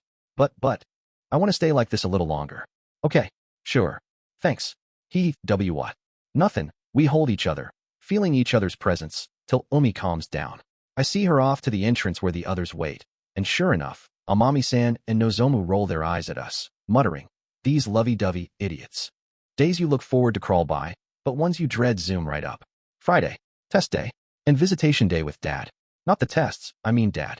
Studying's my decent suit, so early dismissal's a rare perk. I never disliked visitation days before. I loved Dad. His big, cool back working hard for us is burned into my kid memories. Waking up, Mom's rushing through her morning prep. Morning, Mom. See ya. Off I go. Sorry for pushing this on you, Maki. I said it's fine. 7 p.m., that family restaurant a bit from the station. I'll order the priciest stuff. He do it. Oh, here's this week's dinner cash. Dad's paying today, so I don't need it. Weren't you gonna hang with Omi-chan? Take it as an apology, add it to Christmas Eve's budget. Well, I'll take it then. Amami-san's joining too, so it'll help with food costs. Cigarette counts up again, eyeing the ashtray's pile of stubs, my phone on the kotatsu buzzes. A message from Omi. Asanagi, sorry, Asanagi, at you's place now. Early morning cram sesh, Maehara, got it. See you at school then, Asanagi. Yup, Asanagi. Maki, you really okay today? Asanagi, might be overprotective, but I can tag along partway, Maehara. I'm good. No worries. Just stuffing my face at the family restaurant, Asanagi. Fine, I'll come all the way. That fancy place, right? Get the A5 Kuroge Wagyu filet steak with jumbo shrimp fry set, extra large rice, and the super deluxe strawberry parfait for dessert, Maehara, noted. Ordering that, Asanagi. Damn it, Asanagi, jealous of your free feast, Maehara, I'll text you after. Keep an eye on Amami-san, Asanagi. Yup, will do, Maehara. Thanks for worrying, Omi, Asanagi. Yup, Asanagi. Go get him boosted by Omi's cheer. I head to school for finals first day. Feeling solid, studying paid off. Except for shaky math, I nailed everything. Math's probably 80 plus still. Amami-san and Nozomu were stoked too. Our predictions hit. Some subjects might even reach average. Hope we all end with good results after the effort. Day 1's done, and I'm relieved, but my day's not over. I study for days 2 and 3 at home to kill time, then head to Dad's meeting spot on schedule. Lately, I've walked here with Umi or Amami-san, so coming alone feels rare. For visitation, I always wear my uniform. Casual's fine, but since it's visitation day, I feel it should be proper. Dad's always in a suit too, so I match him. Waiting by the entrance, a minute later, Dad's company car pulls into the lot. A subordinate's driving, not Minato-san. Dad says something to them, gets out, and walks over. Sorry, Maki. I ran a bit late. It's fine. I just got here a minute ago. You got work in the middle of this. Kinda. I meant to clock out, but an urgent call came up. I got our seats reserved, so let's head in. Don't worry, I made time to eat slow. Inside, we're led to a back table. Maybe the building's layout, but a pillar juts out, making it feel secluded. After Minato-san, I'm glad. Less chance of our talk leaking. I'm starving. Let's order first. What you getting, Maki? A5 Kuroge Wagyu filet steak with jumbo shrimp fry set, extra large rice. Super deluxe strawberry parfait for dessert. Whoa, no holding back, huh? You used to play it modest. It's been a while. Should I have held off? Nah. If you eat that much, I'm happy. Alright, I'll go big too. Dad orders a sirloin steak set. While waiting, we grab drinks and soup from the self-serve bars. Felt it last week too, but you've grown, Maki. In weight. That's good. 5 months ago, you were scrawny. Bit of belly fat's fine. Train from there, and with your growth spurt, you'll bulk up fast. What's with that baseball team physique plan? Still, it's very dad. He never shows me a gloomy or down face. Same old dad. But some things have definitely changed. Anyway, before the main topic, I focus on enjoying the food. Worth every penny of a high schooler's saved allowance. It's insanely good. The steak bursts with juices the second I bite in, leagues above usual grub. The jumbo shrimp fries plump, rice is perfect. If I ever get spare cash, I'd bring Amami here. Dad, can I ask something? With just dessert left? I bring it up. Same question I asked Mom. Do you still like Mom? What's this out of nowhere? Nothing big. Just curious. Nah, probably not anymore. Got it. Instant answer. He might mull tough calls sometimes, but once decided, he's refreshingly clear-cut. Unlike Mom, that part of Dad hasn't changed. That's how it looks so far. She worked hard as a wife and mom, so I respect her as a person, still do. But living together again. Different story. What about with me? Just you? That's another story too. You're my son. Between us, custody was the last sticking point in talks. Fought over who'd take care of you till the end. Just between us. So both Dad and Mom wanted me. They love me, care about me. That hasn't changed, but they still chose divorce. Their feelings must have drifted that far apart. That's why, maybe, you stopped liking Mom because of Minato-san. Stealing myself, I dive in. Dad's face stiffens for a sec, then relaxes as he lets out a big sigh. Guess you saw us last time, huh? You noticed, Dad? Haha, of course I did. No matter how you tweak your hair or clothes, you're my precious son. Don't underestimate your old man. That girl, friend of yours. Yeah, sorta. We got close recently. He dodged it, probably for Minato-san and Umi's sake. Seems I'm the one who underestimated Dad. Forget me. What's with you and Minato-san? Arm around yours, looking real chummy. What? Suspecting an affair? I swear on my life, meeting outside work like that started a while after the divorce. Before, she was just a stellar subordinate, but seems she didn't see it that way. Story goes, they got close about a month post-divorce. Dad didn't broadcast it, but Minato-san stumbled on some family status docs for HR, confessed after, and after some twists and turns, here they are. If that's the case, Mom and I can't do anything about it. You like Minato-san? She works under me, gets my struggles. She helps me out a lot. So you like her? Feel free to think so. You don't? Yeah, well, I do. That's a super cagey way to put it. Just say you like Minato-san and have no lingering feelings for Mom. Clear and simple. I'm not some brat trying to get them back together. I just want the truth about what I saw, Dad's real feelings. The Dad now isn't the one I've always known. He's definitely hiding something. Not about Minato-san. Then what? Maki. What? I noticed it last time too. Your hands are rough. Put on hand cream before bed, got it? Huh. Sorry, I'd stay longer, but my ride's here. Gotta go. See ya, Maki. Wait, Dad. We're not done. As I jump up to stop Dad rushing off. Huh? Wait, what are you saying? No way, seriously. A loud voice booms across the restaurant floor. Every guest, me included, turns toward it.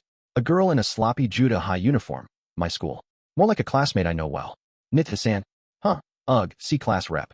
Why are you here? The lone girl at the table? My classmate, Nita-san. This place is pricey, some lunch items aside, so students rarely hit it for dinner. Never thought I'd run into Nita-san here. Friend of yours, Maki? Ah, yeah? More like a classmate than a friend, though. The only one sitting at the table is Nita-san, and there's no sign of anyone else, so it's probably just a coincidence. Nita-san, what's wrong? You suddenly raised your voice like that. Oh no, I just got into a bit of a mess. Like, wallet-wise, I mean. Wait, are you saying you don't have any money? Oh, well, yeah. After letting her eyes dart around, Nita-san nodded as if she'd given up. On the table are drinks, light snacks, and even desserts. At this time of day, each menu item easily exceeds 1,000 yen, so judging by the plates, a rough estimate puts it at around 3,000 yen. The thing is, I was supposed to meet my boyfriend here. He said he'd come later and told me to eat something first, that he'd pay for it. But then he called me just a bit ago, and he can't come, and naturally, he's not paying either, huh? Yeah, in short, it was like, sorry, I made plans with my real girlfriend, or something. Oh, now that I think about it, I vaguely recall her mentioning something about getting confessed to during the cultural festival. It's probably that guy. From what I'm hearing, it sounds like he was two-timing her, or maybe even more than that. I suddenly recall Nita-san's face when she used to talk about it all lovey-dovey back then. Well, either way, it's a pity. So, yeah, I could let it slide up to that point. Well, not really, but I totally forgot I only have about 1,000 yen on me until just now. And since he was supposed to treat me, I got carried away and ordered a bunch. I see. Ordering without money and then not being able to pay at the register would count as dining and dashing. Nita-san's at fault for trusting a verbal promise, but I can understand why she'd want to yell about it. Have you contacted your parents? Well, they're both working, you know. I called, but they haven't picked up yet. Then, anyone else you could rely on, like friends? I could ask, but do you have any friends you'd feel okay asking to pay for you, class rep? Sorry, I don't. If I asked Ilmi, she'd probably help out while grumbling, but unless it's some special situation, I'd feel too pathetic to do something like that. How much are you short? Huh? Oh, about 2,000 yen, but, Ajisen, I'm that kid's father, Maehara Tatsuki. My son's always in your care. Oh, and no. Mama Harukuen's. I mean, thank you for always looking after him too. It seems Dad overheard the whole situation from the side, holding a 10,000 yen bill in his hand. Dad, you're not seriously going to pay, are you? If we leave it like this, it'll be dining and dashing, right? I wouldn't care if it were a stranger, but since it's my son's classmate, ignoring it would leave a bad taste. True, if we just abandoned her to her own mess, in the worst case, Nitsan might end up dealing with the police. That could even lead to some sort of punishment from the school. I've heard her story, and I'd like to help if I could. But that'd be too much trouble for you, Maehara-san. If it bothers you, let's just call it a loan for now, and you can pay my son back later. I'm not planning to chase you down for it if you don't, though. Nita-san glances at me briefly. It seems even she has some common sense, hesitating over whether it's okay to just accept the offer. Nita-san, agonizing over it won't make money appear in your wallet. It'd be better to just accept it honestly. Probably better for the shop too. Right? Yeah, you're right. Now that I think about it, my parents said they're busy today, which means I don't even know when I can reach them. As far as the shop's concerned, it doesn't matter who pays as long as they get their money. The waiter who approached earlier seems to have sensed the situation settling and is now just watching from a distance. Then, I'll take you up on the loan for now. Really, I'm so sorry. No problem. Then, I'll handle our bill along with. The moment Dad raised his hand to call the waiter, pulling a card from his wallet. No, I'll pay for Nitsan's share. Dad, just take care of ours, please. Grabbing Dad's wrist, I said that. What are you saying? I don't know what you're worried about, but adding this small amount won't make a difference. Besides, you don't even have that much cash on you, do you? I got money from Mom for today, so with that, I can cover it easily. I don't have any urgent expenses coming up, and if she pays me back later, it's no issue at all. Nita-san, that's okay with you, right? Either way, I'd be repaying you, class rep, so I don't mind where the money comes from. Then, that settles it. I immediately pressed the button to call the waiter and handled Nita-san's table's bill. With what's left from last week's date and what I got today, paying the difference is no problem at all. It'll cut into the budget for Christmas ingredients, but I can just figure something out. Maki, Nita-san's my friend, so I'll pay. Dad, you're already more like a stranger, so you don't need to meddle this much. Even though he's my flesh and blood father, Dad and I haven't lived together since last year. From our exchange just now, I'm pretty much certain of it. Dad has no intention of getting back with Mom. The scenes from those old photo albums will never come back. If that's the case, my family now is just Mom. I'm grateful to Dad, but he's already got Minato-san, a new woman in his life, so he should just build a new family with her. It probably wouldn't feel great for Minato-san if the shadows of me and Mom kept lingering around. Let's go, Nita-san. Is that okay? Your dad looks kind of frozen back there.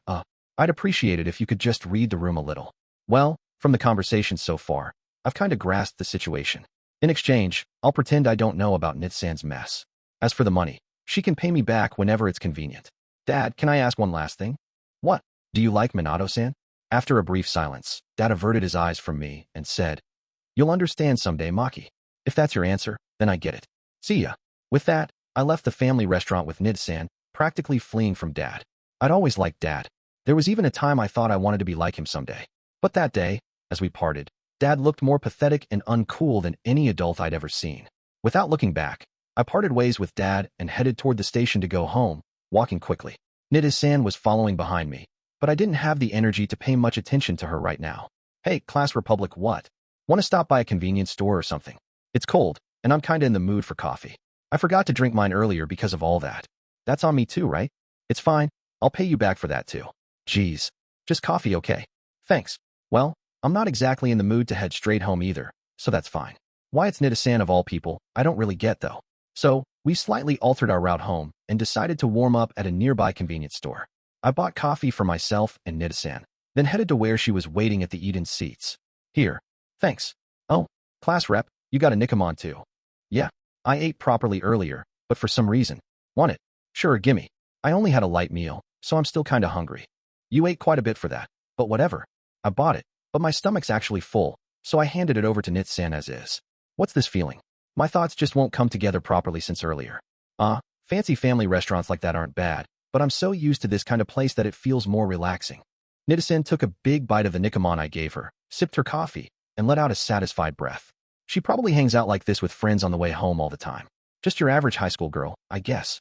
For me, even a place like this is new, so I can't really relax. Oh, right. You were a loner until you got close with Asanagi, weren't you, class rep? Didn't you say you never had friends? Well, because of Dad's job, we moved around a lot. With a personality like mine, I figured there was no point making friends since I'd just leave again soon. Too much hassle. Oh, we had a kid like that at my elementary school too. Back then, I used to wonder, why doesn't he make friends? But yeah, everyone's got their own circumstances. Huh. What? Huh. Did something in that exchange surprise you? No, just thought it was unexpected. This is the first time I've talked to Nita-san like this, but hearing her out, it feels like she's got her own solid way of thinking. Normally in class, she just goes along with others, reading the room and avoiding trouble, so this feels especially fresh. Hey, just so you know, I've dealt with way more people than you have. Sure, some might see me as a follower, but that's how I've carved out my place and survived. So don't you dare look down on me just because you were a loner for some lame, too much hassle excuse, got it? Right? Sorry, I didn't mean to offend you. As long as you get it, we're good. Then, since this is on you, the nikamon's on me, but you're paying me back for the coffee, okay?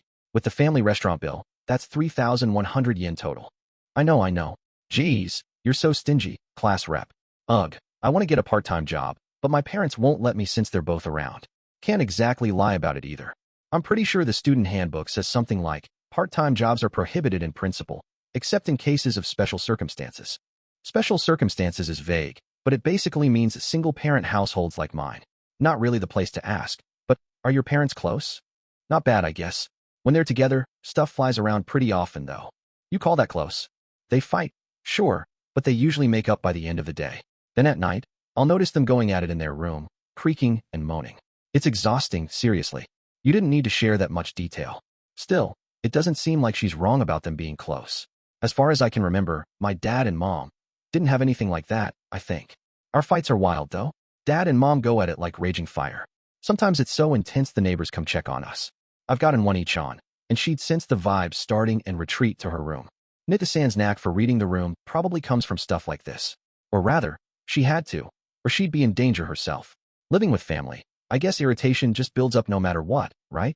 Like me and One-chan not studying, or work being busy, or this month's living expenses being tight.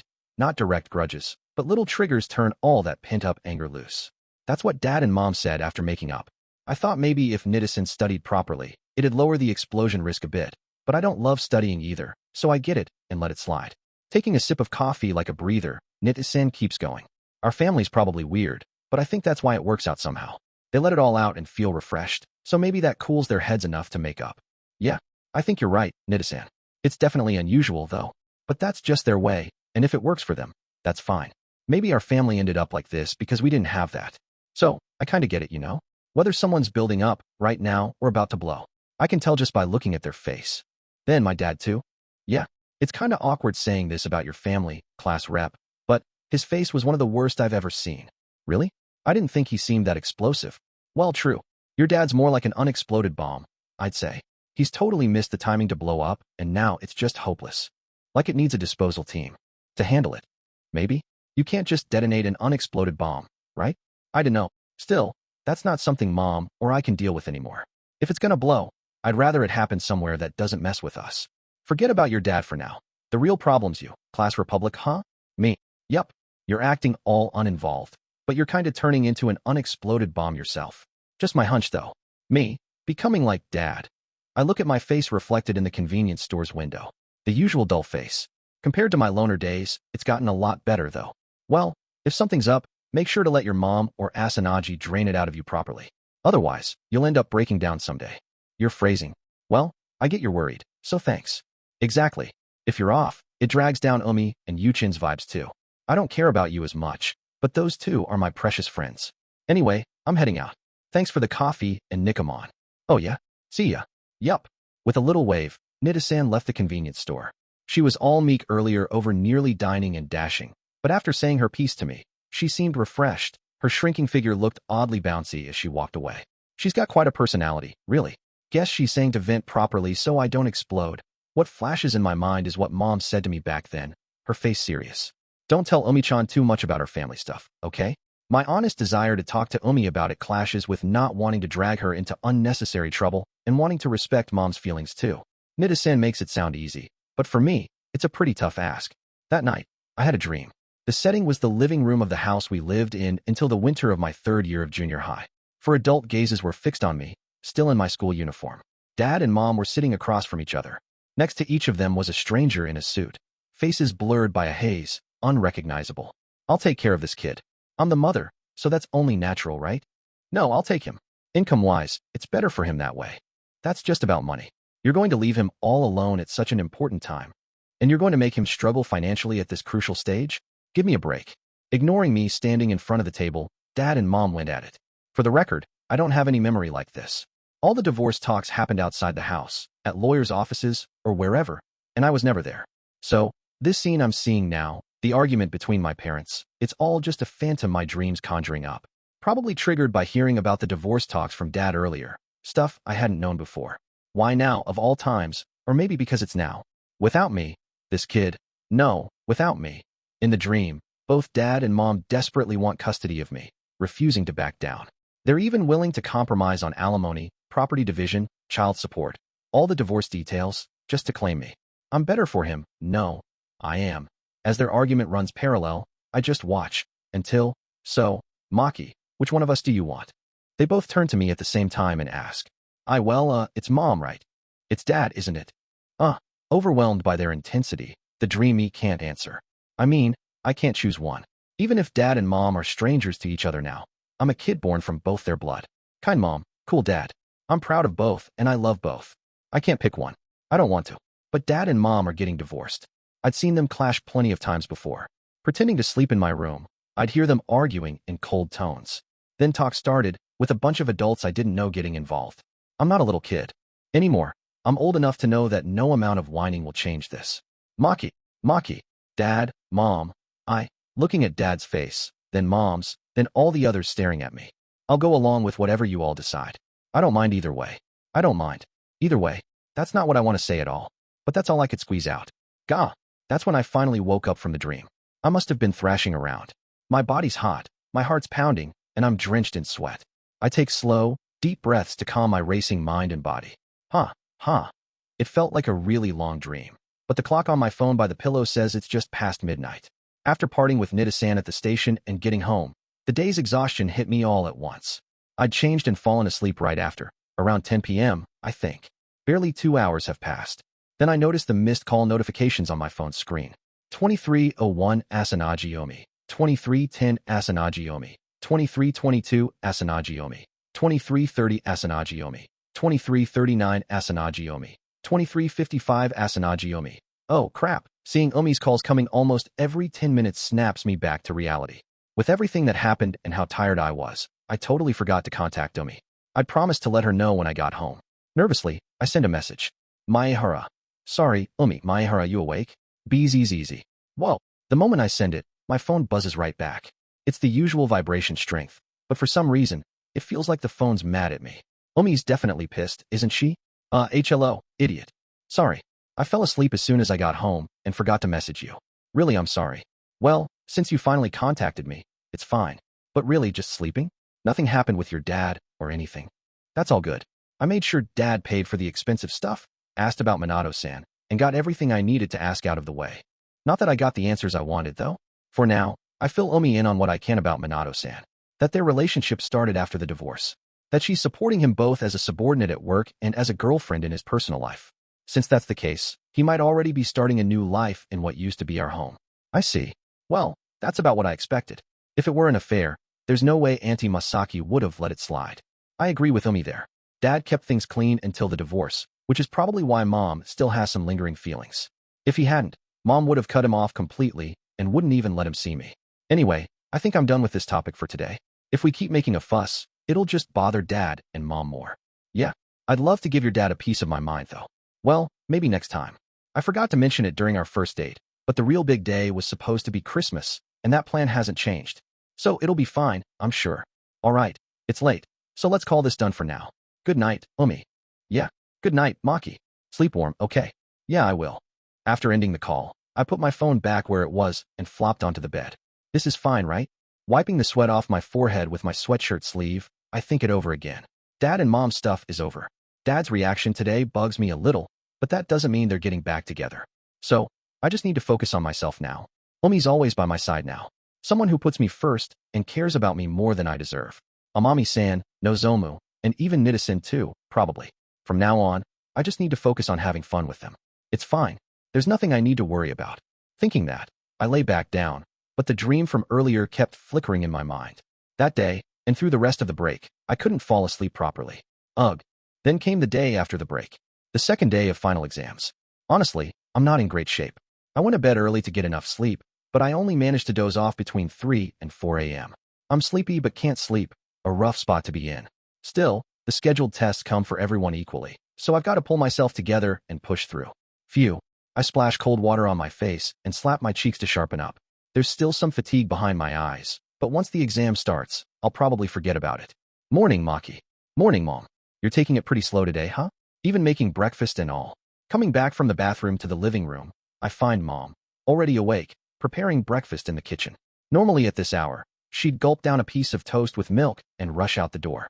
Well, lately I've been leaving all the housework to you, Maki, so I figured I should act like a mom once in a while. Here, it's ready. Rice, miso soup with tofu and wakame, and tamagoyaki. The faintly sweet smell of the usual tamagoyaki wafts up. This is something Mom taught me how to make. I take a bite right away. It's been a while, so it feels tastier than usual. How is it? Mom's cooking after so long. It's decent, I guess. Good. Glad to hear it. We eat quietly, facing each other. Lately, Umi's been over a lot, but eating with just Mom like this still makes me happy. If I could be greedy, I'd want mornings like this at least, but I get that work's important, so I've got to support her there. Plus, I don't dislike the working mom either. Hey, Maki. I've decided to take a break from work for a while. Huh. Finishing the meal and cleaning up, Mom says this while smoking on the balcony after breakfast. Honestly, I'm shocked. Yesterday, a Sunday, she worked overtime despite it being a day off. A workaholic who'd grumble but never take vacation, suddenly announcing a break? That's why she could have such a relaxed morning today, huh? A break? Seriously? Seriously, super seriously. I wouldn't lie to you about something like this, Maki. For how long? For now, 2 or 3 months. Anything beyond that, I'm still thinking about. Did you get sick or something?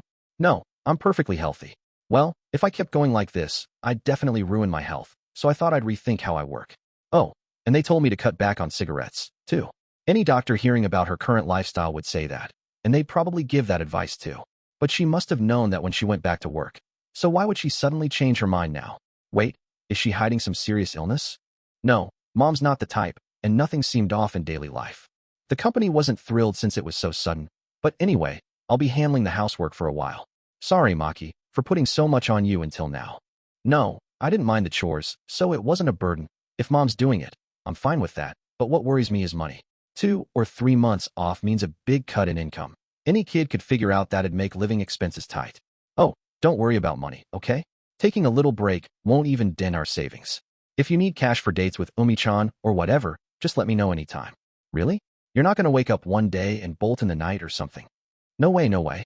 You've been watching too much TV, Maki. I figure she got a decent chunk from Dad during the divorce, but still, I should probably hold back a bit from now on. Maybe it's time I started looking for a part-time job too. Alright then, I think I'll do a thorough room cleaning today. Maki, if you've got any naughty magazines you don't want me seeing, lock them in a drawer, okay? There's nothing like that. Not exactly true, but these days you can find most stuff online, so there's no dramatic stash for her to uncover. After that, we spent a rare slow morning together until it was time for school, but Mom's face, despite her eagerness to clean, looked far less lively than usual. After that, despite feeling off, I somehow got through the second and third days of finals. That afternoon, I decided to talk to Umi about Mom. I see. Well, even to me, Annie Masaki always seemed like she was pushing herself too hard, so taking a clean break like this is probably a good thing. But that means we can't hang out as freely as before, huh? Yeah, exactly. That's the real issue. It's great that Mom can step back from work and rest her body. But with a parent around, we can't just laze about like we used to. Eating pizza straight off the box on the carpet while gaming, sprawling out munching snacks, and reading manga. Sure, we clean up when Umi leaves, but that's how we've been spending our sloppy Fridays. Mom's given us the okay to do whatever, but Umi's not shameless enough to act like it's her own house in front of her. So what about this week? Stick to the usual at your place, or switch it up and do something else? I'm fine either way, but... Oh, hold on. Mom's calling. Hello? What's up? While Umi talks to Sora-san, I keep brainstorming ideas. As we've gotten closer, lately our weekends have turned into sneaky cuddling sessions, but originally, it started so Umi, who'd been worn out from middle school stuff, could relax a bit. Especially with finals last week and this week, plus Dad's mess, I've been a burden on her, so I want to do something to make it up to her. If only there were a place where Umi could unwind without worrying about anyone else. Yeah, I think the schedule's still fine. Okay, I'll ask him now. By then, you were on there a while? Something happened. No, not a big deal, but... Maki, this Friday, want to eat at my place? That's what my dear mother's suggesting. Huh. And here's the main thing. With an apologetic look, Umi continues. That day, my dad's coming home too, apparently. No way. The words slip out reflexively. No way. You know Mom's told Dad about you, right? He says he wants to get a good look at your face. No way. And just like that, an eye-opening event got crammed in before Christmas, meeting Umi's dad, Daichi-san.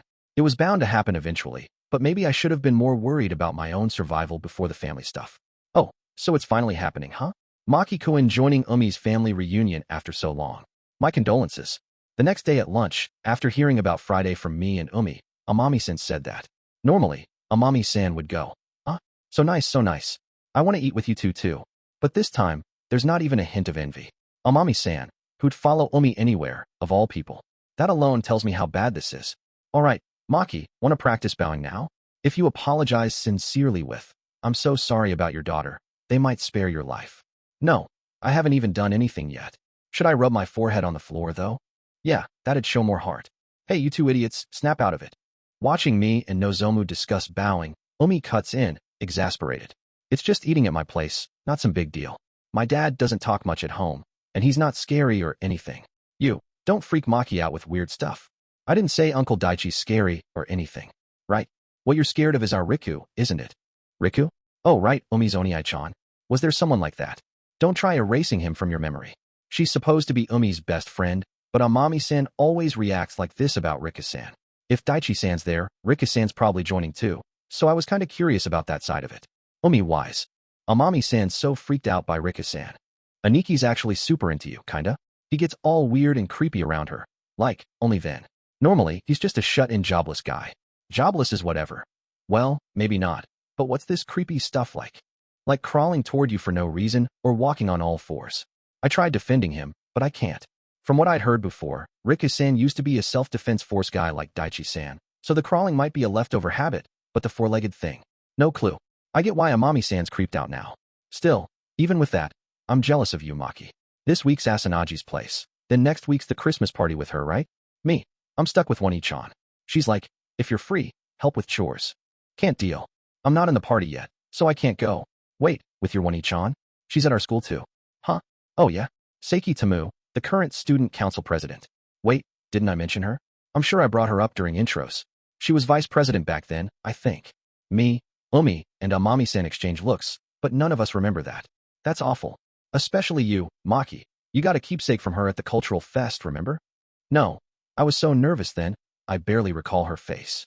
I'd heard the name, sure, and vaguely thought she shared Nozomu's family name, but I didn't know they were siblings. Anyway, back to it. Maki, you're not joining the party? Nope. I'd think about it now, maybe, back when I was the class's weird unknown. Sure, but now with Umi and Amami-san, I wouldn't be alone and could probably enjoy it. Got it. Then I'll go ask One-chan if you can join. Huh? Can you do that? Who knows? But it's a big event, so there might be cancellations or something. I think our student council planned this one.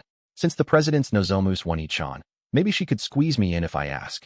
Plus, I'd rather have you there than be the only single guy among all the couples in our group. Makes me feel less pathetic. What do you two think? Well, you and I will probably just zone out that day, so having Maki around's fine by me. You. I'm cool with it too. I'd be bored anyway, and helping the president means backstage stuff, right? I've never done that. It sounds fun. No objections from either of them. So we decide to head to the student council room where the president usually hangs out. Nozomu, why are you always like this? Eating lunch alone in the slightly too big student council room, the president pressed a hand to her temple after hearing her brother's request. Second year Seiki Tamu senpai. First time I've really seen her clearly. Tall like Nozomu, with long black hair tied back, striking features. She's grimacing a bit now thanks to Nozomu's ask, but her face is sharp and really pretty. Ow, Omi just pinched my side hard, so I'll stop there. I know it's sudden and a hassle, sorry. So can you do it or not? True, we've had a few cancellations, so numbers-wise it's fine. But, sweet, then just add Maki's name to the list. Ow. Listen to me, you idiot. The president lightly bonks Nozomu's forehead with the corner of her file. Watching them, it's like the Seiki family's got a responsible one each on and a rowdy little brother vibe. According to Nozomu, she's a demon woman who slaves her brother, but I'll hold off on that. Seems like she's got her side of the story too. Maehara-kun, right? First, thanks for being friends with my brother. As his big sister, I worry about his social life, so it's nice knowing he's got someone serious like you around. No. More importantly, sorry for the trouble. Asking to join so last minute like this. Yes, exactly. We expect cancellations from people who paid, so we prep for that, but we don't usually allow new joiners this late. For parties like this, they make a list beforehand and ask for invites to keep outsiders out. Even if I'm from our school, willing to pay, and cleared it with the president, with other schools involved, redoing the list now's a hassle. Seriously? So I'm stuck as the guy who bragged but ended up spending Christmas with his sister, ruining my life. Gah? I said listen to the end. I haven't said no yet. So yes, we've got some openings in the student council crew since a few dropped out. It's backstage work, so no games, but you can eat during breaks. In other words, I can join with conditions. Thank you, President. Well, this is the most I can swing with my authority. Sorry for dumping work on you out of nowhere. No, just being able to join is enough. This means I can spend a decent chunk of Christmas with Omi. That's honestly a relief. Good for you, huh, Omi? About what? Since Omi and Amami-san are dressing up a bit for it, I'm kinda looking forward to that too. Especially Omi's outfit. Okay, since it's settled, I'll explain what you'll be doing that day, so all four of you, take a seat. Yes, President. Sure. Yay. Come on, Omi. Hey, I get it already. There's a lot to do, and it'll be busy, but it'll keep my mind off things, which is good. Christmas. Hope it goes smoothly. Why do the days I dread always come so fast? Friday afternoon rolls around like lightning. After parting with Umi at school, I head home to get ready in my room. Umi said casual's fine, but what should I wear? She'll be in loungewear waiting, so my usual hoodie might do, but maybe the date outfit? No, that's too much effort. After agonizing, I settle on the date jeans, a gray hoodie, and a black down jacket. Shoes will be the new sneakers I got recently. Good enough. Sorry, my son's visiting today. No. Feel free to go all out and give him a good scare. While changing, I hear Mom's polite voice, probably Sora-san on the phone. It's just dinner at their place. Why the scare part? Yes, looking forward to it. Yes, by then. You didn't need to call them. I know, but still. Plus, I wanted to chat with Sora-san. It's been a while. Mom's voice was chipper on the phone, but once she hangs up, it drops back to that recent low energy. The ashtray in the living room's piled with cigarette butts. Hey, Mom. What? Just so you know, if you're staying over at Omi-chan's, call, did Dad say something to you after all? Instantly, Mom's face goes blank. What do you mean? Your dad's calls to me are the same as Mom. Okay, fine. So he did, huh? I hesitated to ask since she wasn't bringing it up, but I couldn't hold back. I mean, she decided to take a break right after meeting Dad that weekend. Easy to guess. Yeah, your dad found out about my job. And he got mad. I knew it was bad too, of course. I hear a bit more. Mom had been hiding how brutal her current publishing job was from Dad. He grilled her about putting extra strain on me. The trigger? My hands, rough from winter dishwashing. Come to think of it, he nagged me about hand care when we parted last week. Guess he's sharp about little stuff like that. But he's got no right to chew you out that much. We wouldn't survive otherwise. Mom just looks down, silent. That's when it hits me. Mom, that's not true, is it? Yeah. Sorry, Maki. Truth is, your dad's been sending enough money each month that we'd be fine without my job. So all our living expenses are from your salary? Yep. I haven't touched his money at all. I got stubborn. Like, I'd show I could handle me and you without it. Work kept my mind off everything too. But when we ran into him at the station or last week's visit, Dad got suspicious about me and pressed her. He came down hard, apparently. That was right after we split last weekend. Must have called her the second I left. She dodged the details since it wasn't pretty, but it clearly shook her bad. That's why she put in for the break. Sorry, Maki. I dragged you through our mess and made you lonely. But it's okay now. We can't be a family of three again, but I'll always be here for you. And you're okay with that? Yeah, work's fun, but you're my top priority, Maki. If I lost you over it, I'd be missing the point. She gives a weak smile. Quitting a job she loves. Behind that weekend smile, she must have agonized alone. But should I just accept her choice like this? I like the working mom too, you know. Thanks. Then maybe I'll go back to work after you graduate college and marry Yomi-chan. Oh, How about a student marriage after high school? I'm totally fine with it. I'm not. Even if mom's cool with it, the Asanagi family wouldn't be. That'd be way past scaring. I'd be toast. Plus, in mom's head, me marrying Umi's already a done deal. We're not even dating yet, technically. Anyway, enough about us. Get going already. Oh, here, some snacks from work. Give these to Sora-san too. Got it, but it's fine. Hurry up, or you'll be late. Wait. Okay, fine. I'm off then. She shooed me out with it all left vague. Should I really let it end like this? Either way, tonight's gonna be a long one. I can feel it. The walk to the Asanagi house is familiar by now. I've dropped Umi off plenty, but stepping inside's only my second time since that day after her sleepover at my place. It's cold today, so we're doing hot pot. You don't have anything you hate, right, Maki? Oh, nah, I'm good. Cool, then you can have my carrots. You've got stuff you hate? I won't force you, but you should eat some, you know. I meet up with Umi near her place, chatting idly as we pass through the Asanagi gate. Go on ahead. Door's unlocked. I hear Umi locking the gate behind me. No turning back now. Excuse me. Stepping into the entryway, Sora-san greets me right away in an apron. Oh, welcome, Maki-kun. Sorry for dragging you out here today. No, thank you. This is from my mom. It's not much, but, oh, thank you. Come in, come in. The house feels different from last time. Maybe the smell or the vibe. At the entrance, there's a pair of shoes about 1.5 times bigger than my sneakers. Worn but spotless, polished to a shine, probably Daichi-san's. Tells you a lot about him. Which means he's just a few steps away. Maki, you okay? You look like your heart's about to stop. Ijem fi, any sorta. I take a small deep breath, swallow my nerves, and head to the living room. First, a greeting. Nail that, and I might avoid getting glared at. Excuse me. I'm MMPH. Gah. But as I try to speak, something blocks my view. I crash into it hard and end up falling on my butt. Hey, Maki, you okay? Nothing hurts. Yeah, I'm fine. Just overreacted a bit when I fell. Taking Umi's hand to stand, I see a tall guy in front of me. A young man in sweats, probably Umi's Oniai-chan, Rika-san. Hey, Aniki, you know someone's coming home. Don't pick that moment to leave the living room. Huh? Let me go to the bathroom in peace, you idiot. Huh? The bathroom? Didn't you just go a minute ago? And don't call me an idiot. I drank too much coffee, idiot. Glancing at me briefly, Rika-san brushes past and heads to the bathroom. Maehara. Nice to meet you. Oh yeah. He only gives a slight nod, but I don't get the vibe of, how dare you mess with my little sister, or anything like that. Well, judging from their exchange just now, it doesn't seem like their sibling bond is all that tight. So maybe that's to be expected. Geez, that kid. Oh, Dad, I brought him. Right. Since he's here, have him sit over there. Sure. Maki-kun, could you head over there for now? Following Sora-san's instructions, I sit on the living room sofa. Hey there, Maehara-kun. I'm Umi's dad, Daichi. Hi. I'm Maehara Maki. The moment I face Daichi-san, the biggest wave of nerves today crashes over me. He's huge. Just huge all over. It might be rude to say it fits his name, but that's my first impression of Daichi-san. Of course, I'd seen the family photo Umi showed me before, so I was somewhat prepared, but seeing him in person feels totally different from a smartphone screen. Maehara-kun, first off, thanks for coming out here during the busy year-end. And for looking after our daughter too. And Noah, I should be thanking Umi.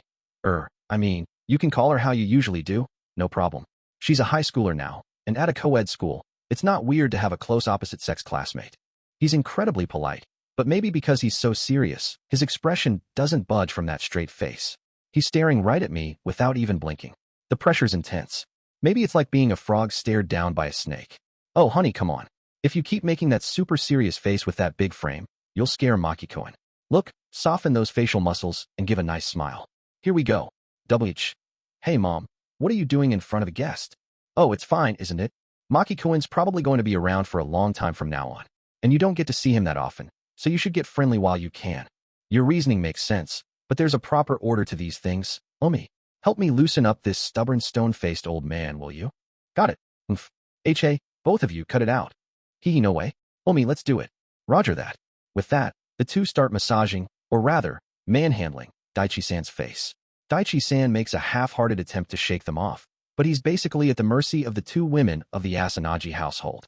I think I get why the Asanagi family works so well together. Maybe Umi and I look something like this from the outside too.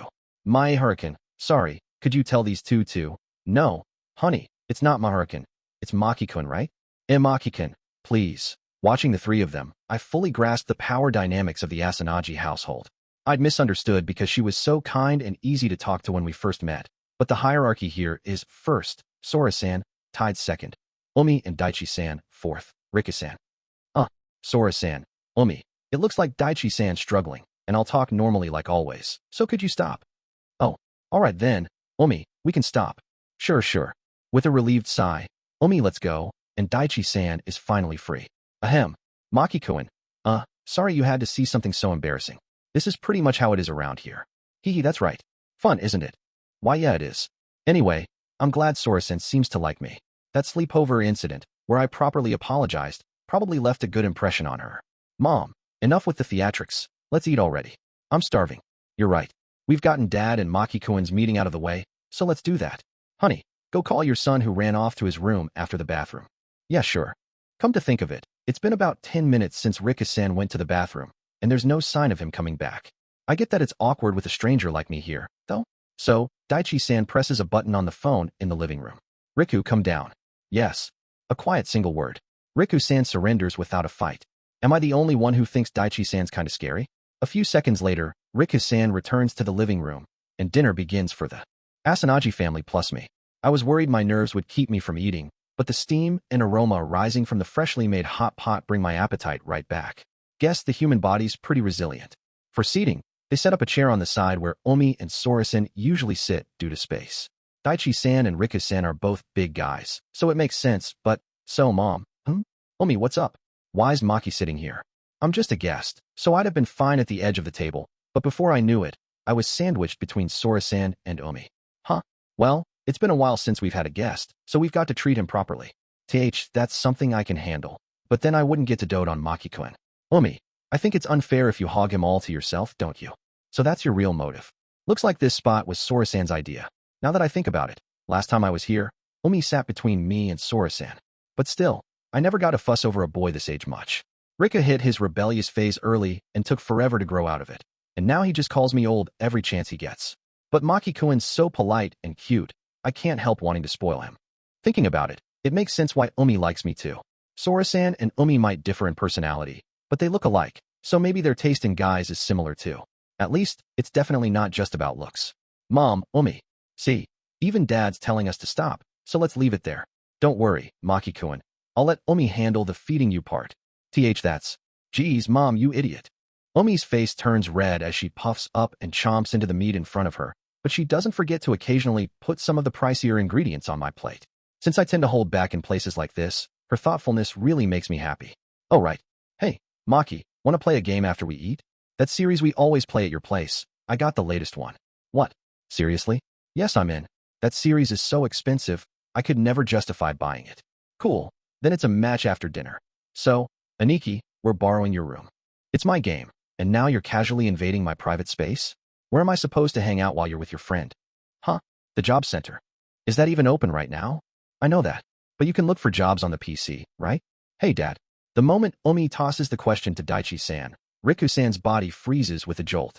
Riku, yes. Make sure you go on Monday. Understood. It looks like a tense exchange, but somehow the mood stays light, probably because the four of them balance each other out. Daichi-san's strict but gentle, Sora-san's always smiling, Riku-san's surprisingly serious, and Omi keeps everything in check. All four of them are enjoying the meal together, in their own way. It's really nice. It warms my heart. But at the same time, a certain memory flickers through my mind. Geez, sorry Maki. We finally got you over here, and all you're hearing is this dumb stuff. As the conversation settles and Omi turns to me, her expression freezes in an instant. Omi, what's wrong? Is there something on my face? No, it's not that. Maki, don't tell me you haven't noticed? At that moment, a single clear drop falls onto the table. That's when I finally realize I'm crying. In my mind, vivid memories of when the three of us in the Maehara family were still happy together surface. Memories of those happy childhood days float up and fade away, one after another. Mom, what's for dinner tonight? It smells good. What do you think? Guess Maki. Hamburgers? Ding ding. Correct. As a reward, here's some freshly made glazed carrots. Ugh, I don't like carrots, no way. You're a boy, so you've got to eat everything. Without being picky. I'm home. Hey, you too. I'm back. Oh, Dad. Welcome home. Hey, I'm back. Were you good today? Yeah. Don't fall for it, honey. He was just whining about not wanting carrots. Oh, really? Then you're not such a good boy after all. Okay. I'll eat them. Wow, good job, Maki. You're a great kid. Maki really loves his dad, doesn't he? All right. It's just ready, so let's eat together. Yeah. Back then, I thought days like this would last forever. A slightly naggy mom and a gentle dad I'd never seen get mad. But over the next few years, those scenes slowly started to disappear. Dad's late, huh? Yeah. He said he'd be home today, though. Mom, I'm hungry. Let's eat first. If we wait, it'll be the middle of the night. You're right. I worked hard on it today, but oh well. At first, it was once a week, then twice, then 3 times, until eventually every day, one person vanished from the Maehara family dinner table. Dad used to apologize for it at first, but as the late nights became routine, even that stopped. For a while, it was just the 2 of us at the table, but as I grew up, the conversations dwindled too. As Dad climbed the ranks at work, transfers piled up, and with each move, I had to switch schools, struggling to make friends and fit in. Mom, what? Did something happen at school? No, it's nothing. Truth is, I was troubled by that nothing, but in the heavy, near-silent atmosphere, I couldn't bring myself to say it. I knew Mom was struggling with Dad too. There were supposed to be 2 of us at the table, but it felt like an invisible wall had split us apart, each alone. And then, after my parents divorced, Mom, I'll be late from work, so eat dinner by yourself, okay? I was left completely alone at the table. The moment I realize I'm crying, it hits me clear as day. In the end, the one with the most lingering attachment to our old family was me. Going along with everyone's decision? No way. The words I wanted to say over and over in that dream, but could never get out. I don't want you to get divorced. I want you to make up and live happily together as 3 again. For Dad's sake. For Mom's sake. For the peaceful life ahead. Since their divorce, I'd just been making excuses to hide my true feelings. The childhood scenes I wanted to see again flashing in my mind. Knowing they'd never return filled me with regret, and that's probably why I'm crying now. I'm jealous of Umi's family, but I feel pathetic for thinking that as a high schooler. Sorry. I don't know why. I didn't mean to. Even if I'm crying, why does it have to be at the worst possible time? I scrub my eyes with my sleeve, but my tear ducts ignore me, threatening to make it worse. Maki-kun. Oh my. Hey, Daichi-san, Sora-san, and Rika-san are all thrown off by this sudden outburst. Well, we'd all been eating together peacefully until now, so it's no wonder they're confused. Umi seems to get it, but she's hesitating on what to say. Maki, here's a handkerchief, thanks. Sorry, Umi. I'm gonna step outside for some air to cool off. And Maki, after taking the handkerchief from Umi, I shake off her attempt to stop me, bolt out of the Asanagi living room, slip on my shoes, and head outside. It's predictably cold out, with a strong wind blowing. I don't even know what I'm doing. I'm not going home, just running out here, troubling everyone for no reason. God damn it, what am I doing? They're all being so nice, and here I am, crying alone over something else, making it weird. I'm supposed to become Umi's boyfriend, show her my good side, and yet I'm bawling like this in front of her family of all people. Embarrassing. Pathetic. Uncool. Gross. Like a little kid. Even as a high schooler, I'm such a spoiled brat. Maki. Wait. Umi. Turning at her voice, I see Umi chasing after me in thin loungewear and sandals. She probably ignored Sora-san and Daichi-san's attempts to stop her and ran out too. That's way too light for this cold. I'll be back soon, so go inside, Umi. Shut up, you idiot, Maki. Dumb Maki. You think I'm the type to just sit there after seeing my precious friend's face like that? But for now, just leave me alone. Shut up. Stop running away already and let me catch you like an adult. Even though I'm a guy and she's a girl, we're about the same height, and Umi's way better at sports. Plus, she's got more stamina. The outcome was obvious. Huh. She got you. Ugh. About 30 meters from the Asanagi house, Umi's hand firmly grabs my wrist. As she pulls me closer, our eyes meet. Idiot. Your face is a total mess now. Sorry. It's fine. Come here. You. With that, Umi pulls me into her chest. Maybe because she's in thin clothes, I feel her softness, her warmth, and the rapid thumping of her heartbeat more than ever. Umi, this is embarrassing. Doing something so childish. Even as high schoolers, we're still kids who can't drink or smoke. So it's probably okay to lean on someone like this, at least barely. My face must be a wreck with tears and snot, but Umi holds me tight, not caring if her clothes get dirty. The faint, familiar sweet scent from her body slowly calms my shaken heart. There's no one around now, so no one's gonna laugh at you. So just don't think about anything and lean on me as much as you want, okay? Sorry. That's where you say thank you, right? Yeah. Thanks, Umi. Yup. From there, I let myself surrender to Umi completely, until my heart, startled from running, settles down. Until my jumbled thoughts, stirred by unexplained tears, sort themselves out. Like a little kid, I entrust myself to Umi's warmth. Once I calm down, we decide to head back to the Asanagi house since staying out in the cold in thin clothes isn't smart. After apologizing to the 3 who greet me with concern, I head up to Umi's room on the 2nd floor. Maki, come in. It's a bit messy, but we can talk alone here. Excuse me. She calls it messy, but it's just some study stuff and makeup scattered on her desk, way tidier than my room, where clothes and manga are strewn across the floor. And, of course, it smells really nice. Even now, I'm thinking about that. I'm hopeless, aren't I? Maki, over here. Yeah. Drawn in, I nestle back into Umi's arms, just like before. Umi said, you don't have to hold back just for today, but I'll need to apologize to Daichi-san and the others again later. Still, how many years has it been since I last leaned on someone like this? It's been so long I can barely remember. You've been worrying about your dad and mom this whole time, huh? Yeah. I thought I'd move past it, though. Mentally apologizing to mom for breaking our promise, I decide to tell Umi everything. About the divorce back then, my talk with dad the other day, and even running into Nita-san by chance. Umi makes a slight face when Nita-san comes up, but otherwise, she just listens quietly, gently stroking my head. I see. You did great, Maki. Now that I think about it, December's been a whirlwind. Huh? Christmas, that idiot Nozomu, finals, the party prep next week, finding out about Minato-san, and all the stuff with your dad and mom. Even I'd lose it with all that. Half of it feels like my own fault, though maybe. But because you pushed yourself, you don't have to bottle it up anymore. If it had been just bearable, you'd have kept it all in without telling anyone, right? Probably. I'd have kept pretending I didn't notice my real feelings, living with this vague haze forever. And like Nita-san warned, I'd end up like Dad, an unexploded bomb that missed its chance to go off. Well, this time I didn't, and here I am, clinging to Umi like a baby. Anyway, just lean on me without thinking for now. The rest can wait until you've slept well, eaten your fill, and gotten your energy back. You haven't been sleeping much lately, have you? Yeah, but now, I feel like I could sleep any second. Really? Then just sleep here till morning. It'll be a sleepover, but Mom and I will handle it. Okay, if Umi says it's fine, I'll let myself rely on her today. As for the sleepover part, I'll apologize to everyone at the Asanagi house tomorrow once I've regained my energy and composure. That bowing practice I did with Nozomu might actually come in handy. I'm even joking around a bit now, so I guess I'm starting to relax. Good night then. Thanks, Umi. Yeah, good night, Maki. Maki, I'll always. Whispered gently in my ear. I fall into a deep sleep in Umi's arms. And just like that, morning comes. In the bed of the girl I like. Held by the girl I like, clinging to her like a toddler. After restless nights all last week and yesterday, it's the first time in a while I've slept so soundly. I didn't wake up once, and by the time I notice, it's morning. Perfect sleep, which is great. But, in exchange, I've totally screwed up. Hey. When I open my eyes, Umi's face is right there, smiling softly. Just like yesterday, she's ruffling my hair with gentle hands. Umi, what time is it? A little past 8. Good thing it's a day off. I wouldn't have woken you even if it was a school day, though.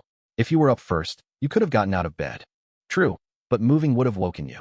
Anyway, I only woke up an hour ago, and watching your sleeping face made time fly, so it's fine. Is that really fine? I might be the first person whose sleeping face could steal that much time. So, how was it, all things considered? How was what? Sleeping while clinging to my chest.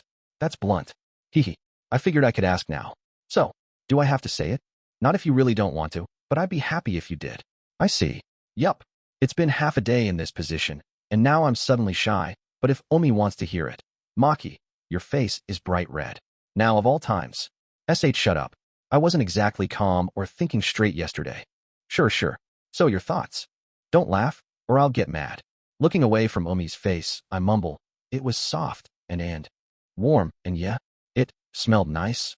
Or well, my face burns with embarrassment. Even if Umi wanted me to say it, what am I even blurting out? In front of the girl I like. I'm an idiot. I must still be shaken from yesterday. So it was perfect for sleeping, huh? Then it was worth lending it to you. You're not teasing me? If you want teasing, I could poke at you about it for a week straight. And no, stop.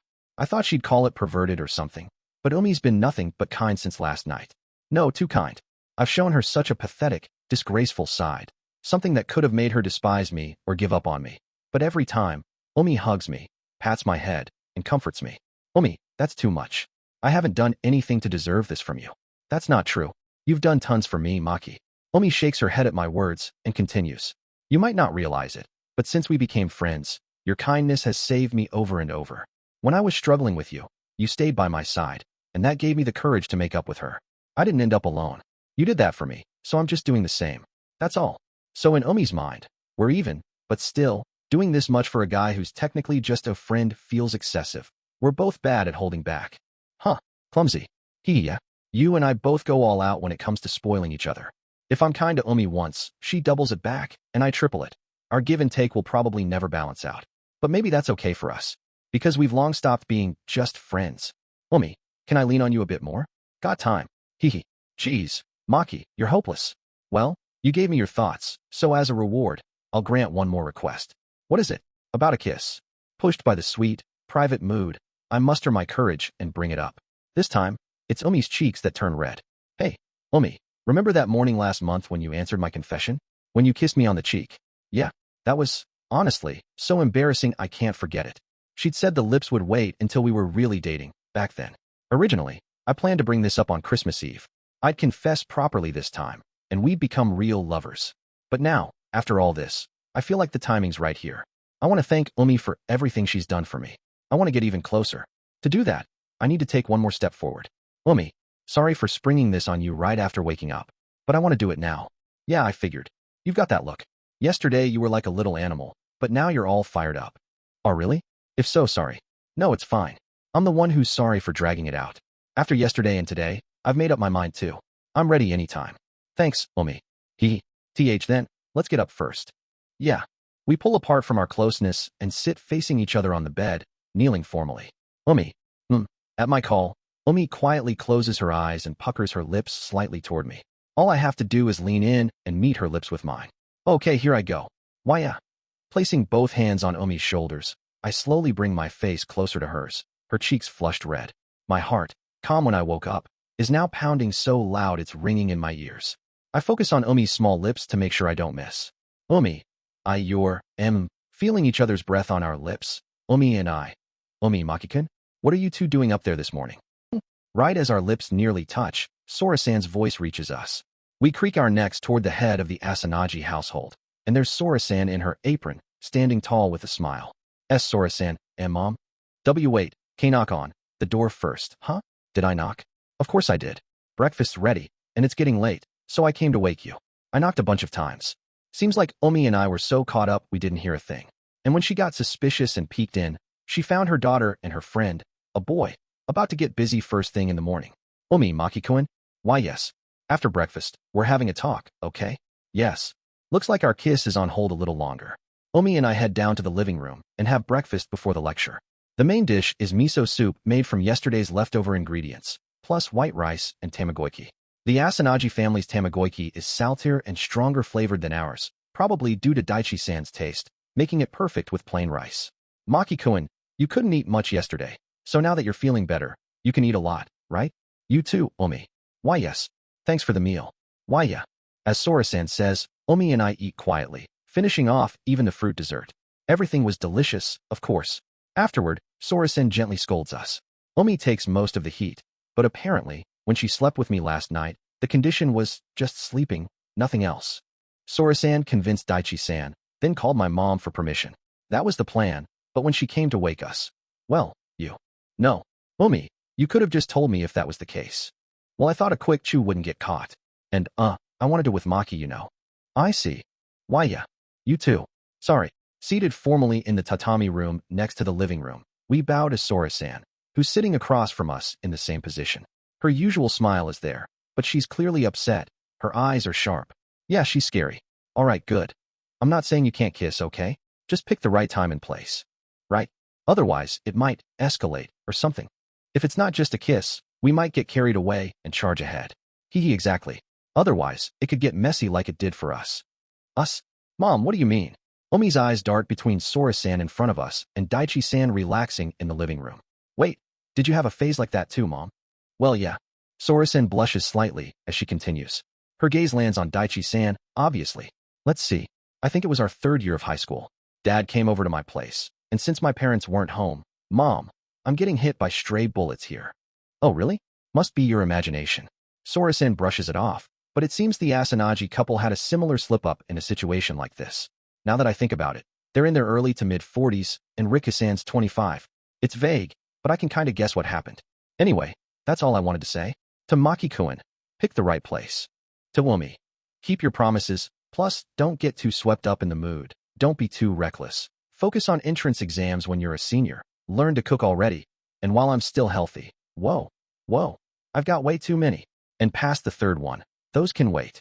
But it's proof Sora-san cares about us that much. Since I'll need to keep a good relationship with her going forward, I take it to heart on Umi's behalf. With Sora-san's talk done, I start to let out a sigh of relief. But, Maki-kun, let's chat. Just the two of us. HRK, my sigh gets sucked right back in. No need to be so scared. It's just a little small talk. Is it actually small talk with fists or? No fists. Well, if you want them, I could oblige. Normal, please. Daichi-san leads me to the Asanagi family's garden. Umi stays with Sora-san, who remembered more to say. Sitting under the eaves as a slight cold breeze blows, Daichi-san speaks. Last night, my wife and daughter filled me in a bit. About yesterday, I'm really sorry. I lost it. It's fine. Even adults like us can break down over stuff like that. For a high schooler, still a kid, and someone as sensitive and kind as you, holding it in alone must have been tough. You did well, Maki-kun. Yes. Daichi-san's big, rough hand rests on my head. His kindness seeps into my chest, and I nearly cry again, but I bite my lip to hold back and avoid looking too pathetic. With a preface that he's not in a position to meddle too much, Daichi-san continues. That said, I think you tried a bit too hard. It's not bad to care about both your parents equally when it comes to the divorce, but completely bottling up your own feelings isn't good. Push yourself too far, and your heart will burst eventually. You get that now, right? Yes. Yesterday's tears were a perfect example. Umi being there saved me from the worst, but without her, I might have ended up an empty shell. But even if I'd been selfish, it wouldn't make Dad and Mom reconcile, right? If crying and whining now would just trouble them for no reason, true. Like you said, Maki-kun, nothing would change. A kid's words can only fix a minor spat. They're long past that stage, that's why it's a divorce. Then it really is pointless. No, there's meaning. If you cry, scream, and act selfish, at least your own heart will feel lighter. Oh, Daichi-san's words click perfectly. Changing others through my actions is hard, but acting can definitely change me. That's probably what Daichi-san means. People say think of others' feelings, and that's not a bad idea, but overdoing anything is no good. In the end, the only one who can save you is you, so it's okay to act more true to your heart. But doesn't that make your job tough, Daichi-san? Yeah, it does. Private companies might be different, but at my workplace, selfishness is a no-go. It's all situational, I guess. True. Being an adult sounds complicated. Yup. Society's a messy place. And you've got plenty of time for that mess and unfairness after high school or college. So for now, it's okay for me to be more selfish. Daichi-san's words give my faltering heart a boost of courage. That's about it from me. I got a bit preachy meddling in someone else's family, but I'd like to build a good relationship with you, Maki-kun, going forward. It'd make things easier for me too. Honestly, keeping up with my wife and daughter at this age is rough. I get that. This is probably something only Daichi-san and I can understand. Umi and Sora-san are just that energetic. She's pretty selfish and wild, but Maki-kun, keep getting along with Umi, okay? Yes. Looking forward to it. Daichi-san and I share a quiet, firm handshake. From last night to today, sudden tears, a sleepover in Umi's room, a near kiss, and a scolding. It's been an overly eventful revisit to the Asanagi house. But thanks to their kindness, I've managed to pull myself together. After thanking Daichi-san, Sora-san, and Umi over and over, Rika-san was asleep, so I asked them to pass it on. I head home feeling refreshed. I'm back. I got a message from Mom earlier saying, heading out to shop, so I know no one's home, but I feel like saying it anyway. Maybe because she's off work, Mom's smoking way more lately. She's trying to be considerate of me, but more than the smoke, it's the pile of yellow cigarette packs in the trash that catches my eye. Mom was looking at the album. Next to the ashtray, the album we looked at before is open to a certain page, left out. It's a photo of the three of us, our family. This takes me back. Probably from the Christmas just before I started elementary school. With a small Christmas tree in the background, Dad and Mom have their arms around my shoulders while I hold a gift box tightly with both hands, grinning ear to ear and flashing a peace sign. I had times like this too, once. And probably, my heart still stuck as that boy who believed this happiness would last forever, unable to move forward. Maybe Dad and Mom are too. Like this old album, with nothing but blank pages after this. This picture's really nice, tracing the faded scene with my hand. Probably from poor storage, I mutter to myself. I want to go back. Before I know it, tears spill from my eyes again. If I could, I'd love to live those happy days again. Coming home from school to Mom cooking dinner, talking about the menu or school while Dad gets back, and the three of us eating together. But no matter how hard I reach, it'll never come back. It's been almost a year since Dad and Mom divorced. Just 1 year, but long enough for their hearts to drift apart. Dad's already got a new woman, and Mom and I are slowly adjusting to life now. So saying it now is too late. You can turn back a clock, but not the time we spent together. So stop being a selfish kid and forget the past. I get that way of thinking too. But then, Daichi-san's words echo in my ears. It's okay to act more true to your heart. Yeah, that's right. I can be more selfish. Being selfish now won't bring back the past. I know that. But if it helps me put my heart to rest, if it lets the boy stuck in my childhood take a new step forward, yeah, I've decided. Wiping my wet cheeks with my sleeve, I close the album. Christmas Eve is coming up. On the day marking a year since their divorce, I'll make it a turning point and take a new step with the people who care about me. I grab my phone and start messaging my friends. I've got a favor to ask. Chapter 4: The Last Selfishness. December 24th, Christmas Eve.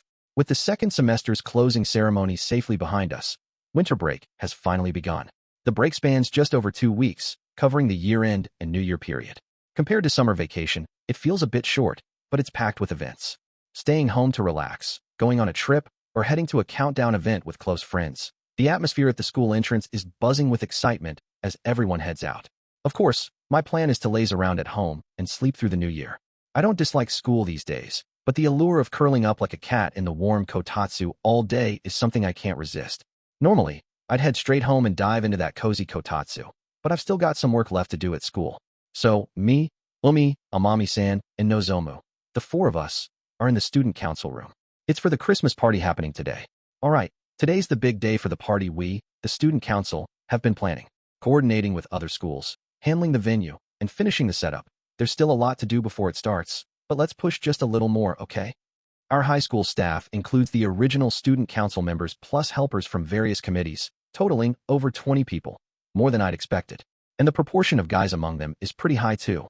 The reason, of course, is that fancy all-girls school participating this time.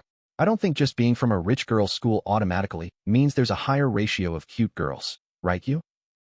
There might be a lot of wealthy kids, sure, but we don't really know much about the high school division. I wonder what kind of people are in their student council.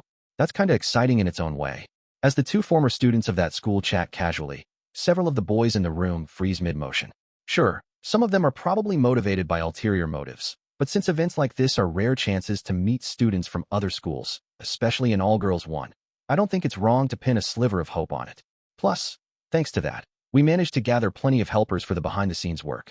The odds of actually hitting it off aren't zero, though they're probably close to it. The venue map with table numbers and the detailed timeline are on the sheets I just handed out. If anything comes up at the venue, make sure to check with me, the other school's student council presidents, or any nearby person in charge. The 4 of us are assisting the president, so we'll be handling everything from reception to emceeing the event. The event runs from 6 to 8 p.m., about 2 hours. It's going to be busy. After confirming we'll meet an hour before the doors open, we decide to head home for now. I'm sticking with my school uniform for the party, so unlike Umi and Amami-san, I don't have any special prep to do. Though, of course, I've got something else planned. President, can I have a sec? It's a request, or, well, something like that. Once the room clears out and the president is alone, I speak up. Maehara-kun, what's up? I was wondering if I could step out of the venue for just a bit during the event. For a split second, the president's eyebrow twitches. I know full well I'm being a bother, springing this on her on the day of the event at this timing. Did something urgent come up? Something like that. Time-wise, I'm thinking 15 no. If that's still too long, I can manage with 10 minutes. Can't you shift the schedule? Sorry, it has to be today, during the party. It's partly the other side's convenience, but it's also a big deal for me. December 24th, a day tied to a lot of things for me, one way or another. Got it. Then we'll call it a break. Just let me know when you're stepping out. Thank you so much. By the way, is this break for all 4 of you? No, just me and Asanagi. I'd already talked to Amami-san and Nozomu about it, but we figured dragging too many people along would inconvenience the president, so it'll just be Umi with me. I can't thank Umi enough for sticking with my selfishness to the end. I see. Then, Nozomu, you're sticking with me for the day. No breaks for you. Ugh. I'll do it for Maki's sake, but spending Christmas Eve glued to my sister. Oh? You should be thrilled to be with such a pretty, adorable one-chan like me. Huh? Do we even have someone like that at home? All I remember is some nagging hag who's always like, study. Do your homework. Ow. Nozomu, you're staying back with your one-chan for a bit. Sorry, you 3. From here, it's family business. So could you head home first? Maki, help. Offering a silent prayer for Nozomu, who's caught in the president's headlock, the 3 of us quickly slip out of the student council room. I might have heard a scream in the distance. Here's hoping Nozomu survives to regroup with us later. Hey, Umi, what are you doing after this? I'll head home, grab some lunch, then go to Yu's place. I'm not planning to go all out today, but, just in case. Huh? Just in case? Ever since we found out Maki-kun could join the party, haven't you been freaking out? And, eek. Umi's iron claw lands squarely on Amami-san's head. What are you blabbing about, huh? This girl who barely dodged a failing grade in one subject on the last test and got off with just a report thanks to the teacher's mercy? What?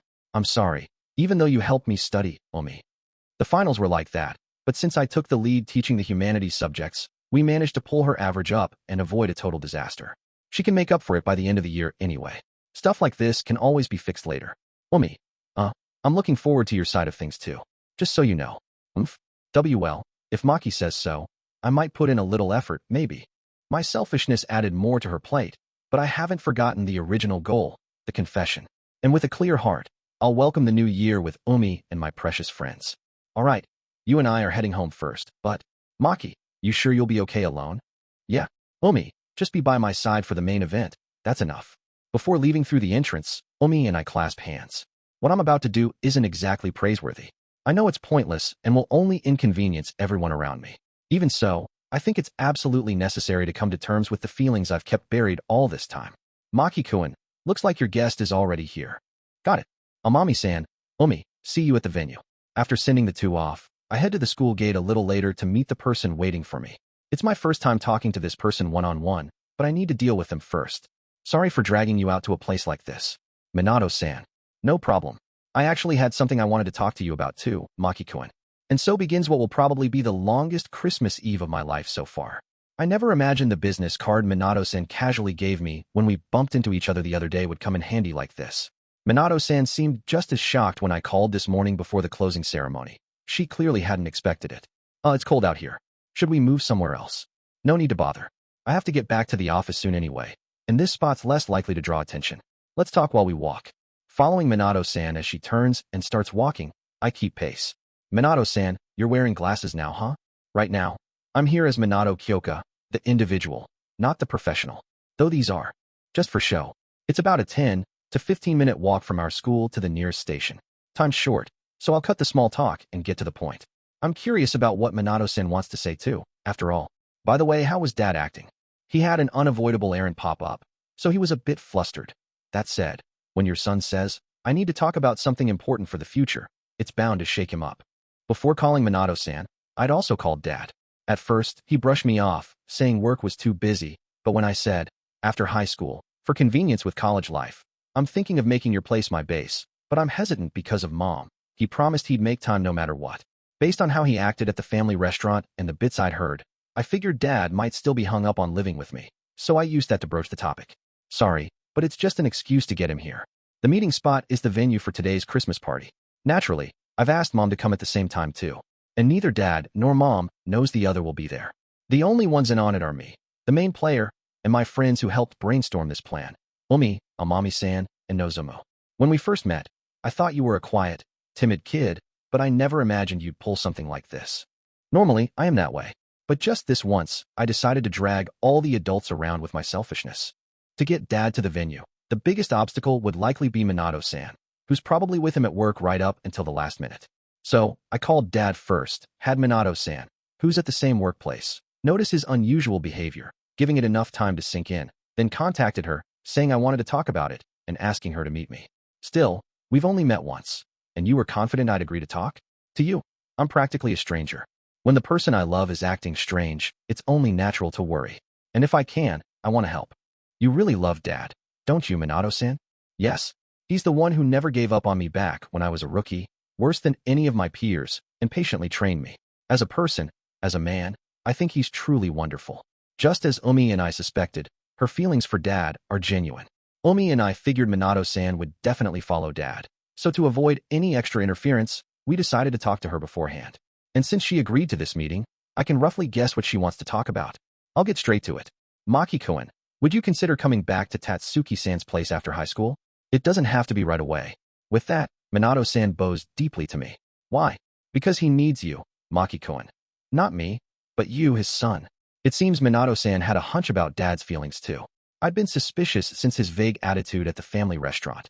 Maybe he doesn't love Minato-san that much, or he might like her, but he's hesitant about making her his new partner. If I felt that, then Minato-san, who's closest to Maehara Tatsuki right now, must feel it even more. When Tatsuki-san talks about you, Maki-kun, he's genuinely happy. He says you're a bit shy, but smart, kind, and a son he's proud of. He smiles in a way he never does when he's with me. Don't you think that makes me a nuisance instead? If I keep lingering in Dad's heart like that, he'll never turn to you, no matter how long you wait. And if I actually went to live with Dad, Minato-san might end up as just a subordinate to him again. I know that. Honestly, I get it. No matter how hard I try, a childish person like me can't fill even a tiny bit of Tatsuki-san's loneliness. And you're okay with that, Minato-san? You love my dad, Maehara Tatsuki, right?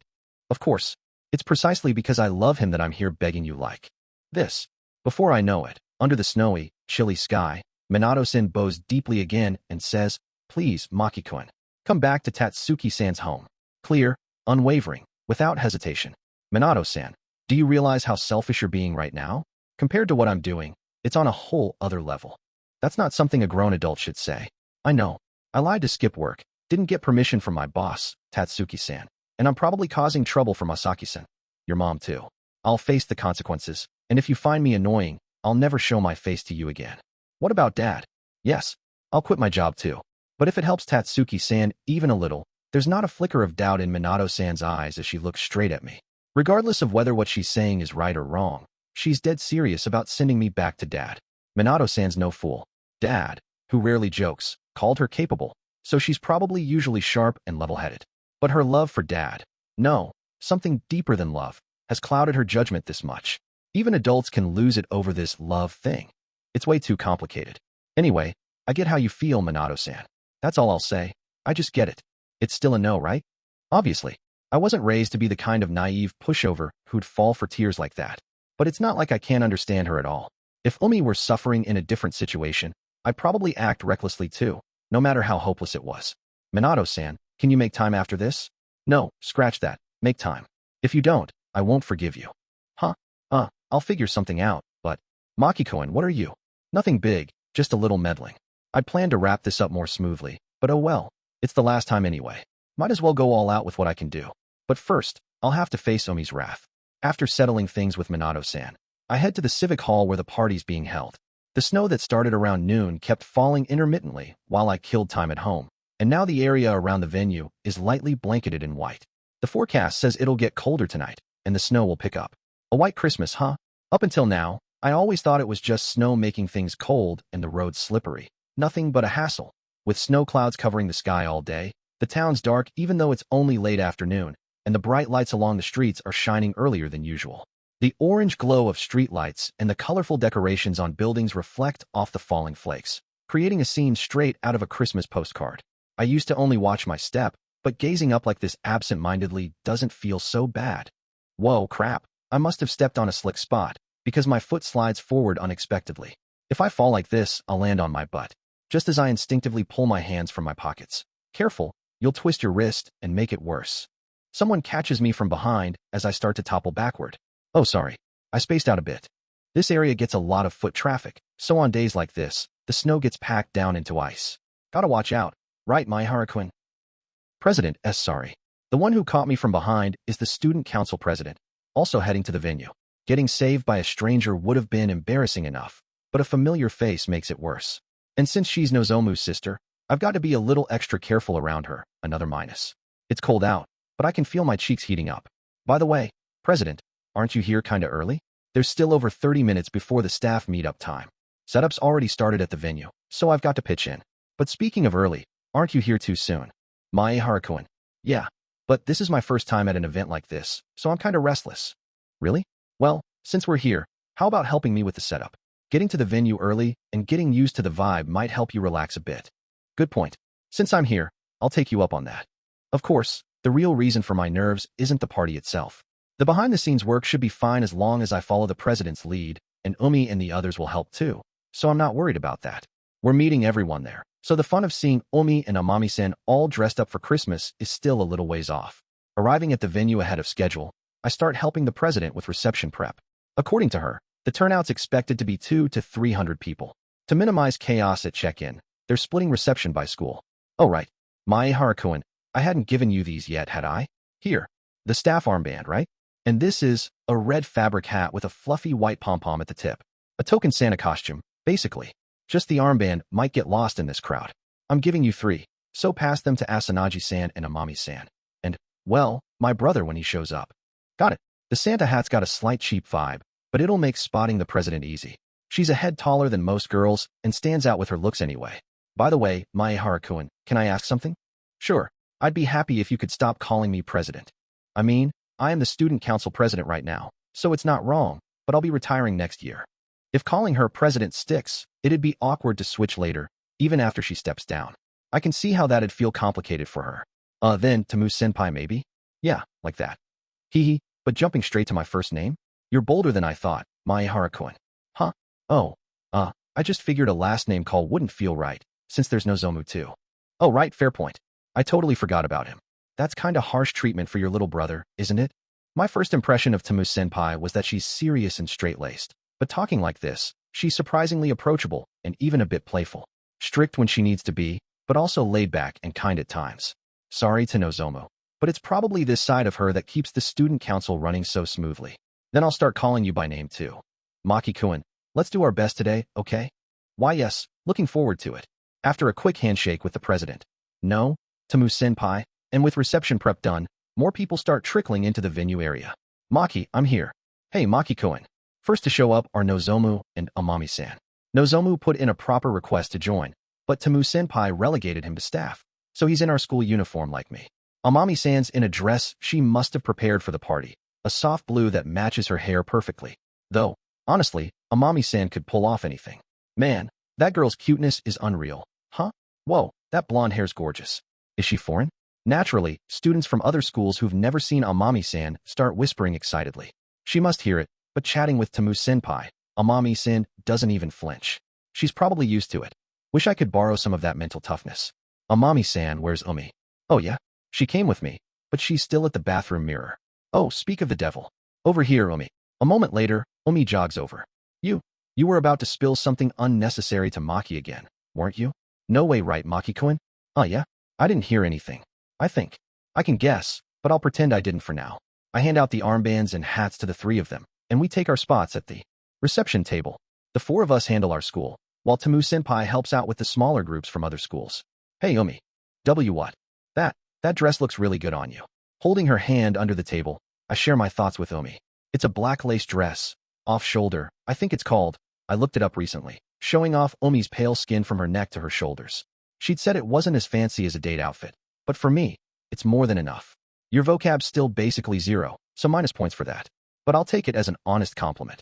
Yeah, I really mean it. Okay, I get it, so stop already. Roger that. Noticing Amami-san's teasing grin from right beside us, Umi and I quickly let go and get back to work. Amami-san's outfit suits her too, but the one making my heart race is Umi, blushing faintly next to me. Man, I like Umi way too much. As reception kicks off, participants start filling the hall in earnest. Looking at the crowd, most seem used to events like this. Everyone's dressed to the nines. There are a few like me in simpler stuff, mostly uniforms. Please gather at your school's assigned tables for now. After the opening greetings, feel free to move around freely. Following Tamu-senpai's guidance, students from each school head to their preset spots. It's a standing buffet, so everyone grabs their own food.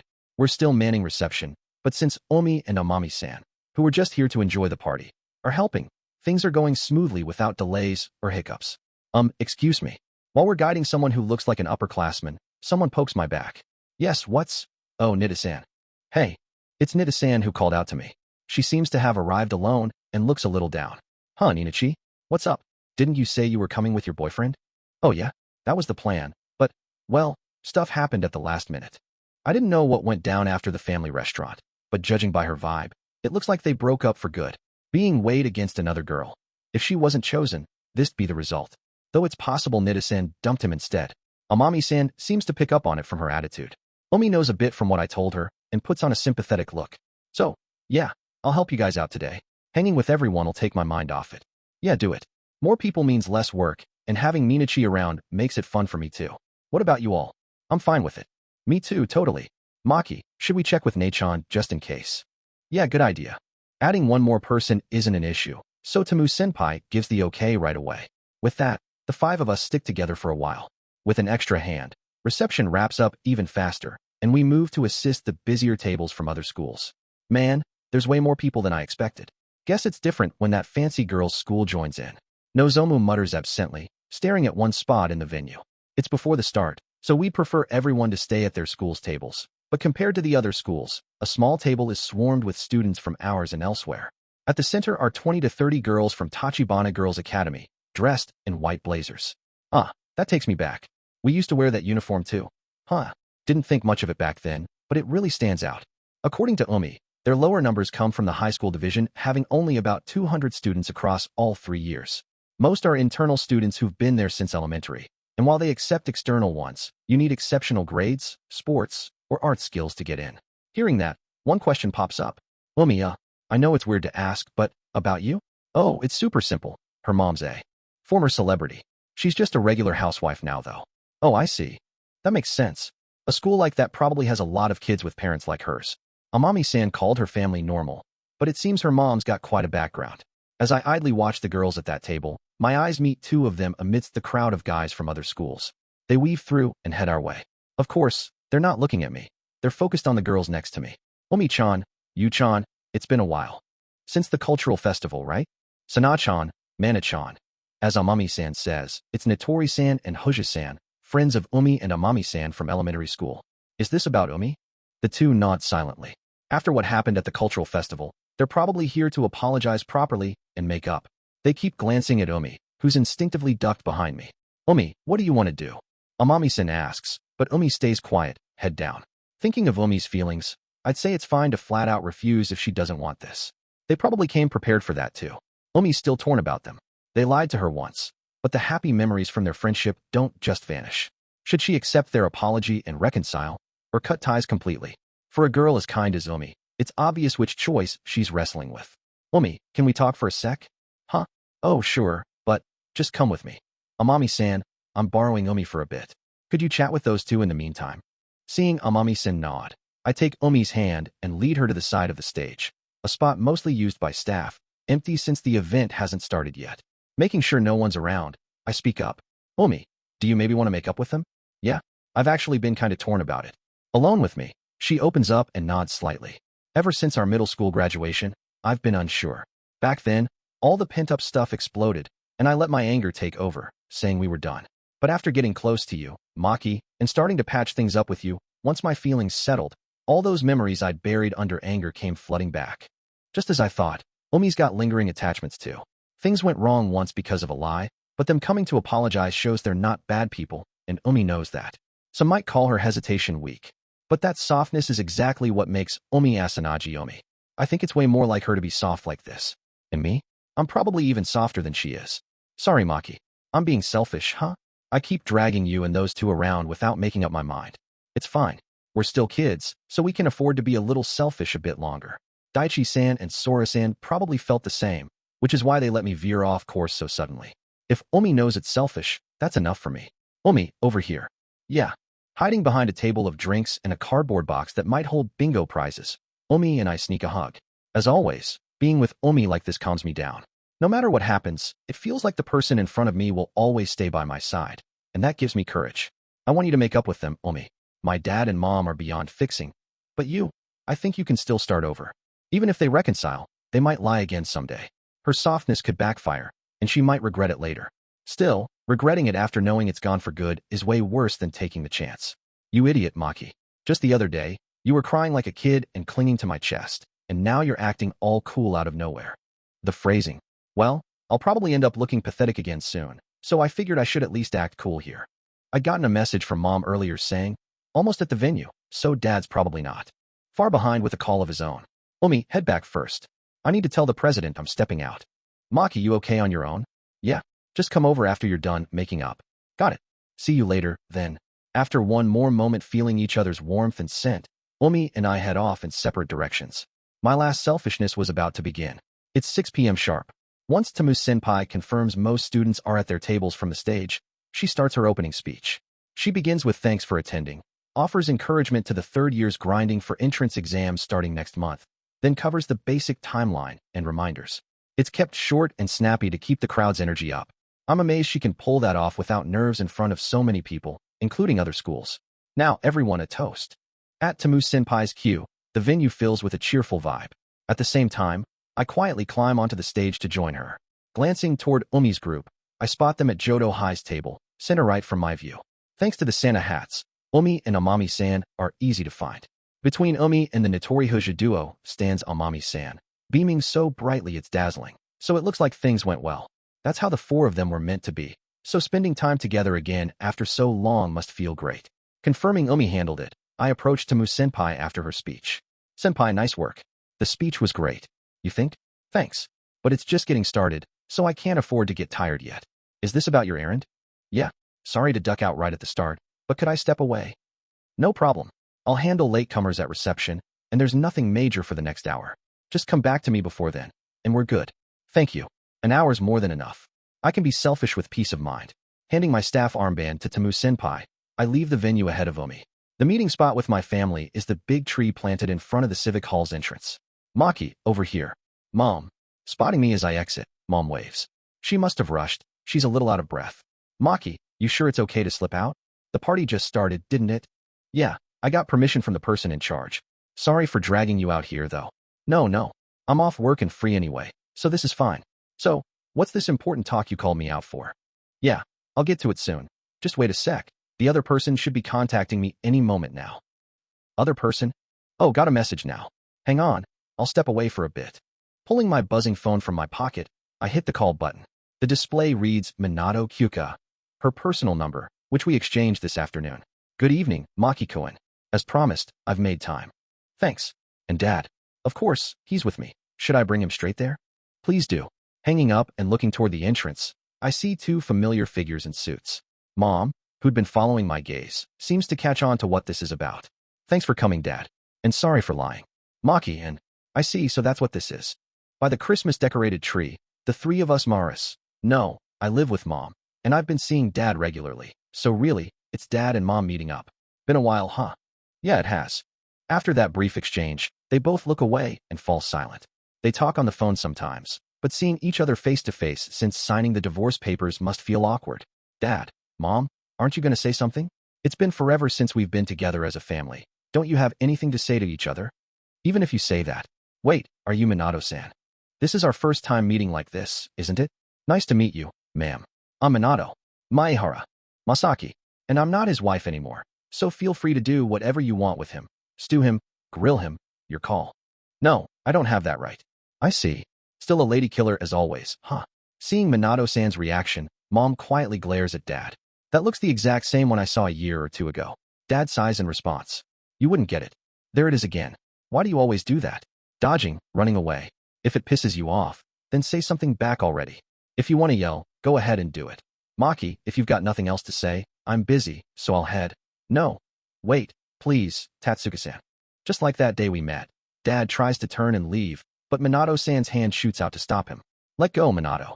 And call me director here. No, I won't let go, and I won't call you that. Minato. Are you going to keep running from your son, from Maki-kun too? Even though you're so lonely you can't stand it. At those words, Dad's attempt to shake her off freezes. Tatsuki-san, please. Listen to Maki-kun properly. Even if you run, it's not too late to do it after. I see. So that urgent errand this morning was this. Line to skip work. You'd better be ready for the fallout. That's fine. Unlike you, Tatsuki-san, I'm already prepared. The resignation letter Minato-san pulls from her suit's inner pocket says more than enough. Minato-san's got some serious guts. 10 minutes, that's it. Thank you. Go ahead, Maki-kun. Thanking Minato-san silently in my head for setting the stage, I step between Dad and Mom. Dad, Mom, can I hold your hands? No, I'm just gonna do it. Huh. Oh. Ignoring their confusion, I take Dad's hand with my right and Mom's with my left. It shouldn't be my first time feeling their warmth, but it's mostly just recorded in albums now, barely a memory. Dad's hand, gently warming my cold, nervous fingers, and Mom's, steady and hot like her favorite hand warmer. Both equally precious, the hands of my precious parents. Dad, Mom, please make up. With that, I voice a selfishness that shouldn't come true anymore. Stop fighting, and let's go back to how it was. I don't want just one of you. I want us to live together as three again, like before. Maki, gripping their hands tighter, I keep going. I'll try harder. I'll study more, exercise more. I don't have tons of friends yet, but I'll work on that too, I swear. So, it's harder for them, tougher for them. Back during the divorce, I'd thought it through as a kid, struggled, and buried those feelings. Now they spill out with my tears. I want to be with both of you. Not just dad, not just mom, both of you. Or it's no good. I absolutely hate it otherwise. I know. Saying this now is meaningless. Their troubled faces tell me that stage passed long ago. But if I don't say it, I'll never move on. Stuck alone in happy memories, time frozen. To make that truly a thing of the past, to build new memories with Umi and the people who care about me, to take that step forward. Right on cue, Umi arrives. Maki. Sorry, I'm a bit late. Umi, no, it's fine. I just got it all out. How'd it go on your end? I told them I'd smack them if they lie again. Gotcha. Good to know it's settled. With Umi, they'll probably get along again just fine. If something happens and she gets down about it later, I'll be there to support her. So, that's all I had to say. Sorry, Dad, Mom, for bringing this up now. I just dug up something already over, but it's left me feeling lighter. I want to thank Daichi-san again for showing me that's okay. Oh, Dad. About what I said on the phone, can I answer now? No. Go ahead. You're not coming back to live with me, are you? Nope. Nodding, I let go of their hands and instead intertwine my fingers with the girl who's just stepped up beside me. Dad, I've got someone I like here. She became friends with me. A loner who never tried to connect with anyone, all twisted up, and stayed with me through the tough times. That girl's name is Asanagi-san, my very first friend, and the girl who taught me what love feels like. I heard from Minato-san earlier that work's been rough for you, Dad, that there were things you couldn't tell the family, and you kept pushing through alone from me and Mom. Even so, I can't stand being apart from this girl. So this conversation ends here. I've got regrets. I've wished I could turn back time more than once or twice. But I don't want to let go of Umi's hand, the new happiness I've finally grasped. I see. So Maki's finally found a girl like that. Yeah, honestly, she's way too good for someone like me. You've changed, Maki. Yeah, just a little though. I never thought I'd be spouting cheesy lines like this 3 months ago. Guess I've finally hit normal human level, at least. Seeing my reaction, Dad lets out a small sigh. Alright, then don't end up like me. Work hard at it. We might not see each other, but I'll be rooting for your happiness from the shadows. Thanks. Good luck with work, Dad. Yeah, since it's on paper, I've got to keep paying up properly. That's the tough part of being an adult. For the first time, Dad, who'd been stern-faced all along, cracks a smile. Losing me must have been hard for him too, but in the end, he smiled like he used to. It made me happy. I almost hated him for a while, but turns out I still really like Dad. Hey, Dad, Mom, can I ask one last thing? What? After dragging us around this much, you've still got something up your sleeve? Yeah, I want to take a picture of the 3 of us with this tree in the background. This standout tree on the grounds, decked out with decorations and snow, looks like a giant Christmas tree, perfect for a photo backdrop. Taking one last picture together here, the 3 of us, to fill the final page of the Maehara family album that stopped midway. That's the last selfishness Umi and I came up with together. Maki's saying that, but what about you? Taking a family photo after a divorce feels awkward, but, well, I'll indulge our son's rare selfish request. Hee true. For a moment, their exchange made it feel like Dad and Mom were back to being a couple, but that's probably just my imagination. The past isn't coming back. That's exactly why today has to be a new starting line. Umi, can you take the picture? Sure, but I'm bad at this, so I was thinking of calling in some help. Huh? Help? Yup. Hey everyone, it's your cue. What? When Umi calls out towards some nearby bushes, 3 figures pop up like sprouting plants. Phew, it was freezing. But finally, my moment's here. I slipped out without telling Nachon. Maki, apologize with me later. Hey, am I out of place here? Is it really okay for me to be here? Hey, it's Amami-san, Nozomu, and Nida-san. I thought it was just Umi coming, but looks like she brought the whole crew. Well, in this cold, if Umi ditched them mid-event, they'd worry. So I figured this might happen, and it's fine. So, Nina, can we ask you to take the pics? You're good at this, right? Me, huh? Sure, I'm better at handling it than most, but, wait, am I just getting used by Asanagi again? Well, I owed the class rep and her dad personally, so whatever. Handing our phones to Nid-san, I settled between my parents. Dad, Mom, let's smile for the last one, okay? Yeah, sure. Right, the end was rough, but overall, it was fun. Haha, what's that? Well, that's pretty mom-like. Alright, here we go. You 3, say cheese. And so, the final memory is captured on each of our phones. Me, Mom, Dad, all smiling like we're back in the old days. I thought that was it, but then Amami-san, still in her Santa hat, bounces up with a raised hand. Hey, now I want to be in it too. Umi, since we're here, let's crash it. I don't know what this is since for, but it's a nice memory in its own way. Come on, Seiki, you too. Right? Oi, Nida, get in here, it's a rare chance. Huh? I'm cool with the flow, but then who's gonna? Oh, how about you, lady? Could you take it? Sure, no problem. Handing all the phones to Minato-san, Nitti-san joins the circle. Now it's 7 of us. Cramming in tight to fit feels chaotic, but it's fun, so no big deal. Okay, I'm taking it. What do I say for this? Just say whatever, lady. We'll roll with it. All right then. On that snowy Christmas Eve night, the lively voices of high schoolers echoed. With my feelings mostly sorted out, the party still got a bit left, so after thanking Dad and Mom, I head back to the venue with the four of them. Thanks to Tamu-senpai keeping everyone in line, the party runs smoothly, ticking off the planned events without major issues. There's less mingling with other schools than expected, but the bingo game with decently fancy prizes and other standard stuff gets the crowd hyped, which makes me happy as a staffer. The festive time flies by, and at 8 p.m., the party wraps up. All right, our cleanup's done, so that's it for the staff. Thanks for all your help, everyone. The rest can be left to the pros, so we're finally free from our behind-the-scenes duties. Some students are saying, let's do it again next year. But after watching Tamu-senpai run around, I'd rather join as a guest next time, not staff. Umi, sorry for the wait. How'd it go? Perfect. If we reheat it, it'll still be good. Showing her, I lift the paper bags in both hands. With Tamu-senpai's okay, I snagged some untouched food and drinks from the party. Fried chicken, a Christmas classic, plus other appetizers, and even rare bottled cola you don't see in stores much anymore. I got a little too excited, like a kid. Well, Omi and I are still kids anyway. This should be plenty for the after-party at my place without needing extra food. Omi, where's everyone else? They're not here. The after-party was supposed to include Amami-san, Nozomu, and Nida-san, who jumped into our family photo, but while I was grabbing food, the four of them were supposed to wait. Oh, you and Nina said they're hitting karaoke and took off. Seiki got dragged away by the president somewhere. And the only one waiting for me is Omi. Oh, got it. Why, yeah. The other three probably meant enjoy your alone time, but that leaves us with a giant bag of food for just two. Oh well, it's fine. Then, let's head to my place for now. Why, yeah. Oh, can we stop by my house first? This dress is tight and tiring. I want to change into something comfy. Sure. Let's say hi to Sora-san while we're there. And so, we set off to spend Christmas Eve, just the two of us. Crying, laughing, spilling all my emotions, and even dragging friends into a group photo. It's been a wild lead up, but that was just the warm-up. Time for the main event. I head to the Asanagi house to borrow Umi a bit longer, but the one greeting me at the door isn't Sora-san. It's her big brother, Rika-san. Same sweats as last time, same messy hair. It's kinda reassuring, somehow. Mom went out a bit ago. She said she's got a new friend or something, and they're going drinking. She skipped out all giddy, that old hag. Oh really? She left me a message too, borrowing Masaki-san for a bit. So she's probably out bar hopping with Mom right now.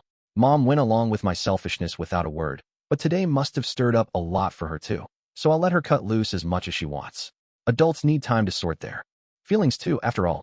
Dad's relationship with Minato-san will probably shift after today too. Will they go back to just subordinate and boss? Or will he start facing her feelings little by little? I don't know how it'll turn out, and it's not my place to anymore. But I hope it ends up okay for everyone. Even years from now, I want today's actions to be a good memory for my parents, for the Maehara family. Anyway, message delivered. I'm heading back to my room. Oh yeah? Thanks for coming out, Rika-san. It's nothing. Take care of that idiot over there. His tone's gruff, but Rika-san's kind in his own Asanagi way, I think. Now if he'd just get a job, he'd be perfect, though he doesn't seem too motivated yet. As Rika-san heads off, Omi comes out, done changing. She's in an oversized hoodie and a long skirt. Total loungewear, but it shows my place is somewhere she can relax. That makes me happier, honestly. All right, let's go. Yeah. Holding hands naturally, we leave the Asanagi house and start walking the usual night path together. The snow from the party has stopped, and moonlight peeks through the clouds, softly lighting our way. Omi, what V you been looking at? This? The pics we took at the venue. Want to see together? Yeah. They're on my phone too, but I feel like getting close, so we check them on Omi's. Good. I'm actually smiling properly. Yeah, these are great. They're perfect for the album. Omi's phone has the Maehara trio shot and the group one with the four of them added, both showing me smiling the same way. I never liked photos much before. With my insecurities, I hated showing my uncool side to others, and they bring back memories I didn't want to relive. But now it's different. Omi's beside me. She says my awkward, maybe laughable smile, plain and unimpressive to some, is great. If she thinks so, maybe I can start keeping a few more memories like this. Hey Omi. What? I like you, Omi. A little ways from her house, I tell her my feelings clearly. It's around the spot where she once said, because I really like you, but I didn't plan it that way. It just happened to be the moment I confessed. You mean? Not as friends, right? Yeah, as lovers. I want to properly fall for you, Omi. Words I couldn't say on our first date, ones I kept putting off. Back then, my heart was pounding with nerves, but now it's calm, warm around my chest. I don't want to let go of Omi's warmth, firm in my grip. I want to treasure her more than anyone. I want to be the most important person to her. After today, that feeling's stronger than ever. I don't know what'll happen down the line. The longer we're together, we might fight sometimes, or there might be days we can't stand each other. But even if that happens, I'll try my hardest. To keep smiling like in these photos forever, that's probably the only way. I'd love for these peaceful, sweet times to last, but life's bound to throw curveballs too. It's not just me. Everyone struggles or suffers somewhere along the way. Me, Umi, Amami-san, Nita-san, Nozomu, even dad and mom. So, Umi, be my girlfriend. I might still be a crybaby, a clinger, and unreliable, but I'll do my best for you. Squeezing her hand tight, I say it clearly. Umi, thanks for always putting me first, for always seeing me. I love you. Sniff. At my confession, Umi murmurs and nods faintly. I notice her eyes are wet, her voice trembling with tears. Umi, you're crying. Sniff. Shut up, you idiot, stupid Maki. How could I not, when you confess like that? And you're tearing up too, you know. Well, I'm a crybaby too. Umi, over here. Yeah. Setting the paper bags down, I pull Umi into my arms. Maki, you're warm. Good. I'm glad Seeing Umi sniffling in my arms like a kid, I can't help but laugh. You're mean, Maki. When I did this for you, I held it in. Oh, so you were holding it in. Nah, I just thought we're really alike, you know. Yeah, like a crybaby alliance or something. What's that? But it kind of fits, right? It suits us. Trading jokes and playfully nudging each other, Umi and I slowly bring our faces closer. Umi, Maki, I love you. And with that, we went from friends to lovers. Chapter 4.5 Epilogue. After confessing, being accepted, and sealing it with a kiss as promised, Umi and I officially became lovers. With slow steps, we made our way to my family's apartment. Since earlier, my feet have felt floaty, unsteady. It's the relief from all that tension, and the sheer joy of becoming Umi's number one. Leaving 2 sets of footprints in the thin snow, we head to the Maehara household for our little private dinner. Maybe Mom was being considerate. She left the heater on, so the room's plenty warm, and the table's been neatly cleaned up too. Maki, there's some kind of note here. Oh yeah? Probably a message from Mom. The third wheel's stepping out, so do your best, okay? From Mom. That's what the note says. Since she left it before I called her out of the house, it seems she already had plans with Sora-san from the start. Geez, talk about meddling. Hee, but it's so like Annie Masaki. Well, I did my best as she told me to, and it led to the best outcome, so I'll at least thank her when she gets back. Alright, I'm starving. Let's get this set up quick. Yeah, though setting up just means reheating the food. We rearrange the pile of dishes from the paper bags onto plates and pop them into the microwave. While they heat, we set out glasses for drinks and the cake I'd prepared before leaving, arranging everything on the kotatsu table. Since I'd planned for 5 people, it's turned into quite a feast. Haha, this is way more than I expected. It's like a mega serving challenge. Right? Should we just go for an eating contest now? Love that. We could record it and send you and the others a video of us collapsing in front of the chicken with a thanks to you guys caption. A Christmas present from Asanagi-Santa? Exactly. 10 servings of leftover fried chicken. Tossing around silly jokes like that, we move in sync, efficiently setting the food on the table. All right, Umi. Yeah, Maki. Merry Christmas. Clinking our borrowed bottled colas together, our quiet little Christmas party extension begins, just the 2 of us. So, want to take down this chicken while watching some TV? Sure, that's fine, but what? Well, isn't it kind of cramped where we're sitting right now? Sitting across from each other would have given us more space, but Umi's snuggled right next to me instead. Her legs are tucked firmly into the kotatsu, so my sides all squished together. The cushion I'd set out for Umi sits forlornly outside the kotatsu blanket. But this spot's better for watching TV. Sure, it's a little tight with 2 people in one space, but right? Saying that, Umi loops her arm around mine and presses even closer. If it's cramped, I could move, but I'm not dense enough to say that. Oh, got it. I was worried you might feel squished, but if you're okay with it, I'm fine staying like this. Staying like this, and? No, I mean staying like this is good. I've been trying not to dwell on it out of embarrassment, but it's no use. I want to stick even closer to Umi. I want to feel her by my side even more. The faint, sweet scent of her shampoo. The soft press of her chest against me. Her smooth skin and the warmth radiating through it. Umi, what? I don't know why, but I think you're really cute right now. Looking at Umi's face so close to mine, I let my honest feelings slip out. Cute. Big, round eyes, a small nose, perfectly shaped lips. Cheeks and ears that flush red the moment she gets shy. Silky black hair that feels so nice to touch. All of it's cute, and so dear to me. Oh, funny coincidence. I was just thinking the same thing. Wait, so you too, Umi? Yeah. Looking straight at me, Umi says it with faintly pink cheeks. I don't know why either, but you look cooler to me now than ever before. Even though your eyes are still red from crying. Earlier, and your hair, finally set nice, is all messy from the snow and wind. Oh, and you're not even that handsome to begin with. That last part was unnecessary. Sorry. But even so, I can't take my eyes off your face, and I want to stay glued to you even more. I want you to hug me tight like before, looking only at me. And, do that again maybe? Without a word, her face bright red, Omi nods slightly. Cute. Having a girl this adorable as my girlfriend feels like a dream. If I woke up now to it was all a dream twist, I'd probably lock myself in my room for days. Omi, could you pinch my cheek for a sec? Huh? Sure, okay. Here. As asked, Omi pinches my cheek hard. How's that? It hurts. Guess it's not a dream. Obviously silly. Geez, Maki, you're hopeless. Oh, but maybe I should check too. Go ahead. Me? Well, alright. Doing as she wants, I pinch her soft, smooth cheek lightly between my fingers. Ouch. Well, yeah. Wait, what are we even doing right now? Night? Ignoring the food to mess around like this is exactly why everyone's gonna call us a lovey-dovey couple. Yeah, maybe. But the three who'd probably tease us most aren't here, so we can keep goofing off like this a little longer without meaning to it. After all, we're not just friends anymore. We're lovers. Omi, is it okay? Yeah, it's fine. Hugging each other like before, seeking one another, we press our lips together again. Our secret kiss in this room for two carried the faint, sweet scent of cola.